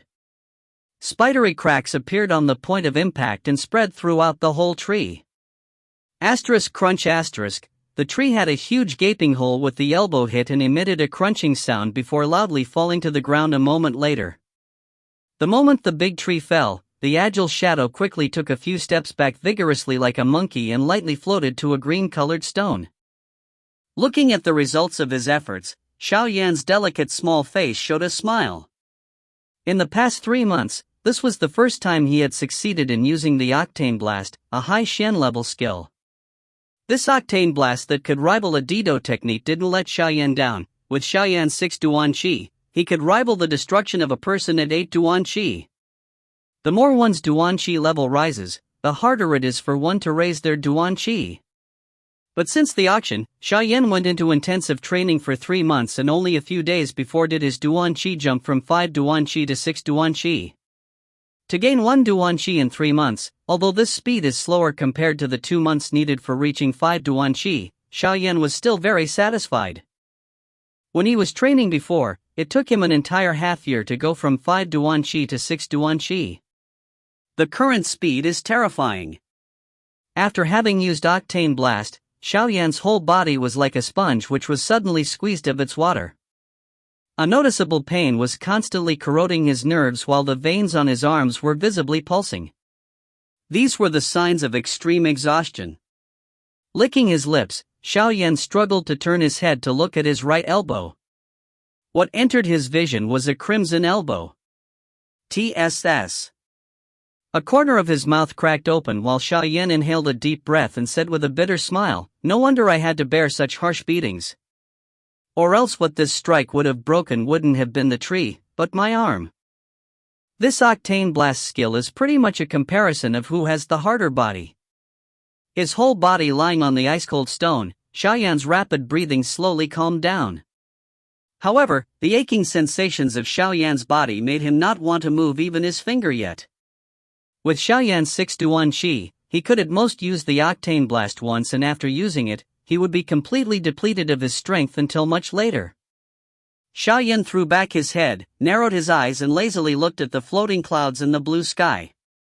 A slight breeze brushes by, blowing a wisp of his black hair to flap against his forehead. Seeping through his body as Xiaoyan rested were the foundation elixirs that he had absorbed for the past months, and now they were at work, repairing his muscle tissue and cells at maximum speed, bringing new energy to Xiaoyan. Teacher, how long do I need to keep practicing before I can attain 7 Duan Qi? While his eyes were shut, Xiaoyan suddenly whispered. His goal was to attain 7th rank and thus acquiring the qualification to enter the Shaoclan's Do Qi Hall where he could find Qi methods to practice. Even though, at this point, those Qi methods are at a far too low level for him, he must acquire these qualifications because it related to the face of his father. A cold breeze blew by as Yao Lao's transparent body appeared beside the enormous stone. With a happy expression in his face as he looked at his junior, Yao Lao first took note of the big tree. Then he nodded as he said with a smile, "Your training speed is beyond my expectations. Originally I believed that even with the help of the elixir, you would need a year before entering 7 Duan Qi. Or is it because you were suppressed far too hard before bouncing back now? Looking at this progress, within 2 months, you can certainly enter the 7th Do Qi rank." Hearing this, Xiaoyan's lips lifted up, making a turn of a faint smile. He really wanted to know, after these 3 years during which he has been unceasingly taunted by his clan members, when they will see his strength, what kind of expression will they show? That day, when he was talking to Nailan Yenran in the main hall, didn't those words apply to them as well? I, Xiaoyan, could create a miracle 3 years ago, and 3 years later, I can still do it. His vision glittered a little as Xiaoyan thought about half a year before, how he was taunted in the main hall. But even though his silhouette was lonely, it was unbending and persistent. Nailan Yenran, I am catching up to you step by step, wait for me. We shall meet in faction of misty clouds in 3 years. The corner of his mouth suddenly frowning a little, the youth jumped as he raised his head to roar at the distant sky. Watching at his junior roaring, Yao Lao showed a smile and didn't stop him. People need pressure to mature. The current Xiaoyan has enough talent, but what he needs is pressure to push him. Nailan Yenran's decision was the best pressure possible. Let her be your stepping stone. In the road to become respected, you still have a big distance left to finish. Go, let's head back for practicing. Roaring several times, the smile on Xian Yao's face grew bigger. Soon he jumped off the boulder and waved at Yao Lao before beginning his descent from the mountain, still smiling. Chapter 27, Rushing 7 Duan Qi. BTTH Chapter 27, Rushing 7 Duan Qi. Time was like water, slipping through one's finger quickly and mysteriously. The scorching summer had been replaced with the cool fall and the light green branches had already showed hints of yellow. The room was still neat and sunlight would still scatter through the windows. There was a wood basin in the room where a young man was training. He had both of his eyes closed and both hands folded. The training for the majority of the year had forced a hint of stubbornness to appear on the young man's delicate and smooth face. His tight lips showed how determined he was, and his original white skin that was as white as a woman's had become slightly yellow with the beatings in the past months. His small physique didn't seem too muscular but had the burst potential like a jaguar. Looking from every angle, the young man was transforming at a terrifying speed, and when this transformation was done, he would shock everyone. Under the smooth breathing of the young man, strands of green airflow slowly lifted from the wood basin and followed the young man's breath into his body. I will get to 7 Duan Qi today. When he was training, Xiaoyan suddenly had the thought pop into his head. Even though there was no proof to back the thought up, it felt as if it was the word of God, the truth. In the previous month, Xiaoyan had attempted to get to 7 Duan Qi quite a few times, but every time failure would greet him. Maybe it was because today's training was basically the last drop to a full cup, but finally, Xiaoyan knew that he would get to 7 Duan Qi. The sudden thought made Xiaoyan almost break his folded hands apart and exit from training. Thankfully, Xiaoyan was able to suppress the thought and take an effort to calm down. As his breath calmed, Xiaoyan started to greedily absorb energy to break through 7 Duan Qi. In the wooden basin, the green elixir started emitting 7 colored sparkles as countless strands evaporated and rushed into Xiaoyan's body. As the green airflows increased in number, they not only covered Xiaoyan's body but also hid the wooden basin within a layer of green mist. Under Xiaoyan's absorption of the energy, the green liquid within the basin was paling considerably. Because of the huge amount of energy that he absorbed, Xiaoyan's small face began to flush red but also glow hints of green. Xiaoyan, who was rushing 7 Duan Qi, had undoubtedly become a huge magnet, not only sucking energy from the surrounding air but also creating mini whirlpools within the wood basin. In the first 9 Duan Qis, 1 to 3 Duan Qi were considered low-level, 4 to 6 Duan Qi were middle-level and 7 to 9 Duan Qi were high-leveled. The 7th Duan Qi was basically a gap between Duan Qis. Once one gets to 7 Duan Qi, then they would have gotten to the high-leveled Duan Qi and have a couple times as much Do Qi compared to 6 Duan Qi. Therefore, 7 Duan Qi was considered as the first lock to becoming a Doja. With the green whirlpools, the green liquid within the basin became lighter and lighter in color before changing to a bowl of clear water. Without the energy from the foundation elixir, the green aura around Xiaoyan's face slackened and he could only absorb the energy in the air to complete his 7 Duan Qi. Even though it was possible to use the energy in the air to break through 7 Duan Qi, but it would take much longer, and even if he does get to 7 Duan Qi, he would need an entire month before he would find himself truly at the level of 7 Duan Qi. But what Xiaoyan was missing the most was time. When the foundation elixir finally gave out, Xiaoyan's black ring flickered and a jade-green foundation elixir droplet fell into the basin. Suddenly, the clear water turned back into a shade of dark green. With the fresh foundation elixir's energy, Xiaoyan silently thanked Yao Lao and, while keeping his hands folded, controlled his breathing to crazily absorb the new energy. After crazily absorbing energy for an entire hour, Xiaoyan finally slowed down, and at this point, the dark green water had paled by a few shades. Taking in the final strand of energy, Xiaoyan's body, after a brief pause, started shaking violently. His stomach pushed in while his eyes suddenly opened. Within the black pupils were hints of white and green. Finally, opening his mouth, Xiaoyan let out a breath of stale air. After the stale breath left Xiaoyan, he finally straightened. With his eyes blankly staring forward, Xiaoyan turned his neck to meet crisp bone-cracking sounds. Then he curled his hand to feel a solid strength that brought a smile to Xiaoyan's lips. Finally, 7 Duan Qi. Closing his eyes, Xiaoyan started to explore the abundant Do Qi within his body. Chapter 28, Strengthening Vacuum Hand. Chapter 28, Strengthening Vacuum Hand. Xiaoyan lay in the wooden basin, his body submerged in the cool foundation elixir, absorbed in the feeling of firm strength that he had just acquired. Normal methods of getting to 7 Duan Qi required a period of rest and recovery. However, Xiaoyan did not need it since he had the foundation elixir. He was already in peak condition. After lying in the basin for a while, until his excited emotions calmed, Xiaoyan finally lazily got up. The attached water droplets sparkled joyously under the bright sunshine. Taking a lazy stretch, Xiaoyan's bones gave crisp cracks as if they were brand new. Carelessly turning his head, Xiaoyan's right hand locked onto his bed and pulled his clothes into his hand. Nice. My Do Qi increased by quite a bit. I should be able to influence someone's actions now, right? Xiaoyan muttered as he dressed himself. Unfortunately, this vacuum hand doesn't have any power when attacking. Sucking blood from one's enemy applies only to people with weaker Do Qi than me. For anyone with greater Do Qi than me, it'd be among the worst to use. Contemplating the negative effects of vacuum hand, Xiaoyan sighed in disappointment. However, even if the technique was terrible, it was the first Do technique that he had ever owned. Just as he was about to step out of the basin, a thought came to him. He pursed his lips. Eyes gleaming, Xiaoyan slowly curled his right hand into a fist and raised his arm so that his hand was about half a foot away from a flower vase.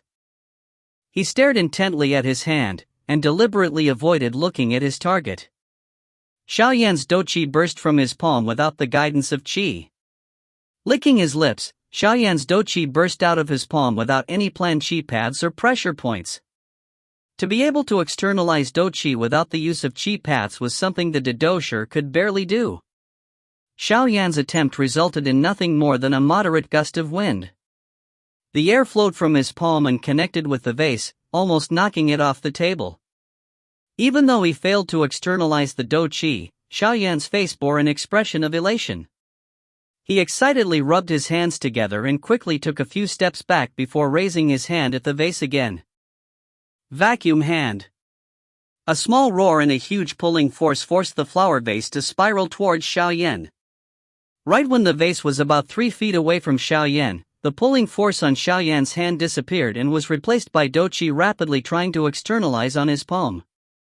Suddenly, a huge gust of wind blew against the approaching vase. Pang!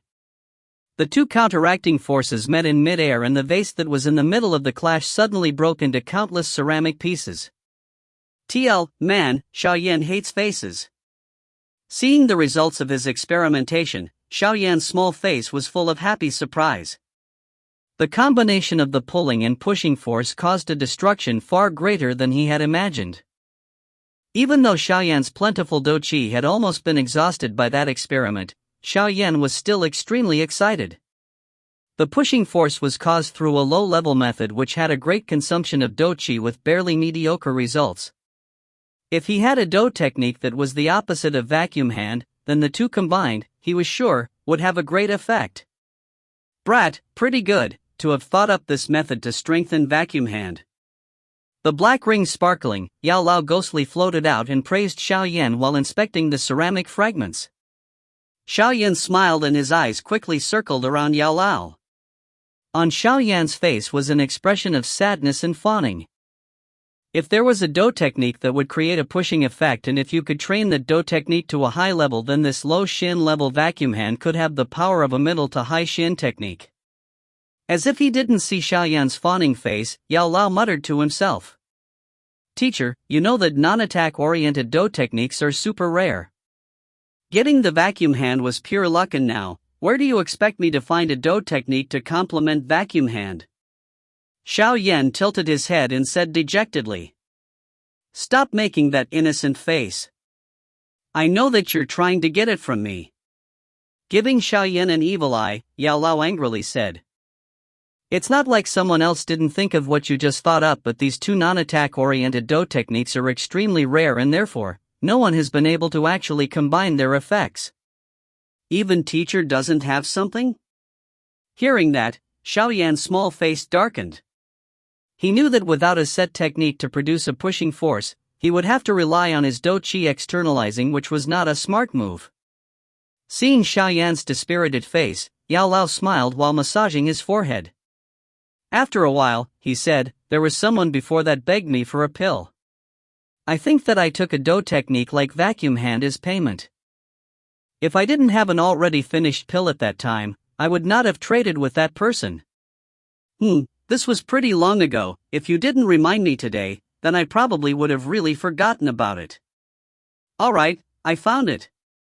Moving his finger from his forehead, Yao Lao placed his finger on Xiaoyan's forehead. With the finger, a huge influx of information overwhelmed Xiaoyan, and only after a while did Xiaoyan finally understand the new glob of information. Fire palm, low Xin level, able to create huge gusts.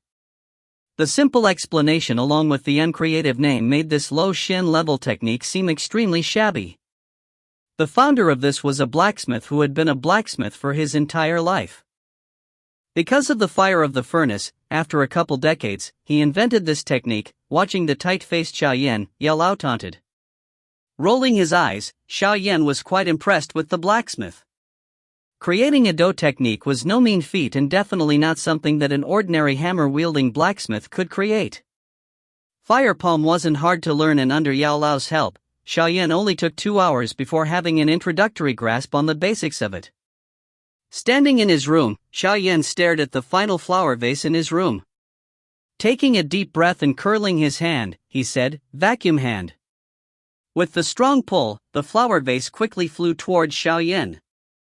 Staring at the incoming vase, Xiaoyan quickly stopped using vacuum hand and forced his dou qi to follow the qi paths of fire palm. Fire palm. Right when the vase was about to hit Xiaoyan's forehead, a strong gust of wind emerged from Xiaoyan's hand and suddenly the room was subjected to a wind on par with a hurricane. Pang! Another crisp sound of a vase breaking sounded, but this time, the vase was ground into a fine dust from the two opposing forces. Great! With white dust covering his whole body, Xiaoyan quickly jumped out of the vase's explosion ground zero.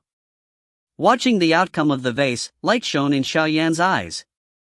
If he was able to master both of the skills and change them without pause, then he could make unprepared people take a huge loss. Patting off the white dust, Xiaoyan knew that he had a new training task in the next 3 months.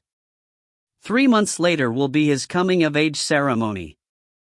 A lot of people are probably hoping that I make a fool of myself at the coming-of-age ceremony, right? In the scattered room, a young and cold laugh sounded. Chapter 29, An Important Day. BTTH Chapter 29, An Important Day. The final 3 months had mostly passed and it was only a single month away from Xiaoyan's coming-of-age ceremony. Within the clean room, Xiaoyan blankly stared at the green liquid inside the wood basin. What he was looking at was the last of the foundation elixir.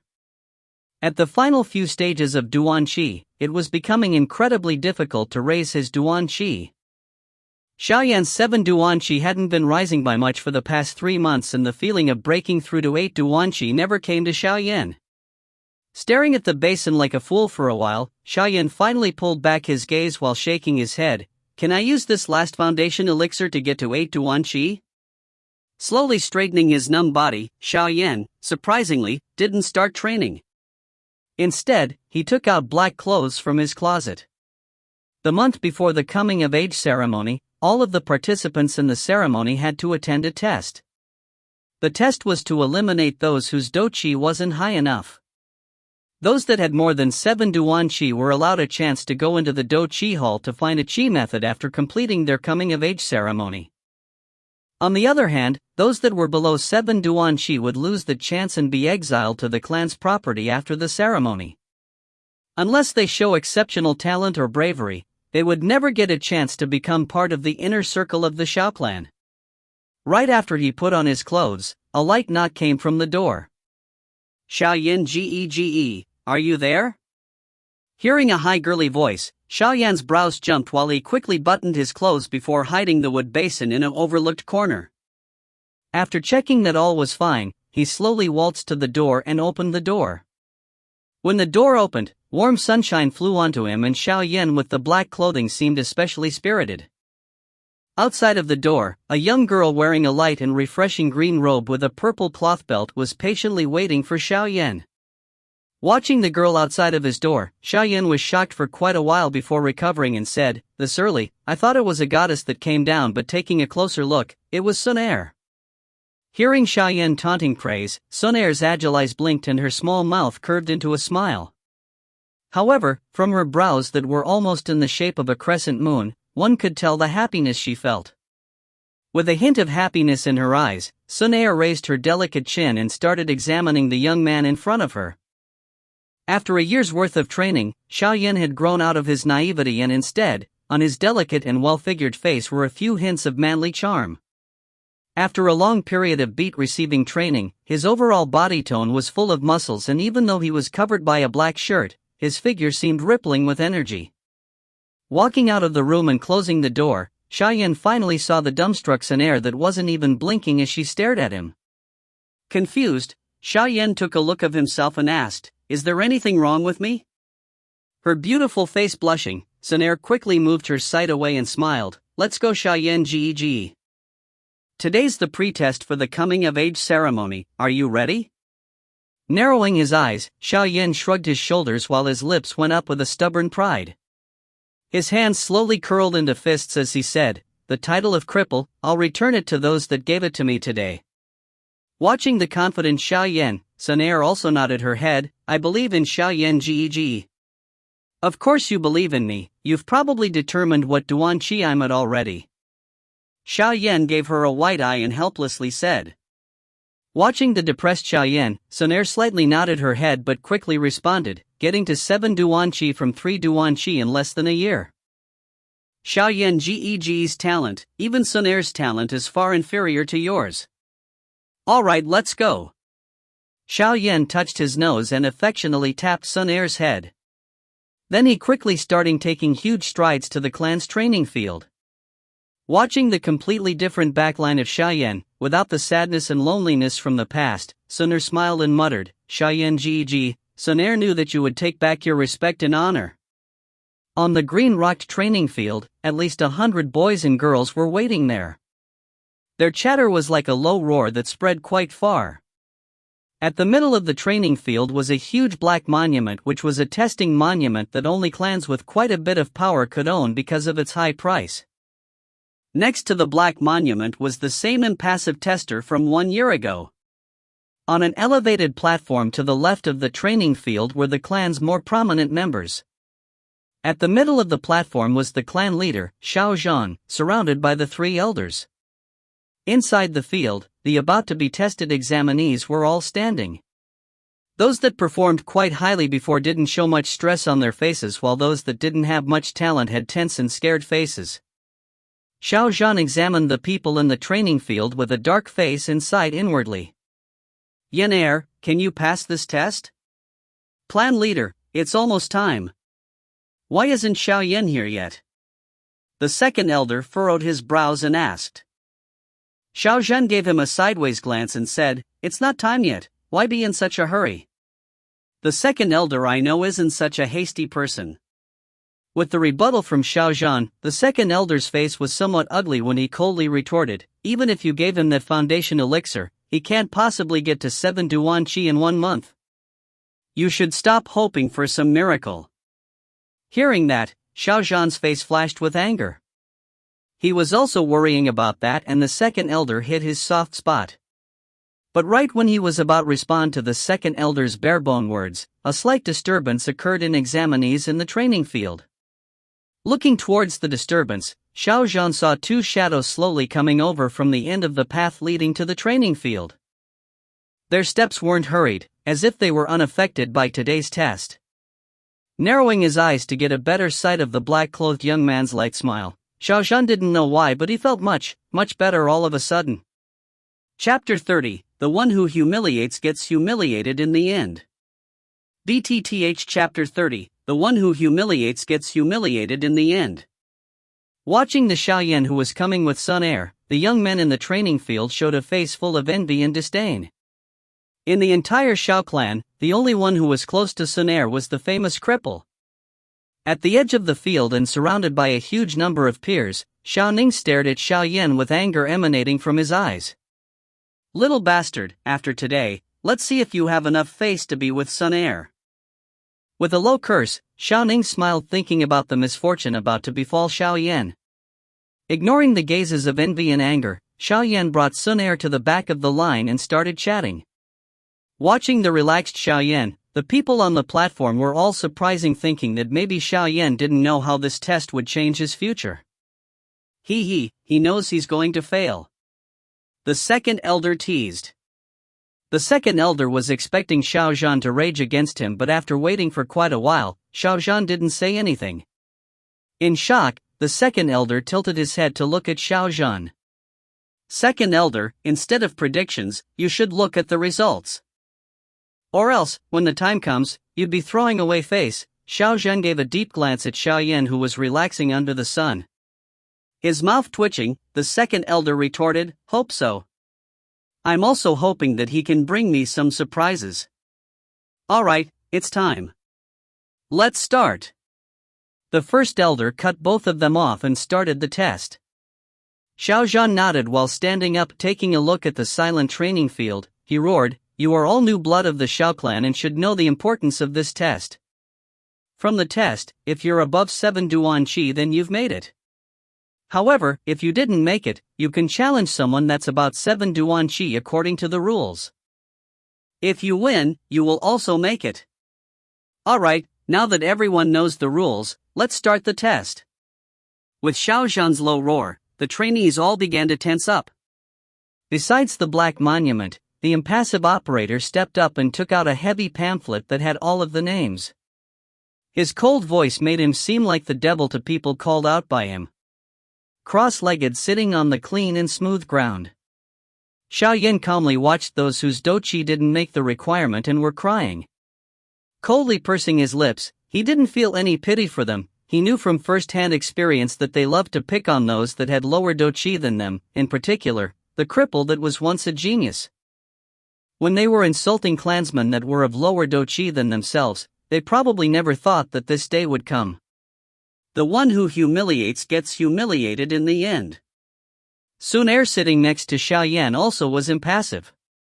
Like a lotus that wouldn't be affected by the mud around it, she slowly twirled her head while sneaking peeks at Xiaoyan. Xiao Mei. The operator's cold voice brought a jump to Xiaoyan's brows and his closed eyelids slowly went up.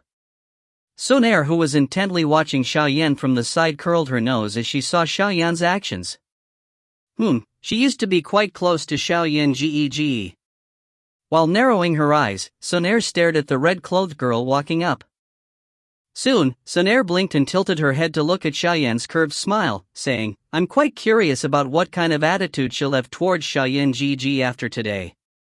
Xiaoyan shrugged his shoulders and whispered back, "Some things, once destroyed, will always be destroyed. No matter how much it's repaired, there will always be an obvious crack. In this clan, there aren't many people that I approve of. Does Sun-Er count?" Sun-Er's red mouth made a mischievous smile as she asked Xiaoyan. Taking a strand of Sun-Er's hair and gently slipping it through his finger, Xiaoyan answered, "Of course." Her large eyes curved into beautiful crescent moons while her actual gaze fell upon a blank space. The sight of her was entrancing. Back when we were still small, he would sneak into my room and try to help me improve my body. Even though it was such a stupid method that, looking back on it, I can't believe that he would have thought it up, he still continued it for 2 years. A smile appeared on her delicate face, bringing out 2 cute dimples. Turning her head, Sun-Er thought, in this entire clan, there aren't many people that Sun-Er approves of either, only you. From afar, Xiaoning felt his face twitching when he saw the close conversation between Xiaoyan and Sun-Er. Jealousy raged in his heart while he resisted the urge to go over there and destroy perfect scene. Do Zili, 8 to 1. TL, Do Zili, Do Chi, and Do Zi are all the same thing, Do Chi. On the black monument, a bright light was emitted as those words were displayed on it. Xiaomei, Do Zili, 8 to 1, high level. Taking a glance at the black monument, the impassive operator slightly nodded while calling out her score. Hearing the operator's voice, Xiaomei let out a breath as her face became filled with pride. To go from 7 Duan Qi to 8 Duan Qi in just 1 year was an accomplishment that would net her among the top 5 in her generation. With such an impressive result, it was no wonder that she would be so excited. The operator's voice led a huge disturbance within the training fields as glances of envy and jealousy fell towards Xiaomei.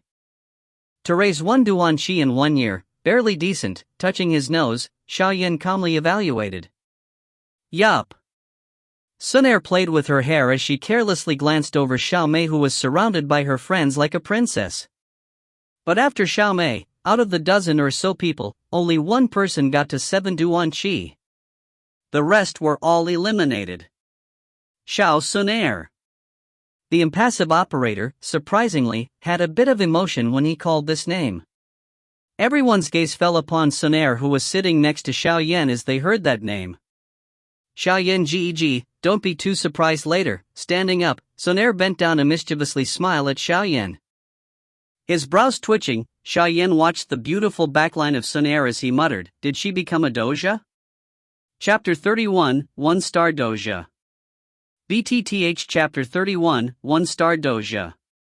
Looking at the green-clothed girl firmly walking forward, the training field became silent as blazing gazes focused upon her figure from the high platform. All high-class clan members stopped their chatter as they also focused on the Pearl of Xiao clan. Xiao Zhan, together with the 3 elders, all had a serious face, with a hint of curiosity. They really want to know what stage the number 1 person of the younger generation in Xiao clan has achieved after 1 year of training. Here, all eyes zoomed intensively downwards at the girl who was walking towards the stone monument at a pace that was neither slow nor fast. She raised her small hand, revealing her snow-white skin as the sleeve is pulled back.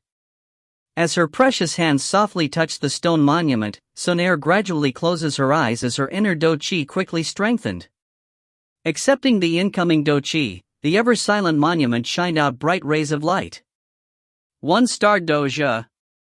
Looking at these 4 giant words shining on the stone monument in the center of the training ground, for a moment everybody was silenced, then as if awakening, they all burst into cheers. Miss Sunair, 1-star doja.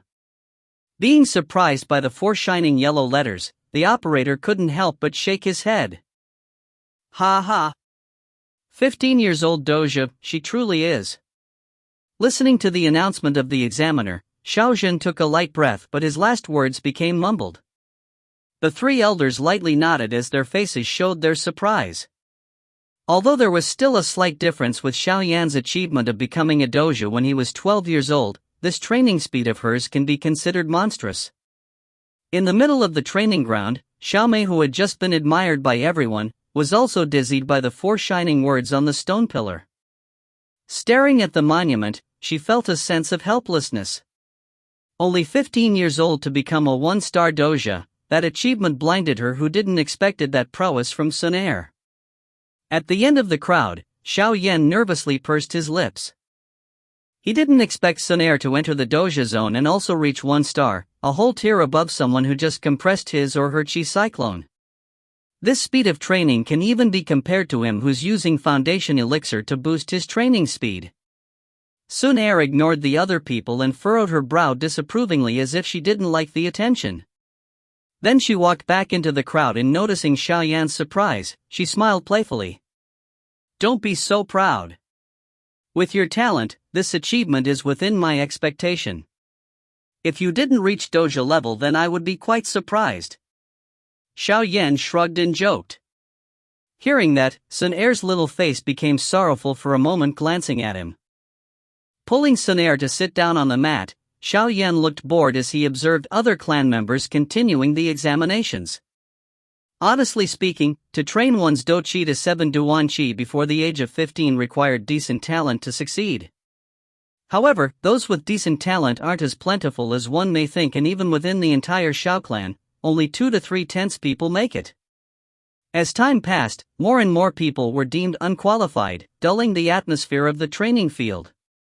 Those that didn't pass showed a long face when they were rejected, but when they saw others also not pass, a slight smile would creep onto their faces. Sitting on the ground, Xiaoyan continued to observe the examination. Over 100 of examinee, but only 2 people were like Xiaomei and got 8 duan chi, and nobody achieved 9 duan chi, let alone becoming a doja. Of course it's with Sunair excluded.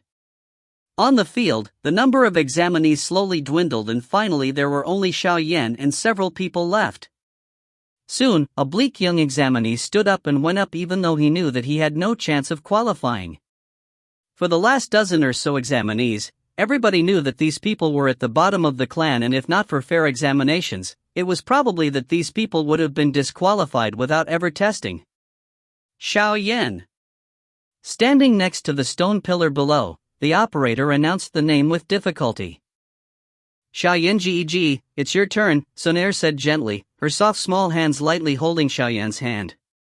Slightly raising his head, Xiaoyan opened his eyes and scanned the training field. He couldn't help but snicker when he saw the gazes filled with expectations of his failure. Slowly standing up, Xiaoyan turned his head toward the high platform and grinned at Xiaozhan. Looking at his son coming forward while smiling toward him, Xiaozhan cheerfully nodded his head while one hand brought a teacup forward and smoothly laid back on his chair. Silently inhaling, Xiaoyan confidently walked toward the stone pillar. His eyes shined a strange light that made the laughing clan members widen their eyes. Under complex gazes, Xiaoyan finally got to the black monument. Looking at the black-clothed youth in front of him, the examiner sighed internally. That year, when Xiaoyan created a miracle, he was the first one to witness it, but he was also the witness of the sad steps of the genius 3 years after that bright shine. If today's miracle doesn't happen, this would also be the last time this youth gets examined. On the training ground, the intense gazes focused on Xiaoyan, whose chest slowly rose as he brought his hand forward and rested it upon the cold, hard, stone pillar. At this moment, everybody focused their gaze upon the monument. They all knew that this was the last time they would ever see the genius who once shocked all of Wutan City in a Dochi examination. The stone monument went silent for a moment before bright light blazed out. Upon the stone monument were bright yellow words, making all the hearts in the field stop for a moment. Do Zili, 7-1. Chapter 32, Challenge. BTTH Chapter 32, Challenge. Silence, a deathlike silence. Everyone in the field looked at the monument's 5 words in shock. Their facial expressions were colorful and soon, countless deep breaths resonated throughout the field. Gotcha. On the high platform, Xiao Zhan's jade cup was crushed to dust as a mix of dust and tea trickled down his hand. 7-1. Yen Air, you really did it. Xiao Zhan's eyes moistened as he watched the young man under the black monument. He knew that in order to get to 7-1 Qi, Xiao Yan must have made an incredible effort. The 3 elders next to Xiao Zhan had faces full of incredulity. To have gone from 3-1 Qi just a year ago to 7-1? This speed, impossible. Hee, clan leader's foundation elixir. Is pretty good, hee. The second elder swallowed dryly and combined his shock with his not yet gone taunt from before to make a ridiculous expression. Xiao Zhan didn't hide his excitement when he said, "Second elder, do you really believe that a second-tier foundation elixir has such a strong effect?" The second elder paused before shaking his head. He was no idiot and knew that even though the foundation elixir could raise one's training speed, it was physically impossible to raise 4 Duanqi within a year. Next to the black monument, the operator blankly stared at the words on the monument as his impassive face was now full of shock. Xiao Yan, Do Zi Qi, 7-1, high level. Taking a deep breath to calm his shock, the operator tried hard to keep his voice calm, but a couple of tremors could still be heard. Hearing the operator's announcement, the originally silent field had gone deathly quiet. No one even rustled their clothing or fidgeted. In the crowd, Xiaomei covered her red mouth as her face was frozen in a moment of incredible shock. To raise 4 Duanqi in a year was like a myth, only heard of in legends. This was a speed that even the Xiao Yan 3 years ago, at his peak, could not have done. But, this mythical speed, coming from a cripple, was displayed in front of their eyes. With complex emotions, Xiaomei stared at the young man next to the black monument while a thought popped up in her head: his incredible talent seems to have come back. At the edge of the training field, Xiao Ning, who was ready to insult Xiao Yan, was also blankly staring at the monument while whispering, "This. How is this possible?" Looking up to the golden words on the monument, Xiao Yan let out a light breath. Taking in the complex gazes around made him recall the glory that he had gone through 3 years ago. Now that his training talent had come back, he had also gained a mature mind and stubborn persistence. Taking a deep look at the monument that had determined his fate, not once, not twice but thrice, Xiao Yan made a slight smile. His calm and passive demeanor was a sharp contrast from his gleeful attitude 3 years ago. Taking a small breath, Xiao Yan walked down under the penetrating gaze of everyone and sat down next to Sun Air. Even though Xiao Yan had left the monument, the entire field was still silent. Ahem, on the high platform, Xiao Zhan happily stood up and coughed to gather the attention of everyone in the field. The examination has finished. Next up, those that did not have the chance to challenge someone who has already passed. Remember, there's only one chance, Xiao Zhan said with a smile. Hearing that, the training field became disorderly. Those that only missed the cutoff by a bit sent their hot gazes towards those that made it. Watching the challenging gazes, the clansmen that made the cut would raise their heads in disdain. There was a huge gap between 6 Duanqi and 7 Duanqi, and without any special occurrences, someone who's 6 Duanqi couldn't even touch someone who's 7 Duanqi. The 6 Duanqi people knew this very well, but this was their last chance to stay in the inner circles of the clan. They would have to try and hope for a miracle. With Xiao Zhan's words, the atmosphere in the training field took a weird turn. Intense gazes swept across those that made the cut and silently chose the weakest opponent. Sitting on the ground, Xiao Yan suddenly opened his eyes in surprise. A majority of the gazes were directed at him. Do I look like someone who can be beat so easily? After a brief period of shock, Xiao Yan laughed on the inside. Xiaoyan Geg jumped 4 Duan Qi in 1 year. Even though it's shocking, it's so shocking that many people don't believe it. Therefore, they would think that Xiaoyan is the easiest opponent.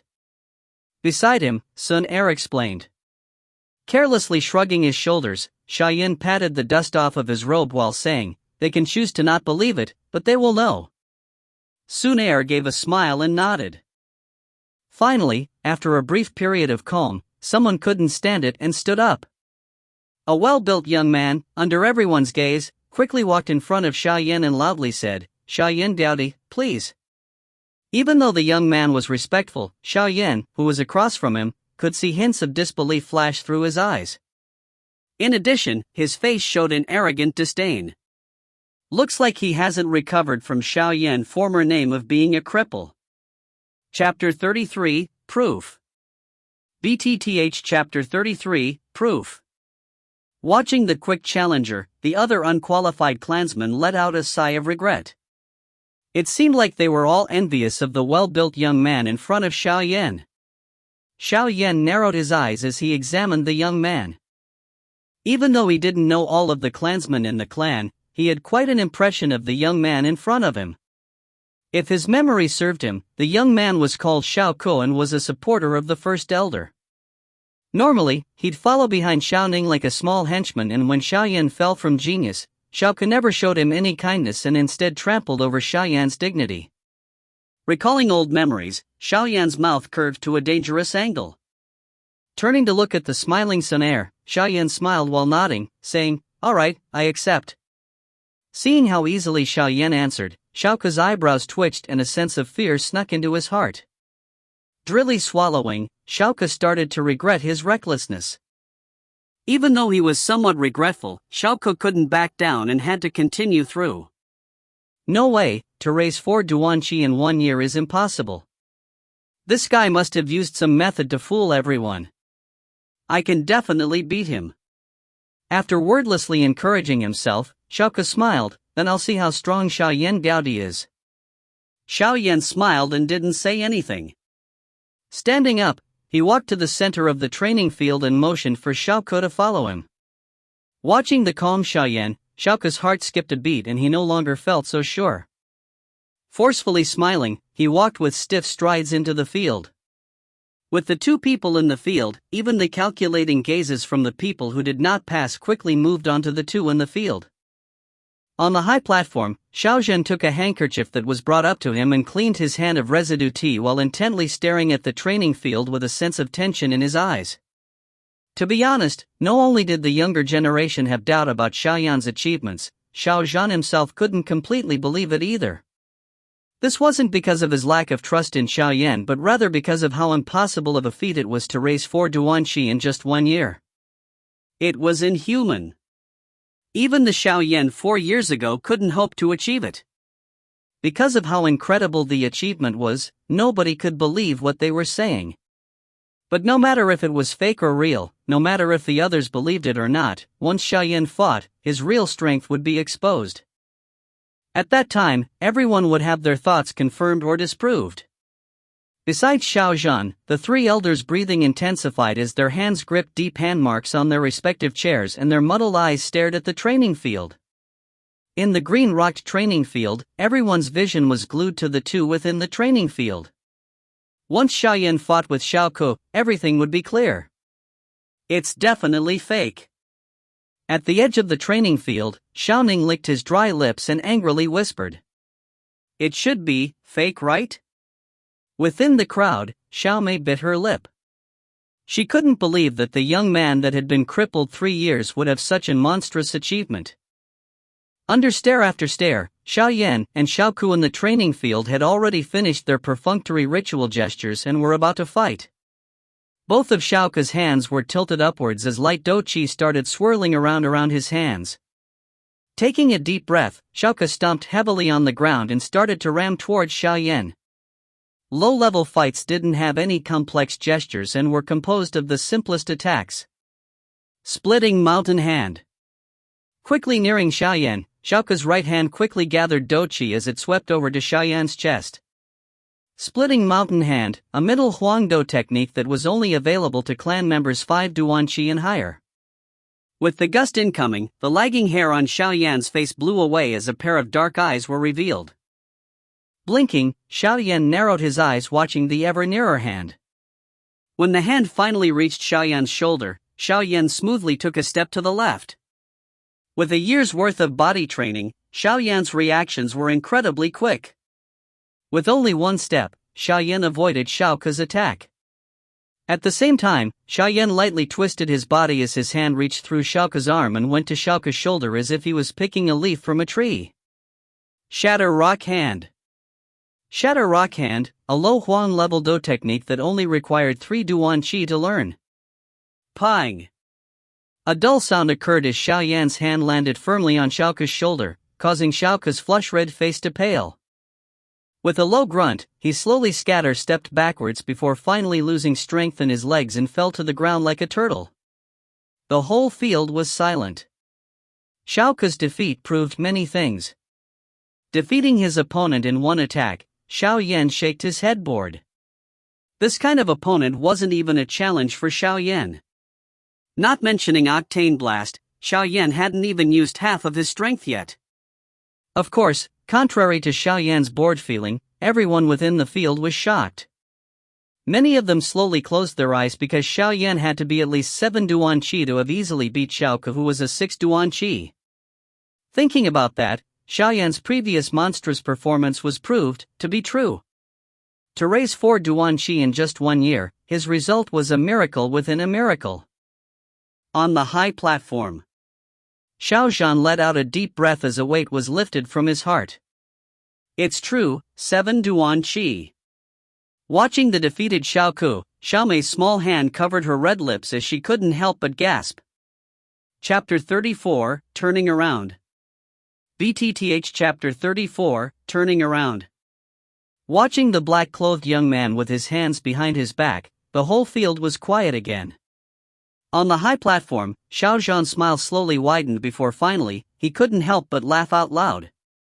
Hearing the gleeful laughter from Xiao Zhan, the 3 elders looked at each other inside. However, they didn't try to do anything else against Xiao Yan. The potential displayed by Xiao Yan gave them a sense of defeat. For Duanqi in 1 year was something that would make anyone shocked. Their sons and grandsons wouldn't hope to ever have that pace. With a light heart, Xiao Zhan clapped while announcing, Xiao Ke has lost. Hopefully you will continue to train hard. TL, Jier is nephew in Chinese. In the training field, the pale-faced Xiao Ke heard the announcement and drooped his head in disappointment. Taking a look at the black-clothed young man not far from him, he recalled about how he had insulted the very person, calling him a cripple just a year ago. Now 1 year later, the cripple was quite close to the top of the clan and far above him. This extreme difference made Xiao Ke recall the words he had heard in the hall just a few months before, 30 years east, 30 years west, don't you dare bully me because I'm poor now. Shaking his head with a bitter smile, Xiao Ke got up with some difficulty. Slightly bowing to Xiao Yan, Xiao Ke's voice had lost all of its arrogance from before. Xiao Yan Biaodi, you won. Congratulations on your recovery. Nodding, Xiao Yan's gaze slowly swept across the training field and those that met his dark pupils all turned away their gaze with nervousness and unease. His gaze pausing on Xiao Mei who was staring at him, Xiao Yan twisted his face to face the clansman that didn't pass and asked with a smile, is there anyone else who would like to challenge me? Watching Xiao Yan, the clansmen that were eager to challenge Xiao Yan before Xiao Ke went up all closed their mouths and looked up at the sky as if Xiao Yan's words had nothing to do with them. None of them would go up and be the second challenger. Watching the childish acts of pretending to be a fool, Xiao Yan lightly shrugged and walked back. Seeing Xiao Yan sit beside her, Sun Er smiled while examining the field. Picking up a strand of her hair and twirling it, she whispered, Xiao Yan Ge, 3 years ago, they looked at you like this. 3 years ago, I would have been excited by their respectful and fearful gazes, but today, I don't feel anything. Xiao Yan touched his nose and laughed. Then Xiao Yan Ge has matured. Sun Er playfully blinked her eyes. Not more mature than you. Sometimes I feel as if there's a 1,000-year monster hiding within you. Being called mature by a girl, Xiaoyan couldn't help but laugh. Intimately rubbing Sun Er's head, he let out a smile. Hearing that, Sun Er gave Xiaoyan an evil eye and her delicate face showed an expression of rebuke. No matter how carefree a girl was, no one ever liked being called an old monster. Sun Er's expression of rebuke was so pretty that it attracted the stares of the young men around her and even the stares of some of the girls. That brat, too pompous, Xiao Ning, like the others, was also attracted to Sun Er's expression of rebuke, but looking at the intimate chatter between Sun Er and Xiaoyan, an envious flame burned within him. His jealousy covered up his reasoning as he thought that only he could match Sun Er within the entire clan, but thinking back, he realized that no matter what he did, Sun Er rarely smiled. On the other hand, Xiaoyan, who was a cripple, could always make Sun Er laugh. The difference between them made Xiao Ning crush his teeth in anger. Brat, I'll let you be arrogant for now, but when the coming-of-age ceremony comes, I will make you look for your fallen teeth in front of Sun Er. Clenching his hands into fists, Xiao Ning gave a cold stare to the cross-legged Xiaoyan. Even though Xiao Ning was also shocked by Xiaoyan's training speed in the past year, he couldn't change his haughty manner that he was used to. In addition, Xiao Ning, being the only male within the entire clan that could barely be compared to Sun Er, felt a sense of danger from Xiaoyan's sudden performance.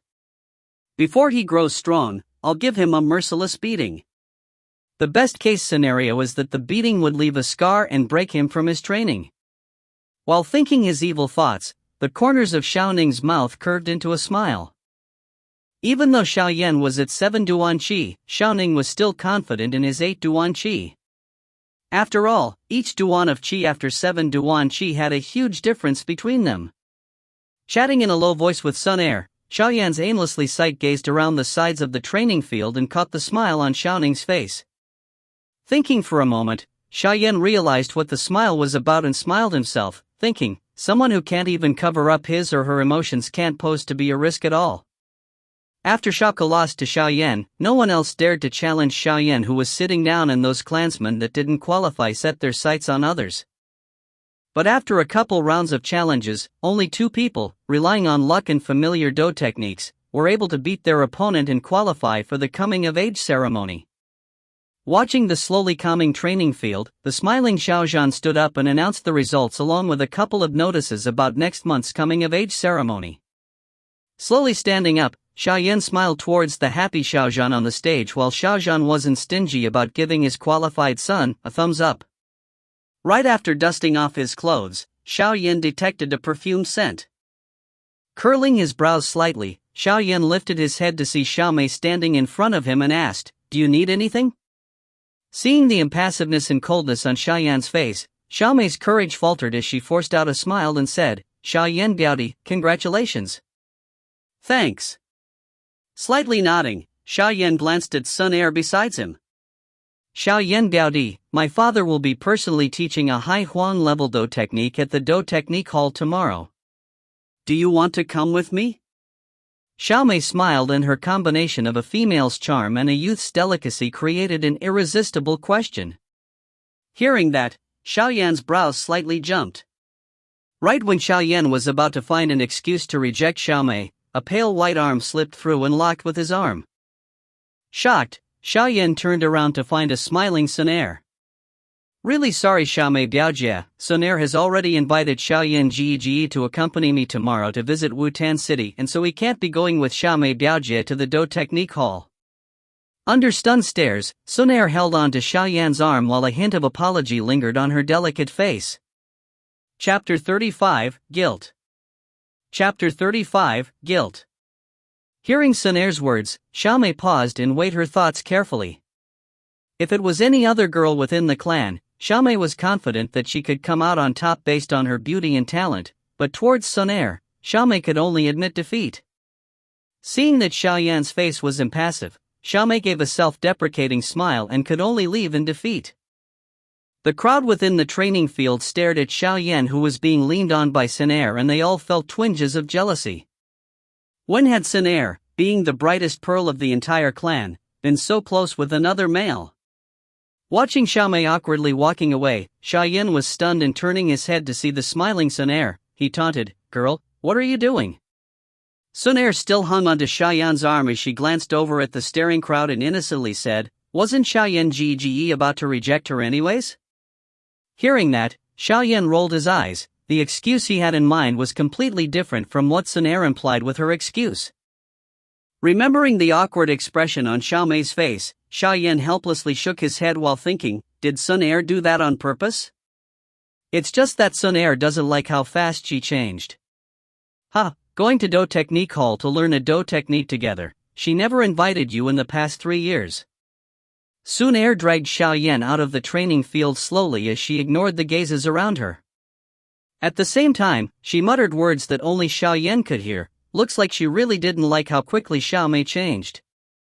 Lightly shrugging, Xiaoyan agreed with Sun Air with a bitter smile. 3 years ago, Xiaomei was quite close to him, but when Xiaoyan received the title of cripple, he was able to see how realistic Xiaomei was. Watching Xiaoyan and Sun Air leave the field, Xiaoning's face twitched while his hands clenched so hard that bone-cracking sounds could be heard. His jealousy even made his eyes slightly red. "Brat, 1 month from now, I'll break all of your teeth." Xiaoning spat the words out as he angrily left the training field. On the high platform, Xiaozhan was about to leave when he saw the scene and intently stared at Sun Air and Xiaoyan while a hint of worry flashed across his eyes. Yen Air, does he like Sun Air? Sun Air's background, not even Nalan Yenran can compare to her. Even with genius-level talent, it would be extremely difficult to be approved of by the power behind her. After thinking for a while, Xiaozhan let out a sigh as he slowly left. While walking, Xiaoyan would suddenly blank out as he recalled what had just happened. Turning a corner, Sun Air suddenly let go of Xiaoyan's arm with a red face. Pushing out her cheeks, she stared at Xiaoyan accusingly. Losing the momentum that was dragging him forward, Xiaoyan felt at a loss as to what to do and even sighed for no reason. His eyes moved to Sun Air as he thought about what Sun Air implied. Feeling the blank stare of Xiaoyan, Sun Air's small face flushed red as her hands instinctively raised up and she said, "Xiaoyan Gge, you." Ahem, waking up from his stupor, Xiaoyan violently coughed while his face became an unhealthy red and he thought, when did I go so low, to think that towards my own sister? Even though Sun Air and Xiaoyan didn't have an actual blood relationship, they both lived with each other for over a decade and their relationship wasn't much worse than that of a blood brother or sister. It wasn't surprising that Xiaoyan had already thought of Sun Air as his little sister and felt guilt and repulsion towards himself when he realized what he was thinking about. With that sudden realization, the atmosphere became quite awkward. Sun Air lowered her head and her usual elegance had been replaced with a girl's embarrassment. Occasionally, she tilted her gaze to peek at the side of Xiaoyan's face who was looking straight forward. Under the awkward atmosphere, the not very long path felt like a great conquest that took forever to get to the end. Of course, despite how long the conquest felt like, it had an end, where the path split in 2 directions. At here, Xiaoyan softly said bye and started fleeing. Xiaoyan Gege. Watching the panicked Xiaoyan, Sun Air was stunned by the sight before she called out. "Ha!" Stopping, Xiaoyan looked back to see Sun Air standing beneath a willow and his heart started beating quickly again. Sun Air had a green robe with a purple belt that fluttered in the wind. She and the willow behind her made a picture that didn't seem earthly. "Tomorrow, will you accompany Sun Air?" Under the branches of the willow, the girl's delicate face had a red flush as her jade teeth bit her pink lips. A pair of beautiful eyes were watching Xiaoyan with a hint of anticipation. Chapter 36, The Comical Breakthrough. Chapter 36, The Comical Breakthrough. It was hard to believe that the elegant Sun Air would speak such girly words. Her charm made Xiaoyan's mind wander again. Silently criticizing himself again, Xiaoyan replied in a muffled tone. Afterwards, he fled while being under the smiling gaze of Sun Air. Watching the leaving Xiaoyan, Sun Air covered her mouth while laughing. Then, she furrowed her brows and went to a pond not too far away. The reflection in the pond showed a pretty face with bright eyes and white teeth. With each of her gestures, there was an inexplicable charm that drew one in. So pretty. Doing a twirl, a satisfied smile appeared on Sun Air's lips. Not far away, a couple of young men that had just returned to the clan after adventures outside stopped with their mouths wide open. Their eyes showed their surprise while they foolishly watched the girl under the willow. Shrinking back to his room, Xiaoyan let out a big breath as he closed the door. Wiping off the cold sweat on his forehead, he bitterly smiled. This girl, when she grows up, she is probably going to be even prettier than Yafei at the auction. Sitting down at his table, Xiaoyan gulped out a mouthful of tea while his mind was still full of Sun Air. Remembering how pretty Sun Air's eyes were, Xiaoyan suddenly felt a burning in his heart. Shaking his head, Xiaoyan cursed bastard towards himself and finally calmed down. Swinging his sore arms, Xiaoyan went to the corner of his room and took out the wood basin that was full of foundation elixir before quickly jumping in. With the cool water pulsing against his skin, a moderate warmth spread through Xiaoyan's body and slowly washed away the tiredness in him. As ripples formed, Xiaoyan lazily laid on the side of the wooden basin as his breath slowed and calmed. Recalling the shock on everyone's face today at the training field, a smile appeared on Xiaoyan's face. Strength, the most important thing in this world. While rubbing his temples, a cold but pretty face unexpectedly popped into his mind. It was Nalan Yenran's. With his eyes narrowed, Xiaoyan muttered, 2 more years? You better get ready because I will find you. If not for the coldness within the words, anyone would have assumed that Xiaoyan's words were to a lover and not a bitter rival. Remembering Nalan Yenran's cavalier attitude and phrases in the main hall, Xiaoyan's hands slowly curled into fists. The shame that he experienced was imprinted in him. I can't even take a break. That person, even though she's arrogant, to have been taken in by the faction leader of the faction of Misty Clouds, her talent and potential shouldn't be too shabby. Xiaoyan's lips made a cold smile. Taking a deep breath, Xiaoyan realized that every time he thought of Nalan Yenran, he would have a new strength that would push him to his limits. He quickly dispensed his lazy position and sat up straight within the wood basin. His hands weaved to make a symbol before he slowly pushed all thoughts out of his mind to start training. Ever since the examination of the other day, Xiaoyan could clearly feel that the gazes the clansmen sent him were no longer full of ridicule but rather filled with respect. To these new gazes that he had already experienced 3 years ago, Xiaoyan was calm and impassive without becoming full of himself because of how respected he was. The day after the examination finished, Xiaoyan stayed true to his word and accompanied Sun Air to enjoy sights both in the city and in the mountains. Besides his father, Xiaozhan, Sun Air was the closest person within the clan to Xiaoyan and therefore, Xiaoyan couldn't refuse any of her requests. After a relaxing day, Xiaoyan's life returned to its calm and orderly state. He would practice Do techniques in the back of the mountains in the morning, before returning to his room to train Do Chi for the rest of the time and occasionally chat with Sun Air and his father. His life was simple and organized. During this period, Xiaoyan occasionally met Xiaomei while walking around the clan, and when he heard the soft purr of Xiaoyan Daoji, he replied with a smile and some excuses to escape. Towards those who abandoned him in his years of hardship, Xiaoyan never went back to being close with them.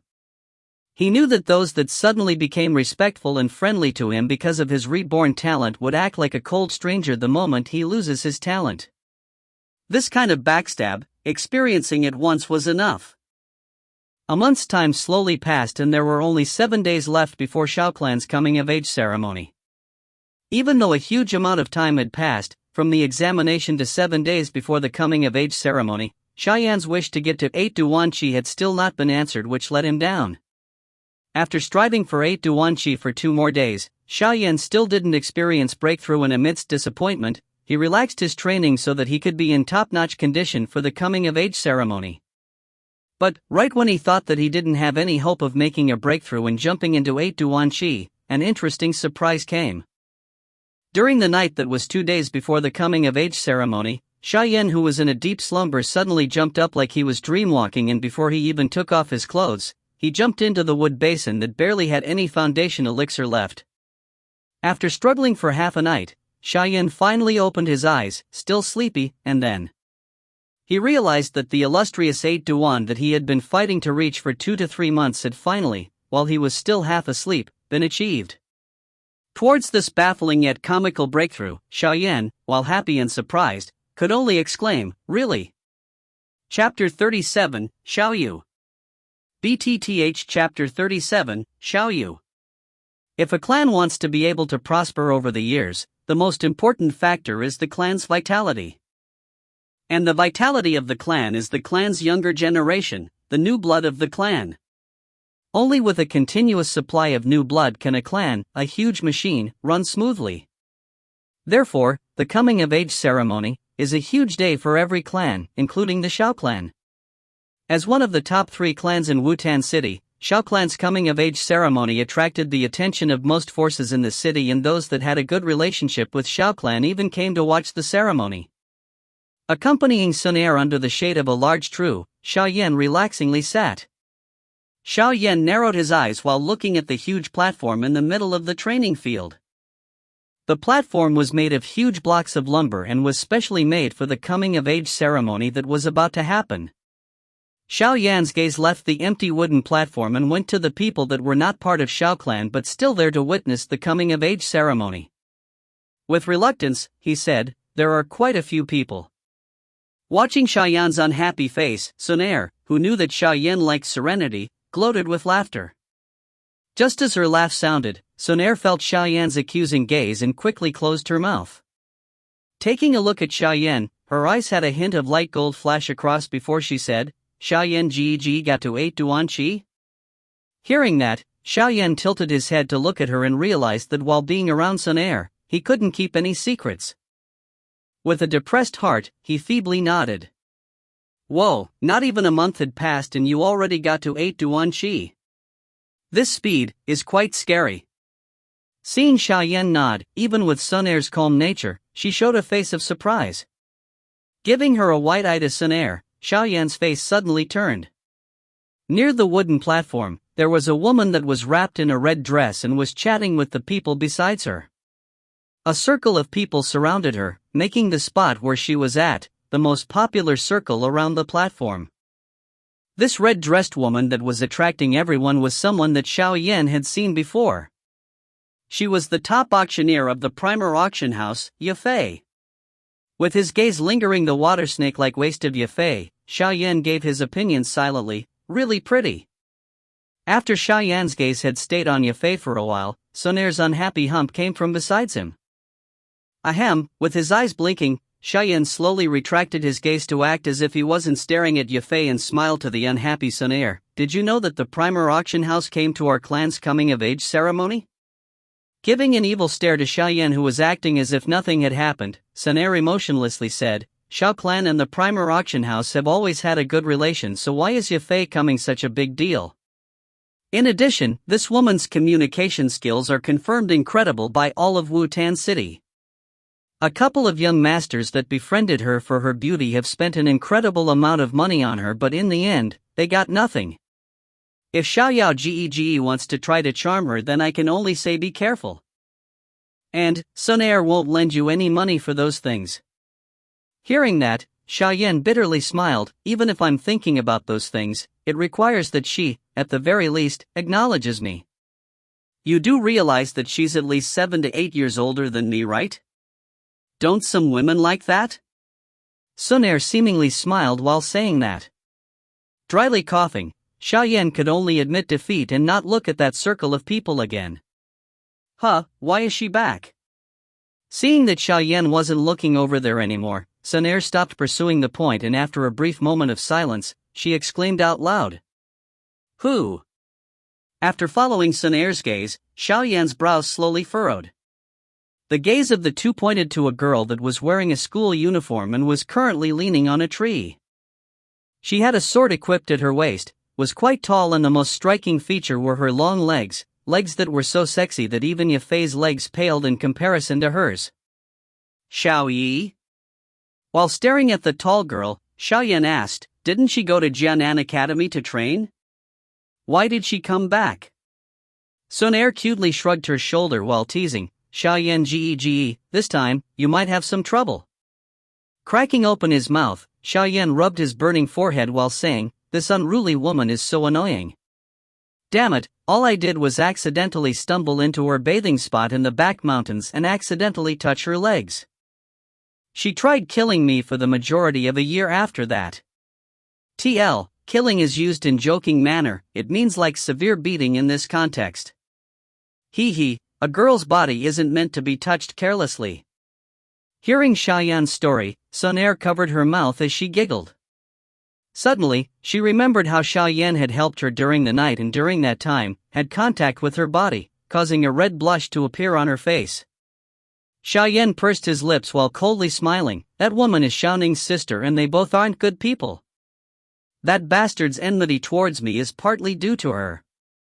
Far away, Xiaoyu seemed to have sensed the two talking about her and turned around to find Xiaoyan under another tree. After a slight shock, she furrowed her brows as distaste and disdain surfaced on her face. After a pause, Xiaoyu moved her attractive long legs and started walking towards Xiaoyan. Seeing Xiaoyu coming over, Xiaoyan's brows also furrowed as he showed his disgust and impatience.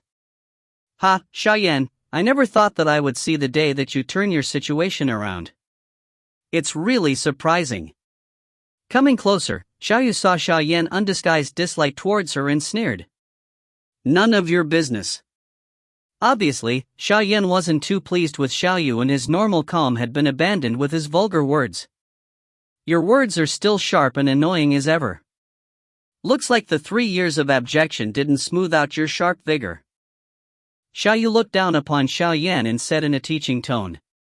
This tone again. While letting out an annoyed breath in his mind, Xiaoyan looked down and closely examined this girl that he had not seen for almost a year. Moving his gaze to her legs, Xiaoyu touched his nose while asking, your legs are still that long? I wonder if another male touched them after that time. Hearing that, Xiaoyu, who was sneering, stopped, as her face darkened. Chapter 38, This Brat Isn't Simple. Chapter 38, This Brat Isn't Simple. Xiaoyan's words stabbed at Xiaoyu's weak spot and the later, in a fit, put her hand on her sword that was at her waist. With a sneer, Xiaoyan leaned backwards and lazily said, Do you want to fight? So what? Xiaoyu tightened her grip on her sword while trying desperately to stop her impulse to unsheath it and start hacking Xiaoyan with it. With a sneer, she taunted, Even if your talent has come back, why does it matter? 3 years ago, I, Xiaoyu, could make you flee for your life and 3 years later, I can still do it. Xiaoyan's brows jumped as he looked towards Xiaoyu's light purple school uniform where she had 3 gold stars on her chest. These stars represented Xiaoyu's strength, a 3-star doja. Looks like her year in the academy wasn't wasted. Where are your filthy eyes looking? Seeing where Xiaoyan was staring, Xiaoyu's already dark face became even darker. Aren't you wearing that so that people notice you? Xiaoyan touched his nose. His words, which were carelessly said, caused Xiaoyu to jump up in fury. Bastard! Gnashing her teeth, Xiaoyu, who was already at her limit, finally pulled out her sword with a clang. Pointing her sword at Xiaoyan, she said, Do you really think that I'm afraid to cut your tongue off? Staring at the glittering steel sword in front of him, Xiaoyan didn't even blink when he said, Why don't you try? While talking, Xiaoyan's right hand curled slightly as a pulsing vortex slowly formed. With 3 Xian level Do techniques, Xiaoyan wasn't too afraid of a 3-star doja. Watching the two who were about to come to blows, Sonair, on the sidelines, helplessly shook her head. As she looked out into the distance, she smiled while alerting them, Xiao Shushu and them are coming. Hearing Sonair's words, Xiaoyu's brows furrowed and she turned her head to see Xiao Zhan hurrying over with an ugly face. Humph, your good luck won't last. After the cold humph, Xiaoyu returned her sword to its scabbard and turned around. Striding forward with her long legs, Xiaoyu paused before Sonair, saying, Sonair Biame. Your talent and beauty are both top class, but you should stay away from some people or else you might be stained with some bad habits. It would be too late for regrets then. Towards Xiaoyu's tip, Sonair smiled while saying, Thanks for Xiaoyu Biaojia's reminder, but Sonair thinks that Xiaoyan Ge is great. Hearing Sonair's meaningful words, Xiaoyu's face changed colors as she scanned over the smiling Sonair. Finally, Xiaoyu profoundly said, Once you leave the clan, you'll know how big the world is. There are countless people that are much more talented than him. If you meet someone that makes your heart flutter, then Xiao Yu Biaojia, you're thinking too much. Sun Er doesn't believe that something like that will happen. Sun Er's red lips pursed as she interrupted Xiao Yu. After being interrupted by Sun Er, Xiao Yu became embarrassed, so she left after giving Xiao Yan one final evil stare. Watching the angrily leaving Xiao Yu, Xiao Yan slowly let out a breath as his face full of disgust changed back into his normal, calm face. Sighing, he said, I really don't like her. Hearing that, Sun Er covered her mouth as she laughed. Actually, I'm really curious as to why she always is going against Xiao Yan Gg. Even though you did accidentally stumble upon her bathing spot, she shouldn't be so against you, right? How should I know? Xiao Yan innocently shrugged before looking towards Xiao Zhan and a couple more people walking towards him. Yan Er, are you alright? Where's Xiao Yu? Quickly walking over and seeing the unharmed Xiao Yan, Xiao Zhan let out a breath as he asked. Slightly shrugging, Xiao Yan laughed, I'm fine. That woman just had blood rush to her head. You should avoid her a bit. That girl has a bad temper, and now that she's a 3-star doja, if you guys fight, you'll be on the losing end. In addition, she's the first elder's granddaughter, so I'm not in a good position to punish her if you guys fight. Xiao Zhan helplessly said. Xiao Yan touched his nose and smiled without giving an answer. Here Yan Er, this is Primer Auction House's top auctioneer, Mrs. Yafei. The foundation elixir from last time was brought through her. Xiao Zhan moved aside to show the red-dressed woman behind him as he introduced her. Xiao Yan watched the beautiful woman that showed maturity with her actions and revealed a shy smile that was appropriate for his age. Hi Yafei. TL, Jia means sister, can be used informal to mean some female slightly older than one. With her attractive eyes latched on Xiao Yan, Yafei's beautiful face showed a smile because of his addressal. With her red lips moving, Yafei asked while smiling, I heard that young master Xiao Yan raised 4 Duanqi in just 1 year? Hee, that training speed has become huge news in Wutan City, but is it real? Xiao Yan tilted his head and shyly said, it's the result of father's purchase of the foundation elixir. Hearing Xiao Yan's indirect admittance, even with Yafei's calm nature, she couldn't help but gasp. Curiosity and interest flashed across her eyes as she thought, for Duanqi in just 1 year, that training speed is frightening. As for that foundation elixir, I had personally examined it and naturally know the effects of it. It can help a bit with one's training speed, but to raise 4 Duanqi and just relying on it? Impossible. Seeing that the two had a basic introduction, Xiao Zhan looked up into the sky and patted Xiao Yan's shoulder. With a smile, he said, Alright, the coming-of-age ceremony is about to start and I have prepared some things. Don't let me down later. Xiao Yan nodded while smiling. Following Xiao Zhan, Yafei took a peek at Xiao Yan before she turned around. With a couple of years at the auction house, she could discern even the smallest details, and when she looked into the young man's eyes, she realized that even though the young man in front of her appeared shy, within his pitch-black eyes, no emotions escaped. It was calm, like a secluded lake. To be able to control his emotions at such a young age. This brat isn't simple. Turning around, that thought sounded within Yafei's mind. Chapter 39, Ceremonial Test. BTTH Chapter 39, Ceremonial Test.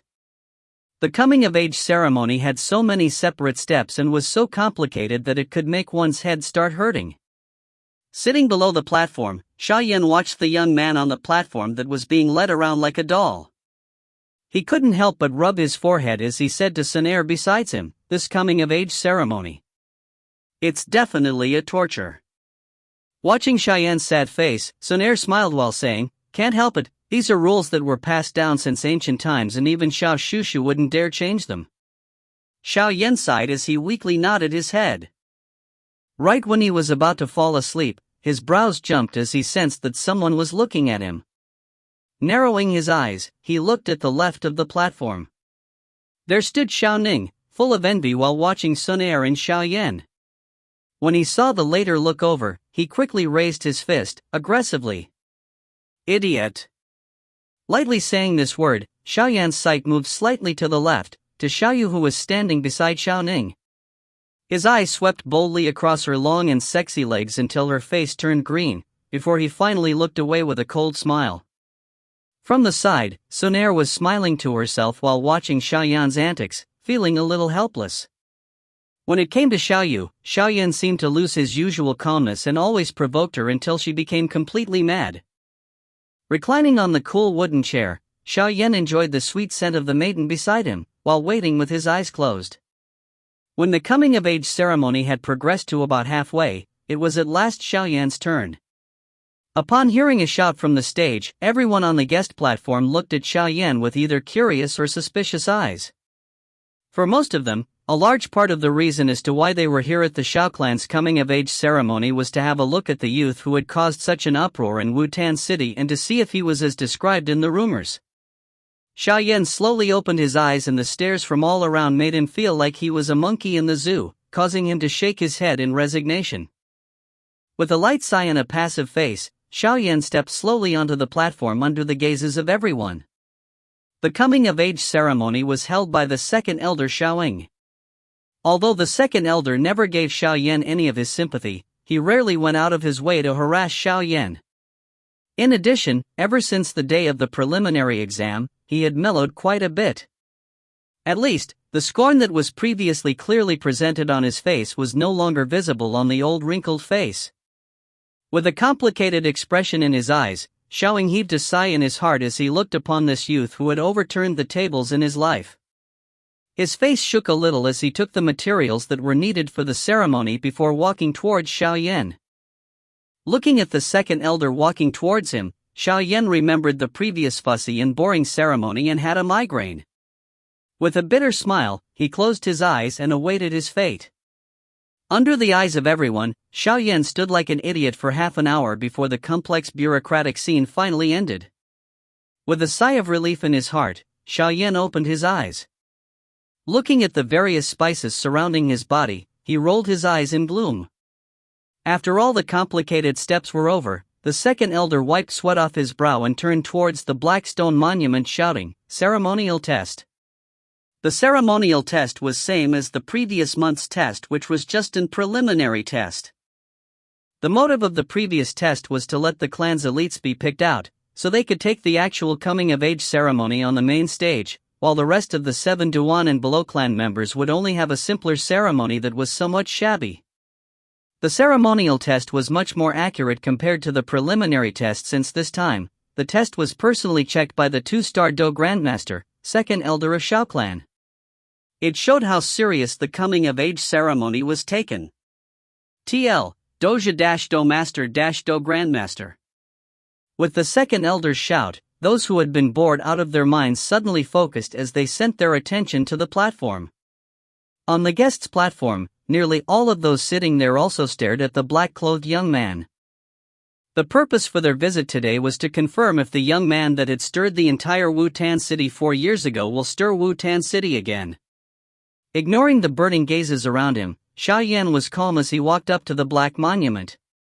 While watching the calm Xiaoyan, the second elder's dry hand touched the black monument as a strand of his do qi was pushed into it to test it. Afterwards, he stepped to the side and joined everyone else in staring Xiaoyan. Even though he was present at the previous testing, he couldn't help but wonder, did this kid really get to 7 Duan Qi?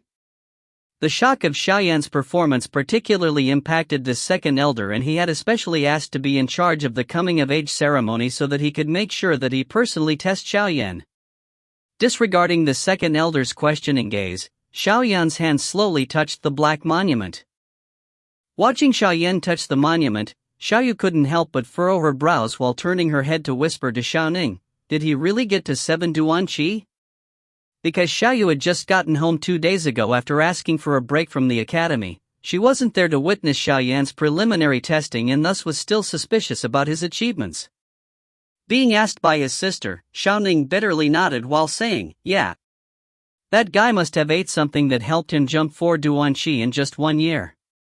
Having her question confirmed once more, Xiaoyu pushed her lips together while stomping her legs in annoyance.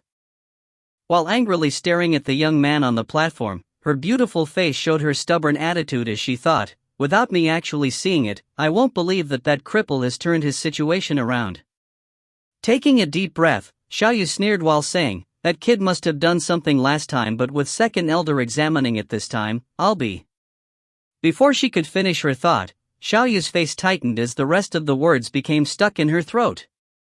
On the high wooden platform, the huge black monument shined brightly as golden words appeared on the monument, Dozi Chi, 8 Duan. Chapter 40, Shock. BTTH Chapter 40, Shock. Silent, everyone was silent. All eyes were blankly focused onto the golden words reflected on the black stone tablet above. On the guests' platform, the sharp clear ring of shattering teacups falling to the ground resonated. The representatives from Wutan City were all dumbfounded, disbelief spread across their faces. The purpose of their visit was to confirm whether the rumors were true or not, to see with their own eyes if Xiaoyan really did jump up 4 Duanqi in the span of a year. However, what they had just seen not only confirmed the rumors but had completely surpassed their expectations. 4 Duanqi in a year? Now it turned into 5 Duanqi. This training speed, it could only be described with a single word, frightening.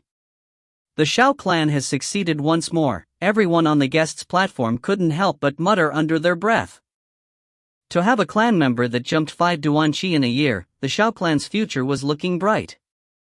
If this rate of growth continues, then perhaps in 10 years, the Xiao clan will have a Do Huang ranked member. Everyone on the guests' platform looked at each other as their hearts felt heavy at that thought. Do Huang, if any clan in the Jiama Empire had a strong Do Huang, their status would skyrocket within the Jiama Empire. Even the 3 largest clans in the Jiama Empire, the Primer clan, Nalan clan and Ritter clan, would respect that clan. After all, there were only a handful of Do Huang level doges in the entire Jiama Empire. Each doja who reached the Do Huang rank had the power to topple over anything from the heavens to the oceans and to face 10,000s of enemies with ease. No sane empire would dare offend a Do Huang without weighing the consequences. 300 years ago, Jiama Empire's sole Do Huang doja had his family killed as a result of a war. As a result, the Do Huang single-handedly massacred the enemy's 10,000 elite knights in a fit of rage. Both empires were shaken in awe by the bloodshed caused. Since that moment on, no empire on the Doqi continent dared to offend a Do Huang doja. At the same time, everyone saw how scary Do Huangs could be. Therefore, everyone that saw Xiaoyan's gift looked at the Xiao clan with an extreme envy. At the center of the high platform, even Xiao Zhan was looking at the golden words on the monument with his eyes slightly sour. After a while, he let out a lengthy breath and viewed his black-clothed son with a look of gratitude. The best decision in my life was to not create uneasiness between Yen Er and me. As Xiaoyan's father, Xiao Zhan was well aware of his son's temperament. He could still clearly remember that in Xiaoyan's childhood, not long after his birth, how indifferent his son was to him. Xiaoyan would always look at him with a cold look, as if he were looking at a stranger and not his father. Fortunately, over the years, the cold and detached looks toward Xiao Zhan grew warm, as Xiao Zhan's care and love. Thinking back to the time when Xiaoyan was a child, Xiao Zhan shivered. His mouth twitched while a gentle smile took over his face. Xiao clan leader, young master Xiaoyan's talent is truly mind-blowing. This time the Xiao clan will definitely have an amazingly terrifying doja. Standing by Xiao Zhan's side, Yafei's beautiful eyes gazed at the very same person Xiao Zhan was looking at. Her face was still slightly red from her excitement while she said her thoughts. Xiao Zhan laughed loudly, pride and excitement clearly showing on his face. He cupped his hands together and with a courteous look to Yafei, he replied, "Yafei, that kid's talent is sometimes a huge surprise but at other times, a huge letdown. You also know of how he fell from the spotlight 3 years ago and faced countless hardships. No one would have thought that he would regain his talent, but here it is again, sigh." Yafei's eyebrows bent slightly with her feminine smile. Whether Xiaoyan's talent was short-lived or not, she didn't know. Right now, the only thing that mattered to her was his potential, which would be enough for her. Giving an enchanting look downwards, Yafei's heart had already formed a plan. In the future, she would be sure to come and do business with the Xiao clan as much as possible. Beneath the ceremonial platform, Xiao Yu opened her mouth with a stiff face. She stared at the black monument in shock while breathing heavily. Suddenly she snapped at Xiao Ning, "Didn't you say that he was 7 Duan Qi? How is he higher?" Xiao Ning's opened mouth a couple of times before he mumbled innocently, "Last month he was already 7 Duan. This month, he seems to have had a breakthrough? To go from 7 Duan to 8 Duan in 1 month. How is that possible? Even if that brat got his old talent back, he wouldn't be able to train this fast." Xiao Yu exclaimed. "To jump 5 Duan in a year? The little brat should die, damn it. This kind of speed can rival that monster woman in Jianan Academy." "How would I know?" Xiao Ning gave a bitter smile as he glanced at the faraway Sun Air, only to see her gaze fixed on Xiao Yan below with eyes of admiration and didn't paying attention to him at all. King bastard. After being ignored by the girl he favored over all others, Xiao Ning's heart blazed with the fires of jealousy. Raising his head, he threw a ferocious glare at Xiao Yan that contrasted with his youthful face. Chapter 41, Qi Increasing Powder. Chapter 41, Qi Increasing Powder. Second Elder, is the test over yet? Xiao Yan softly inquired as he looked at the golden words on the monument. He slowly removed his hand while looking at the distracted Second Elder. "Oh, the test is over," the Second Elder snapped out of his confusion after hearing Xiao Yan's voice. He frantically nodded his head, though his eyes were still drifting here and there. The Elder was obviously still in a state of shock. To raise 5 Duan Qi in a year? What a fast progression, truly terrifying. The Second Elder was still lost in thought and looked at the youth before him with complex emotions. However, the doubt that was in his old eyes disappeared in the face of reality. The golden words gradually faded from the monument and it returned to a deep black hue. Even though the golden words had dissipated, the audience remained quite still. Everyone was still absorbed in shock. Ahem, on the high platform, the Second Elder let out a cough and finally he got the audience's attention back. The ceremonial test has been completed. In accordance with the rules, Xiao Yan will accept a single challenge. Those below doja rank will be allowed to challenge him. Who will come forward? The Second Elder shouted as his eyes swept over the younger generation. If one were to consider the coming-of-age ceremony as a test of how high one's do qi was, then the challenge was an examination of one's do technique proficiency. Ultimately, in a fight of life and death, do techniques would be an influential factor in determining the outcome.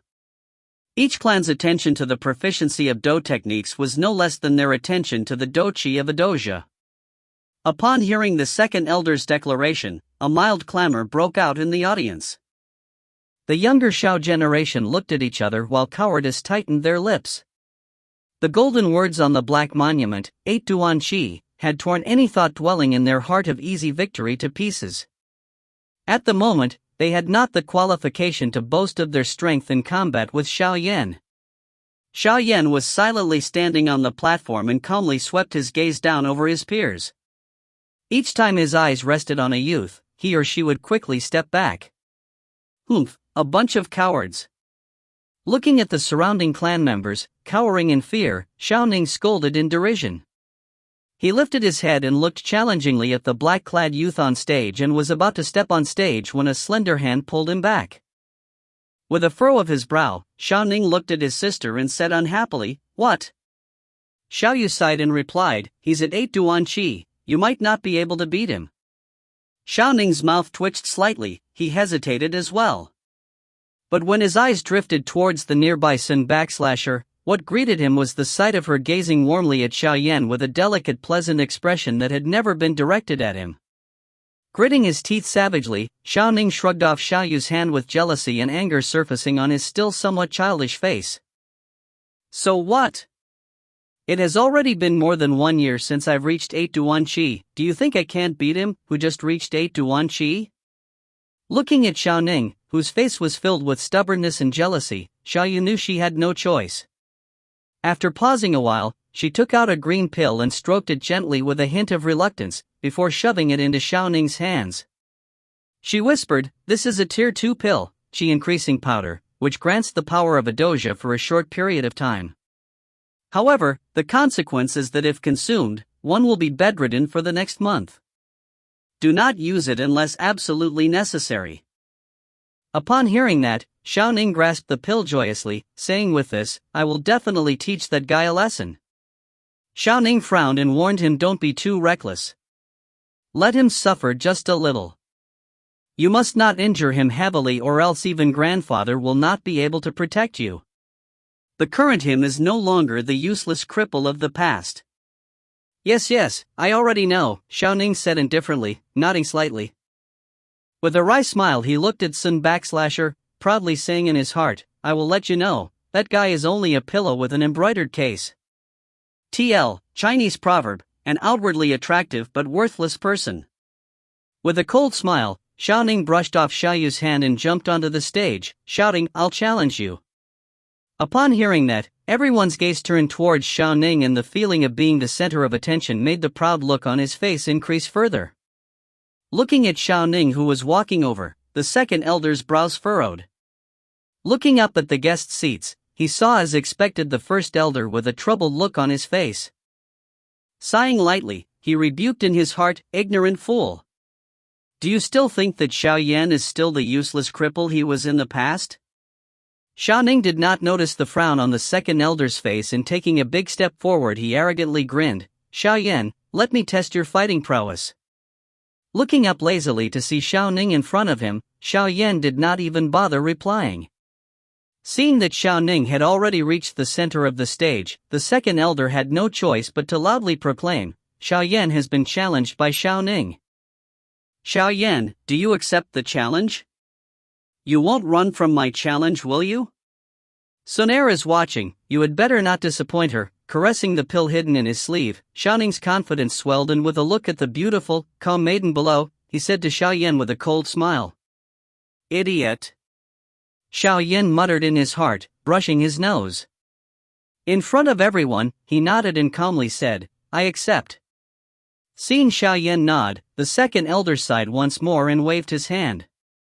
As he retreated off the stage, he lowered his voice to a volume where only the two of them could hear and said, "Remember, control your strength. Do not injure each other." Xiaoning curled his lip while Xiao Yan shrugged indifferently.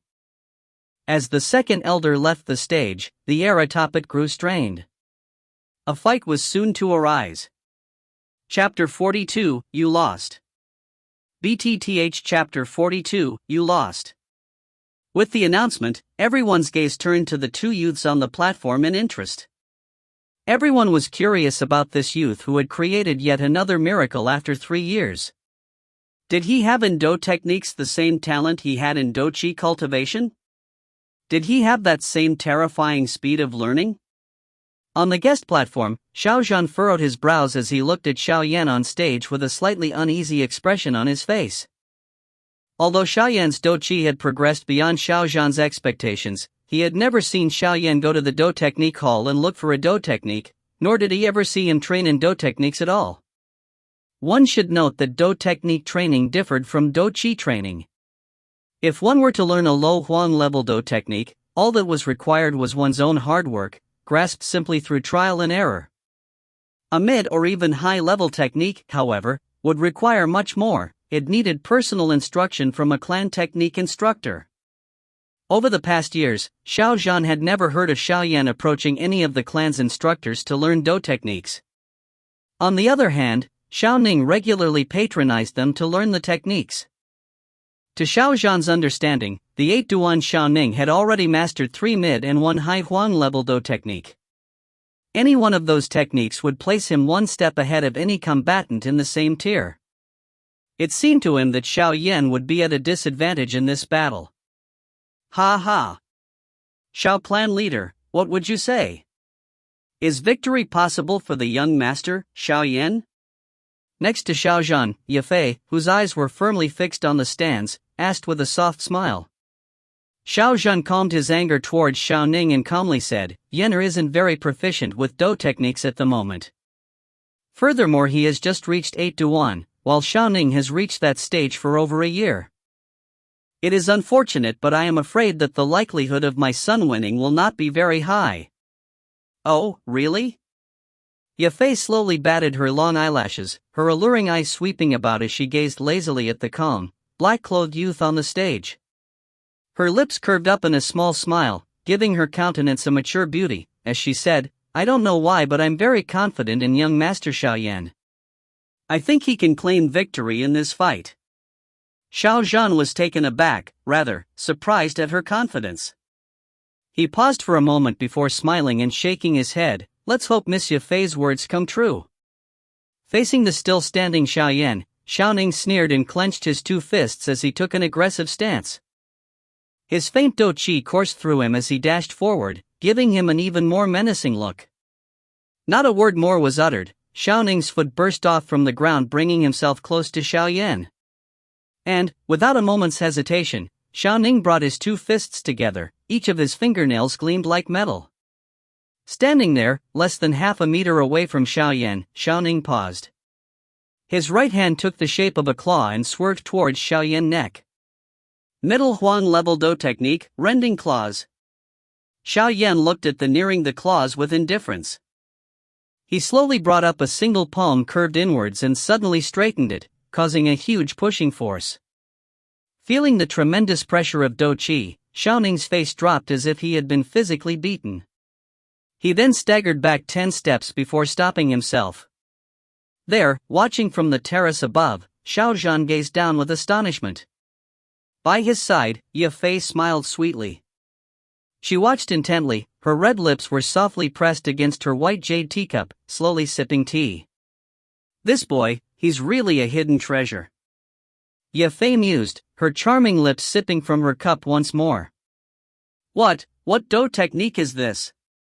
Xiaoning said while rubbing the sore spot on his chest, his face paling as he asked. Xiaoyan glanced at him coolly before lowering his head. The name of Fire Palm was quite tasteless, but the technique could unleash quite a powerful force, which pleased Xiaoyan. Xiaoning's face trembled in rage seeing Xiaoyan ignore him, his jaws clamped shut as he charged once more towards Xiaoyan. With palms stretched outwards, Xiaoyan narrowed his eyes at the encroaching Xiaoning and let his mouth twist into a cruel smirk. His right hand uncoiled slowly, then closed abruptly. A violent force of attraction came forth from his palm. Xian level Dou technique, vacuum hands. Seeing Xiaoyan's hand close, Xiaoning subconsciously planted his feet more firmly into the ground. However, the strength used was insufficient. He felt himself drawn in and was sent towards the fist. Xiaoning's body flew in an arc towards Xiaoyan, who had a strange smile engraved on his face. Although Xiaoning's body was being pulled, he couldn't help but smirk as he drew closer and closer. He gave a foreboding laugh as dou qi began to condense in his fists. Iron fists. Xiaoning cried out with fists clenched tight. A sharp burst of qi escaped outwards, creating a deep echo that resonated in midair. If he could hit Xiaoyan's shoulder, he would do terrifying damage to his arm. It seemed to Xiaoning that Xiaoyan did not take the possibility of counterattack into account.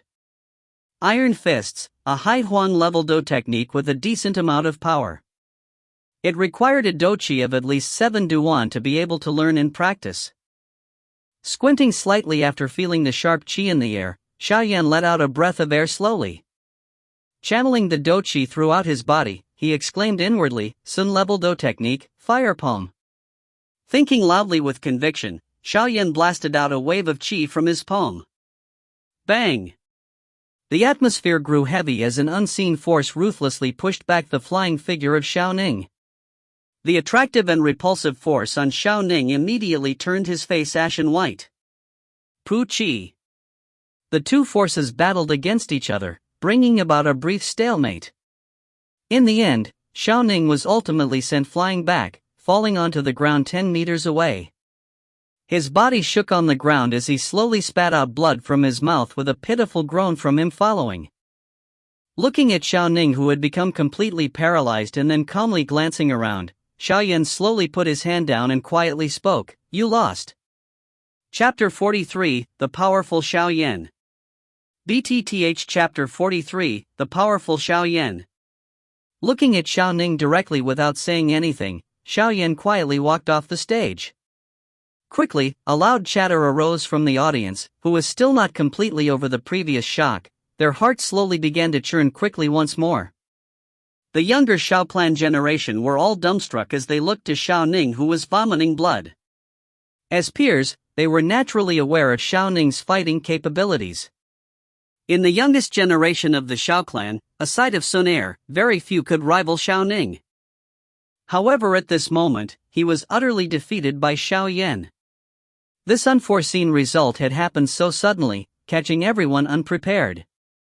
In the audience, Xiao Yu looked at the quickly defeated Xiao Ning, her pretty cheeks showing a faint red hue as her mouth gaped open at the incredible sight. Even her heart was in shock. After a while, Xiao Yu slowly recovered her composure, her slender white neck regaining its natural rosy color. She murmured softly under her breath, "This scoundrel, how did he get so strong? How could he have time to practice new Do techniques while bitterly trying to regain his original Do Chi?" Not only is young master Xiao Yan's Do Chi quite powerful, his Do techniques are also very well practiced. Xiao clan leader must have spent a lot of time on him? In the guest platform, although Yafei was mentally prepared from the start, she was shocked by Xiao Yan's performance. She seductively flashed her eyes as she faced Xiao Zhan, who smiled widely. If one wanted to learn deep Do techniques, then one needed to have an instructor who knew the tricks to that Do technique. It would seem that Yafei believed that Xiao Zhan had taught Xiao Yan in private. Hearing what Yafei said earlier, Xiao Zhan laughed bitterly, shaking his head. It wasn't that he didn't want to teach Xiao Yan Doji, he couldn't have possibly teach Xiao Yan such interesting Do techniques. Even with his understanding of the Do techniques in Xiao clan, he had never seen a Do technique like that. Therefore Xiao Zhan could only come to one conclusion: the Do technique Xiao Yan used was not from Xiao clan. Since that isn't a Do technique from our clan, where did Xiao Yan learn it from? Xiao Zhan had his suspicions and looked towards the various experts in the clan, searching for answers. But all he saw were somewhat strange looks that they were aimed at him. Looking at the gazes on their faces, Xiao Zhan stared blankly, and before realizing what the glances meant, they thought that he helped Yan Er. Curling his lips, Xiao Zhan did not feel like giving an explanation and returned his gaze to his son. This brat, he certainly has no shortage of secrets, he murmured to himself. There on the stage, remained the still collapsed form of Xiao Ning. The second elder shook his head helplessly in shock and studied Xiao Yan with a complex look. The young man bowed his head briefly, his delicate but young face had a tranquil look. No traces of pride or arrogance had appeared on his face, even after his victory. Letting out a sigh, the second elder raised a dry palm high and was about to loudly proclaim that the match was over when his face suddenly turned to the left. In the distance, Xiao Ning, who was laying on the ground earlier, suddenly leapt up like a jaguar. His faint Do Chi dramatically rose as his feet stamped firmly onto the wooden stage floor. Dashing forward, each time his foot landed on the stage, wood splinters would jump up from the stage. Both his cold eyes focused once more on Xiao Yan, and his blood-stained mouth and face turned even more malevolent than before. "You bastard! Time for you to go to hell! Xiao Ning, stop!" The sudden event left the second elder distracted, but he immediately shouted out. However, at this moment, Xiao Ning's mind was filled with only rage and hatred. He turned a deaf ear to the second elder. Taking advantage of the Tier 2 Qi increasing powder, he gnashed his teeth together in fury while glaring at Xiao Yan, and immediately rushed in to attack. The sudden change on the field caused a disturbance amongst the audience. On the guest terrace, Xiao Zhan and the people around him were able to detect what had just happened. Xiao Ning now had the strength of Ndozi. He took Qi-gathering powder. The knowledgeable Yafei exclaimed after she saw the sudden sharp rise in strength of Xiao Ning. Her charming face changed as she spoke. "You scoundrel!" Xiao Zhan's expression turned bleak. He slammed his hands against the table, hairline fractures radiated outwards from the impact. With a fierce look, he glared at the first elder. "You old prune, if something happens to my son, then even your own grandson's life won't be enough compensation." At the moment, Xiao Yan possessed far more potential than Xiao Ning. If Yan Er suffered a serious injury in the match because of Xiao Ning's violation of the rules, even with Xiao Ning's support from the First Elder, the clan would not easily let him off. As Xiao Zhen glared at the First Elder's wrinkled face started trembling. He began to stutter. If Xiao Yan was the same weak Xiao Yan from before, then a serious injury wouldn't mean much. But now, the clan would even turn their back on the First Elder before giving up this person who had the possibility of becoming a Do Huang. The Second Elder's cry had no effect. Xiao Ning was already an arm's length away from Xiao Yan, and his hands were covered with a thick layer of Do Qi as he roared Iron Mountain Fists. With the increase in power, this time, the Iron Mountain Fists sent out a huge shockwave, far larger than the one before. The force blew back Xiao Yan's hair, revealing a pair of calm but cold black eyes. Facing Xiao Ning's strike, Xiao Yan unexpectedly did not step back. He clenched his right hand and slowly got into a stance. Then, after a brief pause, he shot forward like an arrow off a bowstring. The Second Elder stomped his foot in anger when he saw Xiao Yan meet head-on with the incoming Xiao Ning and yelled out in frustration, "Idiot!" Octane Blast. Giving a suppressed shout in his mind, Xiao Yan's fist collided with Xiao Ning's under the horrified gaze of the Second Elder. Bang! The two fists met midair. Suddenly, Xiao Ning's twisted face began to turn deathly pale. Once again blood began to spill from his mouth, staining his face. With an apathetic look on his face, Xiao Yan's sleeves fluttered as he delivered another punch at Xiao Ning, smashing him out of the field like a leaf in a gale. Seeing this scene, the Second Elder on the platform suddenly squinted his eyes. He could not help but flatly inhale a cold breath. From that moment on, watching the backline of the young man in black, he seemed to become mysterious. Chapter 44, You Want to Test Me? BTTH Chapter 44, You Want to Test Me? Seeing Xiao Ning, who seemed as if he were teetering on the edge of life and death, the audience went silent once more. The audience members' eyes gazed at the young man still standing on the field, as if he were the devil himself. No one was completely sure about what had just happened. They all saw Xiao Ning suddenly gain a boost in strength and then saw him quickly defeated. They were not expecting to see Xiao Ning, after a boost in power, to suffer an even more humiliating defeat with a serious injury from one punch.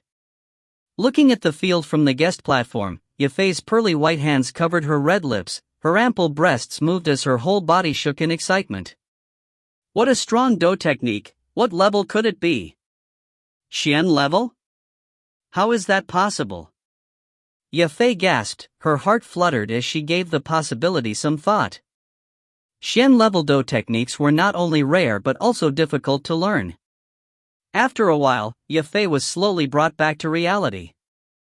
Once more turning her thoughts toward Xiao Yan's previous of Do technique, her brow furrowed as she thought of something. If I remember correctly, the Xiao clan's highest Do technique is a Xian level technique Fissure of the Lion that goes with the Xian level Qi method Raging Lion. Right? Based on what I saw, that Do technique was definitely not Fissure of the Lion. Yafei stared down at her jade teacup resting gently in her lily-white hands. Out of nowhere a thought occurred to her. Could it be that Do technique was not taught to him by Xiao Zhan? Her beautiful eyes lazily fluttered as she glanced over at Xiao Zhan with an inconspicuous tilt of her head. While looking, she was able to catch the momentary shock on Xiao Zhan's face as he also realized that the technique was not a clan technique. If Xiao Zhan didn't teach him, Yafei mused, her well-developed chest leaning downwards as her jade fingernails wrapped around her teacup. As she recalled the proficiency Xiao Yan displayed with those Do techniques, she couldn't help but to inwardly think, then this brat, he has a mysterious teacher that teaches him behind his clan's back? Otherwise, a Xian level Do techniques can't be mastered that quickly through trial and error with so little experience. To be able to teach Xian level Do techniques, that mysterious man's strength must be at the Do Ling stage. We have to investigate this matter. Yafei considered, as she gracefully put down her jade teacup after wiping a bead of cold sweat from her cheek. Observing Xiao Yan closely, she thought, this little brat, he gets more mysterious with each passing day. I can't help but be curious. TL, Doling is the level above Dodosher, which is where Xiaoyan's father is at. Oh dear, this Yan heir of mine, he's harder and harder to see through. Beside Yafei, Xiao Zhan couldn't help but sigh silently. His son's execution of the previous Do technique was so well done that he silently cheered when he saw that. From a damage point of view, that Do technique was on par with Xiao Clan's Xian level Do technique, Fisher of the Lion. Slowly shaking his head, Xiao Zhan exhaled deeply. With a sad look, he thought, I'm afraid that there is someone teaching Yan heir behind my back. But who is teaching him? Xiao Zhan answered while scratching his chin. He couldn't help but look to the faraway Sun heir. At this moment, the little girl was resting her cheeks on her hands, a faint smile on her face as she looked at Xiao Yan standing in the limelight. Could it be her? A seed of curiosity was planted into his mind. Thinking about how close Sun heir and Xiao Yan were, Xiao Zhan forcibly justified the thought. On the stage, Xiao Yan let out a breath of stale air as his rock-hard arms slowly reverted back to their original state. Even his sleeves were beginning to slowly fall down and back into silky smooth fabric. Twisting his head, Xiao Yan turned to face Xiao Yu, who was rushing forward and picking up the unconscious Xiao Ning. Xiao Yan looked on with indifference and his heart didn't have the slightest sliver of pity. If he had not learned 2 Xian level Do techniques, then his own right hand would have been broken by Xiao Ning's attack. Since others did not show mercy to him, then he would have no reason to be an idiotic good person. Putting his hands back into his pockets, Xiao Yan walked past the dumbstruck second elder, asking, the battle has ended, right? Gulping, the second elder regained his senses and nodded once. As he started to announce that the battle is over, he was interrupted. Hold it! Under the platform, Xiao Yu was carrying a blood-covered Xiao Ning, her voice brimming with hatred. The second elder creased his eyebrows. Xiao Yu, what do you want? Handing the unconscious Xiao Ning to another clan member, Xiao Yu leaped onto the platform vigorously. The grudge she held against Xiao Yan could clearly be seen. Xiao Ning is your older cousin, how could you beat him up so viciously? Hearing Xiao Yu's questioning, Xiao Yan sneered while a vicious smile appeared on his face. Although this was only supposed to be a challenge, he violated the rules. After losing once, he ingested chi-gathering powder and attacked me in that powered-up state. Do you really think he showed me mercy? If I didn't resist, would you be furious because I'm hurt? Is Xiao Ning a human while I, Xiao Yan, am not? Xiao Yu, aside from being biased against me, what else are you capable of doing? Being bombarded with questions like firecrackers on rope, Xiao Yu's mind grew sluggish. Her pretty red cheeks turned white, then quickly flamed red in anger. With her arrogant attitude, she was never lectured in public before. As she exhaled to calm her anger, she stated coldly, I don't care for your talk, I only know that you have wounded my younger brother. So now, I challenge you. If you have the skills, then accept my challenge. Xiao Yu, withdraw your challenge, this is not your place. This is a competition for those under the level of Doja, you don't qualify. The second elder chided out from the side. Xiao Yu refused to back down. She bit her lip in anger while glaring at Xiao Yan, don't tell me you don't dare accept. This idiotic woman. Inwardly fuming, Xiao Yan cursed in rage. His first battle with Xiao Ning had already used up a lot of his Do Chi and now he was going to be battling with a 3-star Doja. He was clearly at a disadvantage. Don't have the guts to accept a challenge from a woman? Staring coldly at Xiao Yan, Xiao Yu felt a hint glee and openly sneered at him. Brushing his nose with his thumb, Xiao Yan's mouth twitched slightly and his black pupils shimmered ominously. As Xiao Yan began to prepare himself to beat the long-legged woman, a silver bell-like laugh sounded as someone softly floated onto the platform. Suddenly, a voice was heard calling from the platform, Cousin Xiao Yu, Brother Xiao Yan is already tired and yet you're still challenging him. Are you trying to take advantage of him? Cousin Xiao Yu, if you really want to fight someone, then why don't you let Sun heir play with you? Chapter 45, The Finale.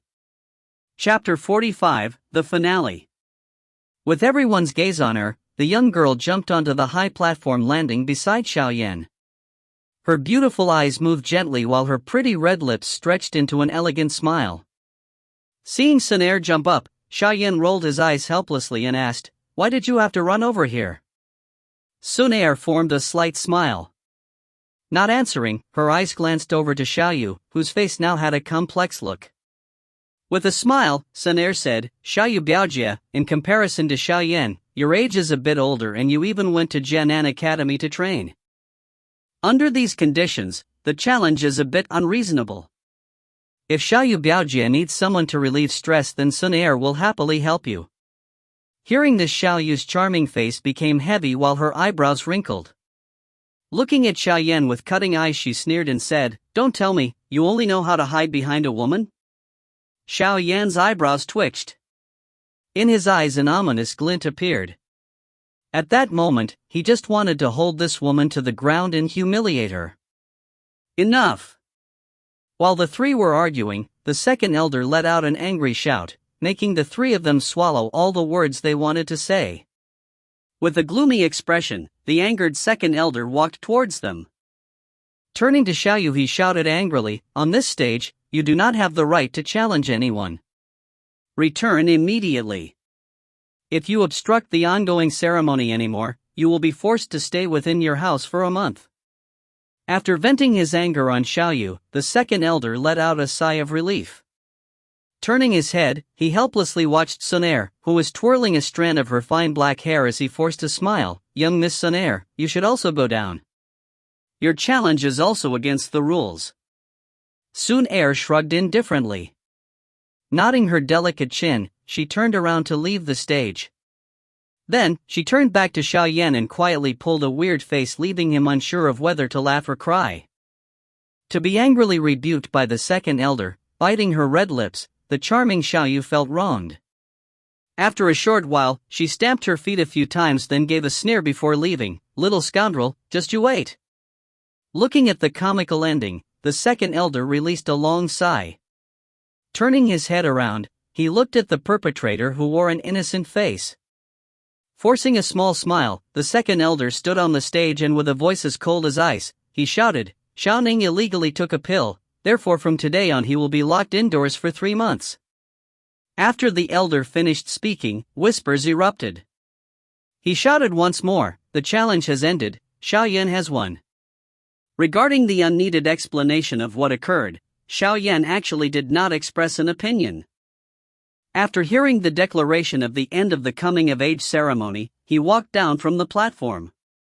All the members of the audience, in the stands, stared at the young man. Looking back at the fearful eyes of his clansmen, Xiaoyan brushed his nose, laughing inwardly. After Xiaoyan's ceremony had ended, various clansmen went on stage. However, under the shadow of Xiaoyan's performance, the other clansmen's achievements dimmed. Finally, Sun Er appeared on stage and caused quite a large commotion. A 15-year-old doja, this achievement was just shy of Xiaoyan's past achievement. Although Sun Er's achievement still quite remarkable, many attending the ceremony knew that she was the clan's brightest pearl. Therefore, even though they were still shocked, they were much less surprised compared to their shock at the end of Xiaoyan's performance. The coming-of-age ceremony lasted from early morning until afternoon. In the end, the field was filled with sounds of admiration before emptying quickly. However, distraught pairs of eyes kept on staring at the youth in the black garment who just made a miracle come true. Looking at the end of the coming-of-age ceremony, Xiaoyan let out a silent sigh. All these stares were unbearable for him. Shaking his head, he stood up to walk away. Today, Xiaoyan Gege's display really made people gasp in amazement.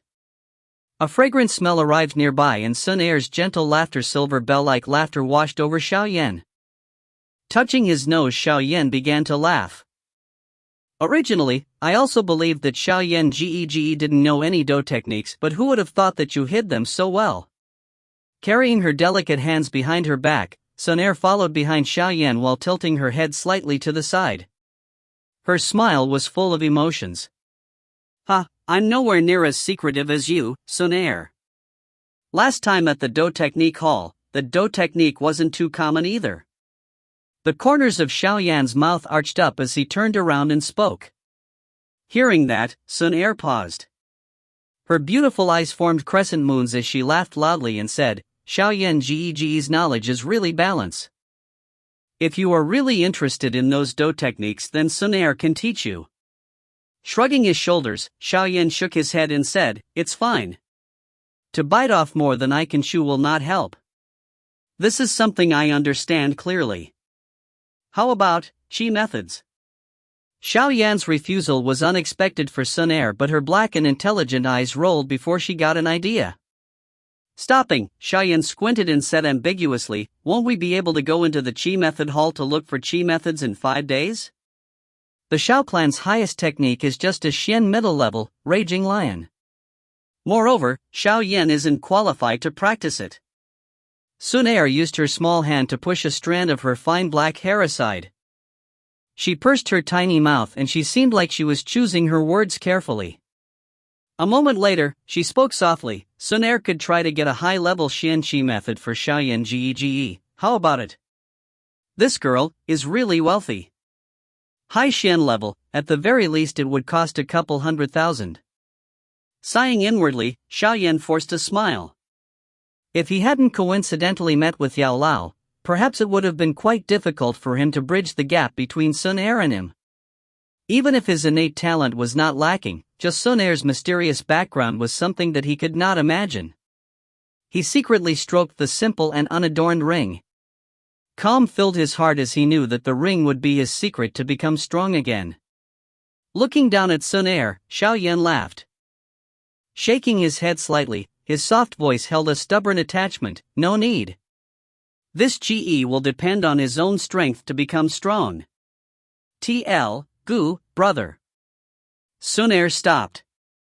Blinking her sharp eyes, she stared at Xiaoyan's unstopping back. Shortly after, she suddenly smiled, it seems. In the end, Xiaoyan Ge, you really have a mysterious person behind you. Yeah, do I need to check it? With a somewhat pensive look, she brought a finger to her forehead. After standing still for a while, Sun Er helplessly shook her head. Best to leave him alone. Brother Xiaoyan hates it when others try to meddle. Since this mysterious teacher has taught him that much, he probably will not harm brother. Chapter 46, The Enraged Xiaoyan. The Enraged Xiaoyan. After the coming-of-age ceremony, Xiaoyan could finally take a breather. His days, which were usually jam-packed with training, became relaxed. Though the ingredients he had previously bought for the foundation elixir were almost exhausted, Xiaoyan did not consider buying any more. The him right now had finally stepped into the 8th Duan Qi, and on this level the benefits of the foundation elixir were next to nothing. Now, even though the foundation elixir had lost its use, Yao Lao refrained from replacing it with a new one. Instead, he told Xiaoyan to use this period of time to relax and calm his mental state. The true way of training is to detrain in bouts and take a break between them. Training yourself to death might backfire and lead one down the wrong path. During these relaxed and happy days, Xiaoyan, who was used to toiling every day, felt bored to death, but he had no choice in the matter. Every day, he would only accompany Sun Er to roam about the city. However, sometimes he would go behind the mountains to train his Do techniques. The current Xiaoyan had undoubtedly become the focus of the Xiao family. Wherever he went, gazes of reverence stuck to him like shadows. And the few respectful greetings here and there made Xiaoyan wonder at the difference in treatment before and after his display. Pang. In the thick and lush forest of the back mountains, a strong-looking monkey-like shadow dodged and jumped with unbelievable speed. It moved through the forest quickly and nimbly, dodging all obstacles in its path. Then, with a heavy thud, a punch containing qi and ferocious strength cracked a tree trunk that was at least 2 to 3 meters wide. The crack on the tree spread out continuously, and at last, with a bang, the tree snapped in half. Nimbly avoiding the falling tree, Xiaoyan jumped on top of a rock. He aimed his right hand towards his clothes which were hanging on the fallen tree, and a spiral of force suddenly appeared, pulling the clothes towards his palm. Wiping the sweat from his brow, Xiaoyan let out a puff of air and slowly put his clothes on. Wearing his clothes messily, Xiaoyan's eyebrows suddenly perked up. He squinted his eyes as he looked towards the outside of the woods and let out a chuckle. Xiao Yan's mouth twitched into a grim smile as he brushed aside the leaves on his shoulders and started walking out of the forest. Out in the woods, the light from the sun fell down onto his body, seeping into his bones and imparting a warm, cozy feeling deep down. Covering his eyes as he adjusted to the sunlight, Xiao Yan slightly tilted his head and saw the form of a woman on a rock not too far away from him. The sun illuminated the tall, graceful girl's delicate figure, highlighting her captivating curves, especially her pair of long, slender, sexy legs. Looking over at Xiaoyu, who was sitting quietly on the rock, Xiao Yan rested his hands on the back of his head and slowly walked towards the giant rock. He looked up at the impassive beauty, his gaze fell particularly long on her pair of sensual legs, lingering there for more than a moment. He then sniffled and let out a haughty comment, "Your legs are beautiful. No need to show them off." With just a few words, the cold Xiaoyu's charming face turned dark. Her chest heaving slightly, Xiaoyu bit down her teeth and coldly replied, "Do you know why I came looking for you? To beat me up?" Withdrawing his hands from his nose, Xiao Yan casually guessed, laughing a little. "My brother was seriously wounded by your punch and now is stuck in bed, unable to move. Since you were so ruthless, I, as his sister, cannot let him be thrashed without payback." Xiaoyu's beautiful pair of eyes glared at Xiao Yan, full of malice. His mouth forming into cynical grin, Xiao Yan slanted his head and sneered, "Then tell me, from your point of view, in such an instance should I have remained still and took his attack, letting him break my arm in the process?" Xiaoyu bit her scarlet lips. She still stubbornly fixed her eyes on Xiao Yan, her eyes filled with hatred not diminished in the slightest. "No. If he really shattered my arm, your heart would only grieve for the unlucky me for a few minutes at most. Then, you wouldn't feel any guilt, you wouldn't even care if I were crippled for the rest of my life. Ha ha. It's still that same old story again. You, Xiaoyu, with a personality like yours, one that enjoys discriminating without reason, what else can you do? I really freaking hate people like you. If your brother is a human, am I not then a human too?" Xiao Yan's anger rose with every sentence and in the end, he couldn't help but resort to vulgar language. Q. A big chest but no brains, that's the best way to describe idiotic woman like you. Xiao Yan, you little bastard. Shut your mouth. Her face contorted in anger, turning green and white in frustration. Finally, Xiaoyu lashed out, unable to endure Xiao Yan anymore after his last bout of cursing. Looking at Xiaoyu's beautiful face turn ashen, Xiao Yan's eyes filled with burning anger as he sneered and smacked his lips, his heart held a hint of glee. Taking a deep breath, Xiaoyu slowly quelled the anger in her heart and used her seductive long legs to jump down from the boulder. She gritted her teeth as she said, "No matter what, I won't let a little bastard like you off easy today." After saying that, she stepped forward with her left foot and, gracefully moving her delicate body, her right leg stretched forward with air whistles as she ruthlessly aimed a kick at both of Xiao Yan's legs. With her sudden movement, Xiao Yan could only curse and quickly jump back, barely avoiding Xiaoyu's kick. "Oof, no matter how talented you are just an 8-to-1 chi. If I don't teach you a lesson today, your arrogance may reach as high as the skies." Looking at Xiao Yan, who was constantly dodging her attacks, she laughed coldly as her long slender legs danced in the air like a hurricane. The violent kicks brought about gusts of strong wind, tossing the leaves on the ground about.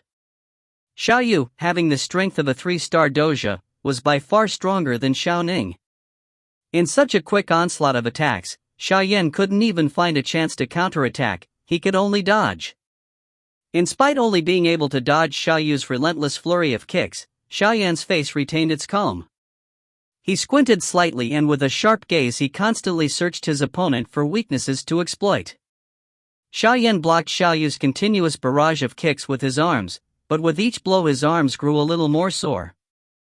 Really, it seemed that Xiaoyu wasn't a complete idiot. She didn't go all out to deal with Xiao Yan, and although her attacks seemed aggressive, they would at most cause short-term injuries. Looking at Xiao Yan's hurriedly retreating figure, Xiaoyu's red lips lifted up in satisfaction. She tiptoed forward a little and once again ferociously prepared to spring an attack. But when she started her attacks, Xiao Yan, who has been evading her ever since the start, suddenly went from a docile sheep to become a ferocious wolf. With Xiao Yan's curled palms pointing at her, Xiao Yu felt a strong suction force suddenly pull her in and she stumbled forward. As her body leaned forward, the Douqi in Xiao Yu's body rapidly pooled at her feet. She was about to stand firm on the ground, however, the suction force abruptly disappeared and in its place was a powerful pushing force. With a pull and a push, Xiao Yu finally lost her balance and staggered back a few steps, unexpectedly falling and landing on her butt. Being suddenly pushed down by Xiao Yan's sudden burst of skills, Xiao Yu seemed extremely shocked. She actually forgot to quickly get back up, and when she finally snapped out of her daze and tried to react, a figure resembling a ferocious tiger descended from the skies and pinned her fast to the ground. Mother cur, this master is going to rape you today. TL, note that this novel doesn't. I'll just let the next chapter explain it. The bruises on his face and injuries all over his body made Xiao Yan suck in a breath as his two hands pinned Xiao Yu's pulse on her pale wrists. Chapter 47, Blasphemy. BTTH Chapter 47, Blasphemy. Xiao Yu was startled after hearing Xiao Yao's vulgar words. With each passing second, as she struggled against her holder with all her might, her face grew redder with exertion and anger. However, Xiao Yan proved to be stronger. He began to clamp down more tightly onto Xiao Yu's wrists, causing her hands to slowly numb. After uselessly struggling for another short period of time, Xiao Yu was forced to give up her futile endeavor. She, feeling deep shame, glowered at Xiao Yan, her ample chest heaving slightly, as she scolded him, "Little bastard. Let me go." Xiao Yan opened his mouth, wincing at the waves of pain washing the bruises caused him. He took a few deep breaths and looked down, sneering, "Let you go? Did I get hit for nothing? I said I was going to rape you today." To have someone many years younger than her pin her down and also have that person threaten repeatedly to rape her, Xiao Yu didn't know whether to cry or laugh, as she firmly believed that Xiao Yan would not do such a thing. Twisting her wrists, Xiao Yu still couldn't get away. She could only bat her eyes at him and snort at the absurdity of the situation. "You little bastard, you haven't even grown yet. Say those things when you've actually matured." With his manhood being called into question, Xiao Yan immediately furrowed his brows. Lowering his head, he maliciously responded, "You want to try me?" Feeling somewhat threatened by Xiao Yan's intense stare, Xiao Yu swallowed heavily. Being the arrogant person she was, she wouldn't submit. She instead stubbornly lifted her snow-white chin and with a cold smile taunted, "If you dare try, I'll castrate you." Pursing his lips, Xiao Yan felt frustration as he looked down at this woman. If he were asked, Xiao Yan, even though terribly annoyed with Xiao Yu, didn't want to go as far as committing such a terrible crime like rape. No matter how you said it, she was still his older cousin. But, given the circumstances, if Xiao Yan were to back down, wouldn't he have suffered for nothing? Eyes slightly narrowing, Xiao Yan bit his lips. Suddenly, fiercely, he pushed her down and pressed himself tightly against her body. Xiao Yan's abrupt movement stunned Xiao Yu and her mouth opened slightly. She still hadn't registered the shock of being violated. As Xiao Yan ignored the suddenly quiet Xiao Yu, he quickly pinned both of her hands with his left to the ground. At the same time, his right hand snaked down her long slender legs, caressing them. Xiao Yan had understood long ago one thing: she placed a high value on her legs, abnormally high actually, even when considering the fact that they ensnared the hearts of men. At the feeling of Xiao Yan's hand on her legs, Xiao Yu stiffened, before giving off a violent screech. With his ears slightly ringing, Xiao Yan finished touching her and jumped away like a monkey, proceeding to quickly flee down the mountain. He knew she would go crazy after such treatment. The screams continued for quite a while before they slowly abated. Xiao Yu's face was flushed crimson with anger and her eyes blazed with white-hot fury as she stared down the barely visible blur at the foot of the mountain. Gnashing her teeth, she sharply yelled, "Xiao Yan, you little bastard. I'll cut you into 10,000 pieces." The distant figure remained quiet, stealthily disappearing from her field of vision soon after. "Bastard, bastard, bastard. Watching Cheyenne's figure disappear, her face turned ugly as she smashed the ground next to her with both fists. After venting her fury by bashing the nearby scenery, for a good while, Xiaoyu finally calmed down. She blushed looking down at the several indistinct handprints dotting her legs, each left a numbness in her legs.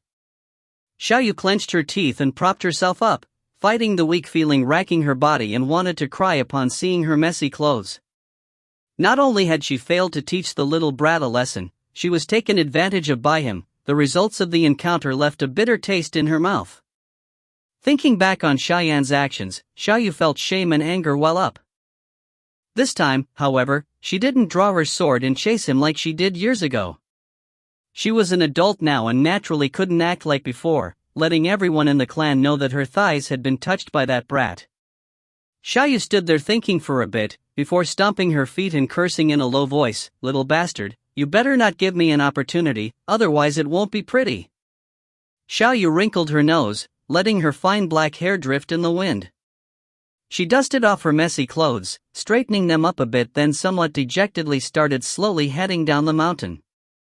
After restlessly fleeing down the mountain, Xiaoyan quickly behind a bush at the foot of the mountain with cool beads of sweat running down his back.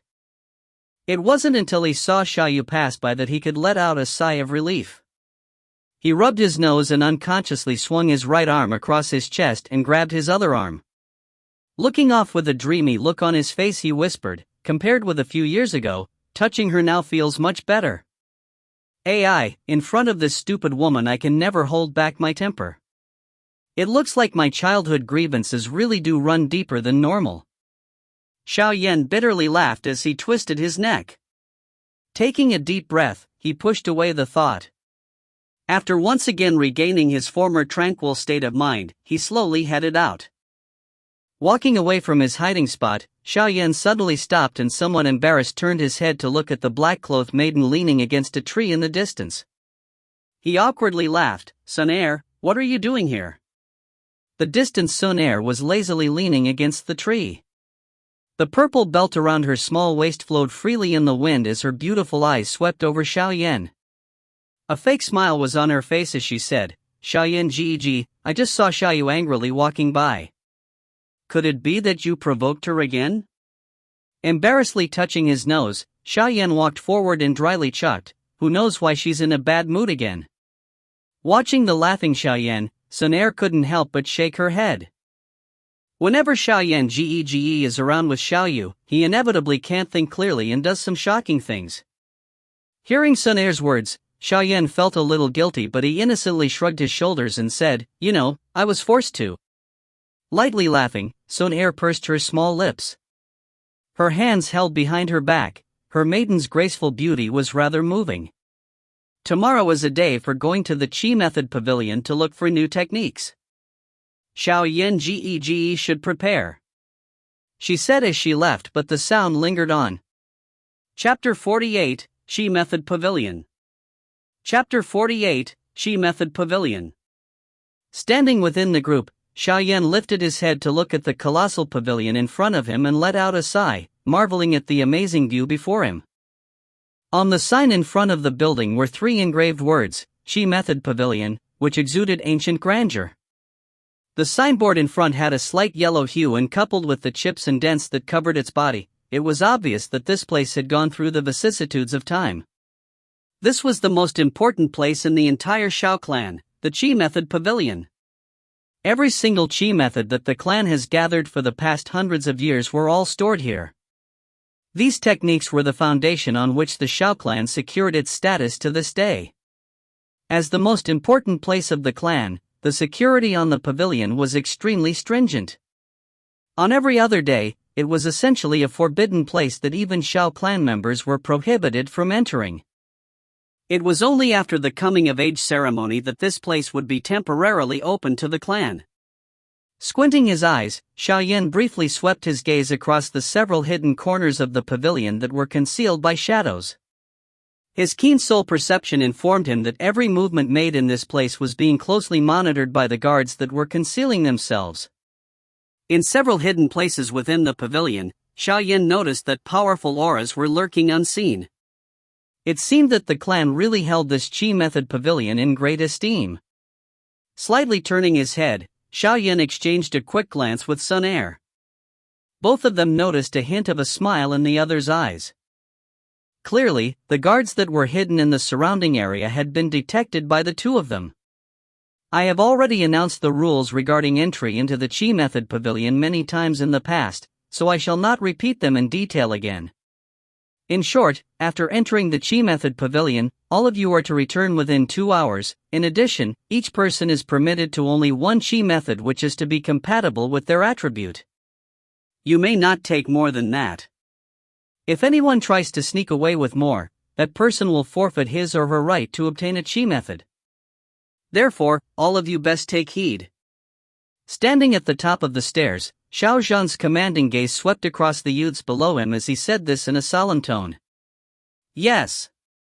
The group shouted excitedly in reply. Everyone stared at the gigantic pavilion with fiery-eyed desire. Obtaining a better Chi method was equivalent to gaining a head start over one's peers, directly putting themselves in the lead. This had always been something that every clan member deeply desired. Since you are all clear on the rules, let us begin then.